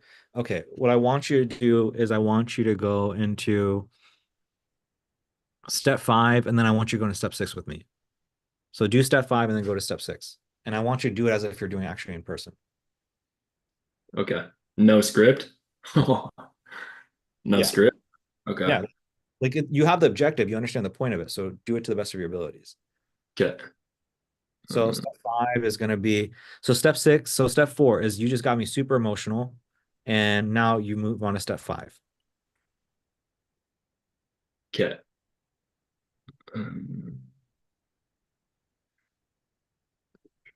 What slide would that even be? Step 4 would be that. I guess that'd be right here if there is even one. I guess maybe I'd have to make one. There has to be. Remember, step 4 is getting them emotional. So what you Oh. would title, what you would title it is not, you would title that like recapping the top 5 points from Discovery Call or something like that. Title it something so that they don't fucking think it's weird, but or yeah, top 5. Or I like to do something, maybe if you want to test it out, I always tell people like, okay, so what is the core thing that you need my help with? What I want you to do is I want you to imagine that, you know, you're Batman and I'm Robin, and we've got this villain that we have to fight. Who's that big bad villain that you and I, Batman and Robin, have to take care of? What's that thing that we got to fight on? And then Right. people start blabbering, whatever. So you can do it that way. You can do the top 5 points, whatever it is that you just got to get them emotional, right? So I want you to imagine that you and I just did that. I just told you, like, dude, my number one thing, I'll just role play with you, dude. So Cam, I know we've been talking back and forth, man. My big thing, dude, is just freaking get me, people to talk to. That's it. That's my big thing. If you can just get me people to talk to, man, that's gonna help me hit the revenue numbers, and me and my wife, man, we can just do the things that we want to do, and we've just been desperately looking to be able to do that, man. That's it. Just help me with that, man. Okay. And then, sorry, outside of the role play, what's the next move? Am I still on this, or am I still feeding your emotions, or am I moved on? So I want you to imagine that I said that to you, we went back and forth, we're super emotional. Now what I want you to do is I want you to transition from 4 to 5. So 4 is emotional. If you go back to your Slack, 5 is do the hell yeah, hell no thing to get the commitment from them, because step 6 is you're going to open up and you're going to start your actual demo. So 5 is a transition. You need to get the hell yeah, hell no before you go into the demo. Okay. Now I just told you all this emotional shit. Now you're going to leverage it. Now you have the upper hand. Now you can bait and switch me and say, hey, cool, man, you're super emotional. Now I'm happy to help you, but you got to play ball with me. You got to commit to me. Right. So give me a, is it kind of, you seem to do it in a way that's like, do me a favor. Like I can't remember the words you said, but like I'm pretty transparent, straightforward guy. Give me a hell yeah. Awesome. We can get the ball rolling. I'll let you know what those steps are, or I don't know what I'd say, but if you give me a hell no, no harm done, like at all. Completely fine, but at least you can do after we do all this, give me a. I'll go ahead and do it, and I'll take you to step 6, right? So slide 6. So step 5, you tell me everything that I just told you, which is like, dude, I just need leads in through the door and everything. Okay. So I'm going to tell you, I'm Cam now. Cool, man. So I totally got it, dude. I understand where you're coming from. The issue is not so much like, HVAC installs or, plumber this or that. The issue isn't even freaking staff for you, which is something that we see from time to time. I get it. You just want you just want leads. You just want people in through the door. And if that's the issue, man, I'll be honest with you, like for us, that's the starting point. That's the easy part. Getting you some leads, that's the easy part. Getting your calendar book, that's the easy part. What we really like to focus on, man, is like the back end. We really like to focus on when you get inside the door, all the upsells and downs. That's where the real profit is. But that being said, man, like I understand where you're at. We got to crawl before we can walk. So let's just focus on getting these leads. I've got something, man, and I've been itching to share it with you. I can show you step by step, literally how we're getting all 42 of our clients 30 book patients within the time that they're working with us. Is that something you'd like to share? Is that something you'd like me to share with you? Balls in your court, man. If you feel ready, if you feel like that's something you really want to do, I'm happy to share with you. But again, balls in your court. Would you like me to share that with you? You would say yeah, right? Okay, I did a fucking shitty job, but you get the point, right? Now, what I'm gonna do now is I'm gonna go into slide 6, right? Slide 6, or I'm gonna go into slide 5, right? So here's the deal. Here's what I'm gonna do. So cool, man. I'll get, you told me, yeah, you want the presentation. Okay, cool. So then I'm gonna switch to slide 5. You switch to slide 5. So I just have one request. This could say big request. It could say request. You can have literally just request, big fonts, and that's all the fucking page says. All right. So here's my thing, man. I just got one favor I want to ask you. Is that cool? Cam, you say yeah. So here's the deal, man. In terms of what I'm looking for, man, like I'm gonna go through this presentation with you, and then here's what I would do. I would literally fastly scrub through it. So your Yeah. PDFs scrub through it really fast. So look, I'm happy to run through all this stuff with you, man, but there's quite a few slides here. I just, just to respect your time, my time, man. In my experience, there's one of three things that happen at the end of this call. Hell yeah, hell no, da da da, right? Now, I ask you, is that cool? Can you just simply give me a hell yeah, hell no? You say Cam to me, yeah. Yeah. Okay, cool. Now you click on slide 6. So here's the deal. Here's the deal, man. So let's go ahead and dive in. Boom. That's what it should look like. And that's what I was Yeah. trying to get you to do. When I was doing the role playing with you, I was trying to get you to do all that. Okay. So now you go into slide 6, and then now you should be able to do it. So you said, okay, so now that we're here, what I want you to do, Cam, is I want you to walk me through steps. I want you to we won't do all the slides, but do slide 6, 7, 8. Let's just see a few from you. Okay. Okay. So yeah, let's just dive in. I'm going to show you how we have gotten 63 clients before you. This is one example. The 31's a pretty particular number, and it's for a reason, because the slide after this one is the people that we've had for the longest out of all of our clients. They've made $31,000, 673 per month within 6 weeks. And then I think I would say, like, have you ever heard of Curtis and Mackenzie Hall story? They're our longest reigning. Okay. They're our longest reigning clients. We actually met them 2 years ago. And we like to call it that they were stuck in the duck cleaning rat race. I'm sure you know what I'm talking about. From what you told me earlier, it sounds like you're in there currently. This is just some more proof as to what they were doing. So stop real quick. Throw this in there. So I can already tell the way Joel does it, the way you're doing it. It's like, it's not a fucking interaction, but it's rather a show, and that's fine. Here's what I would say for slide 6, before slide 6. Okay, here's a little tip. You might want to write this down. I would get into and say, hey, all right, John, here, I'm about to go and hop in. Look, I'm gonna be doing a little bit of talking for like the next 10 minutes, man. You tell me if you need me to slow things down, if you need me to speed things up, you just let me know, but I'm just gonna go and get started. Is that cool? John says, yeah. Okay, cool, man. We'll sit back, relax, take some notes if you have to. But I'm gonna try to get through this and get you all the information you need. Okay, cool. So let's go and dive in. Boom. So give them a little bit of context before you hop in, because yeah, when you start talking, I'm like, fuck, I'm gonna have to sit through this whole shit. So if you pre-frame them, it'll get them better ready for it. So that's a little tip for you. Okay, sounds good. Okay, yeah, that's kind of the hard part too, because usually I would say, like, does that make sense? But like, you're just listening to some English. That's just pictures on a wall. So there's nothing really it's not too in depth for me to be asking if this makes sense, or is that too fast? But yeah, I'll prime them before I kind of start. Just prime and let them know you're about to do a presentation, that you're gonna sit back and relax.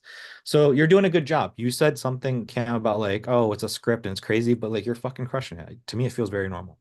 So, okay. All right. Okay. Yeah, like if you talk like that, you're fine. Like, don't worry about the script. Don't worry about the word by word thing. You're doing a great job, I think. I think you're doing what you need to be doing. Okay. So you're saying this guy could probably just go, hey? I'd kind of break the ice, and then I'd kind of begin with this guy here in terms of what to expect as to the discovery call. You already qualified, man. You wouldn't be here if you didn't trust me and think that I could help you. That's why it's got a check mark beside it right there. And I qualified you on that call as well. I'm not sure if you were aware of that, but I liked you, and I really think that we could help you. And now is the point where I dive in and explain the system. So my question to you is, and then I read this out, and then they usually say, well, so I've only had one. They said, yeah, so 100% ratio. They say, yeah, and then I kind of dive into it, and I'm like, all right, let's dive in. But I think priming them for all that stuff, because I would just be kind of rambling on for a while here. I think tomorrow I think I'll get the best night's sleep if I just tell myself, just fucking wing it. Like, write down maybe their stats, as in like their goal revenue and their current revenue, for things that I might want to bring up in terms of like pain points and like Heaven and Hell Island. And maybe like their goals and their biggest challenge. But other than that, I think as long as I have like a sticky note with like just those things for me to kind of look on and build my words off of, I don't know. I think that would just be good practice for me to wing it and see. Yeah. Yeah. Don't fucking go off the script, man. You're doing fine. I think it's fine the way it is. Don't go off the script. Like don't go on the script. Don't like try to be verbatim. Like do what you were doing right with me. Like that felt good to me. Yeah, yeah, nice. And again, make sure you type in, slide 4 and 5. And my suggestion to you is, again, run through the Slack multiple times. Run through the Slack and literally do 1, 2, 3, 4, 5. Play it on your head multiple times before tomorrow. Yeah, I might just sticky note for the free video commercial. I just took a bunch of stickies and put the objectives.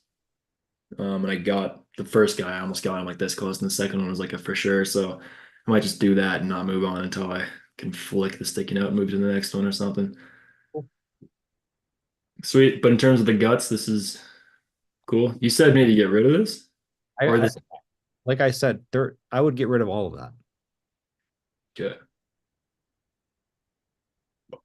All right. Right, right. Your final thing is you're not really putting a value on anything. Hey, you're just saying all your shit and then saying this is what it's worth. Click on 38. Here's yeah, so you're doing 38, slide 38. And then for 39, it's basically if you click on that link that I shared with you inside of Slack, click that link, and then you're going to scroll down. That whole thing right there, no, above, where I go over pricing. Oh, okay. Keep going.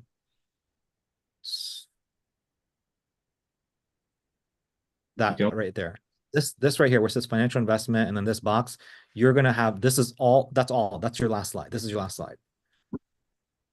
Yeah. Because all that stuff he's doing, he's sharing the price of the this and that and all that stuff. Just recreate this in your last page, and that's it. This is going to be objective. This is going to be step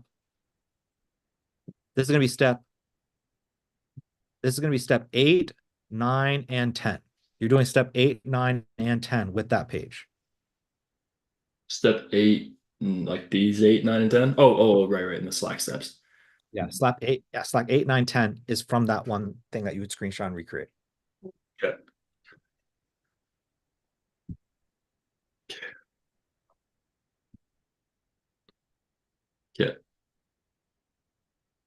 Okay, so okay. I think this presentation is a lot simpler now. So it's pretty much all this shit that we went over for role playing, then do my thing, but prime them beforehand so they're prepared just for a lot of talking. And then 7, 8. Well, 7 is just asking questions before you move on to the good stuff. 8, 9, 10 is just that one page I should recreate.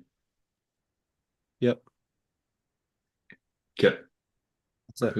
Keep it simple. Keep it simple. Okay. Yeah, simple's not what I've been doing, so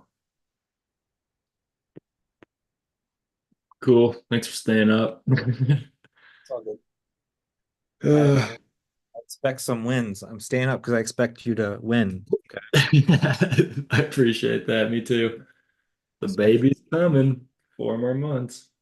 Yeah. The time is literally ticking. The bun in the oven's almost ready.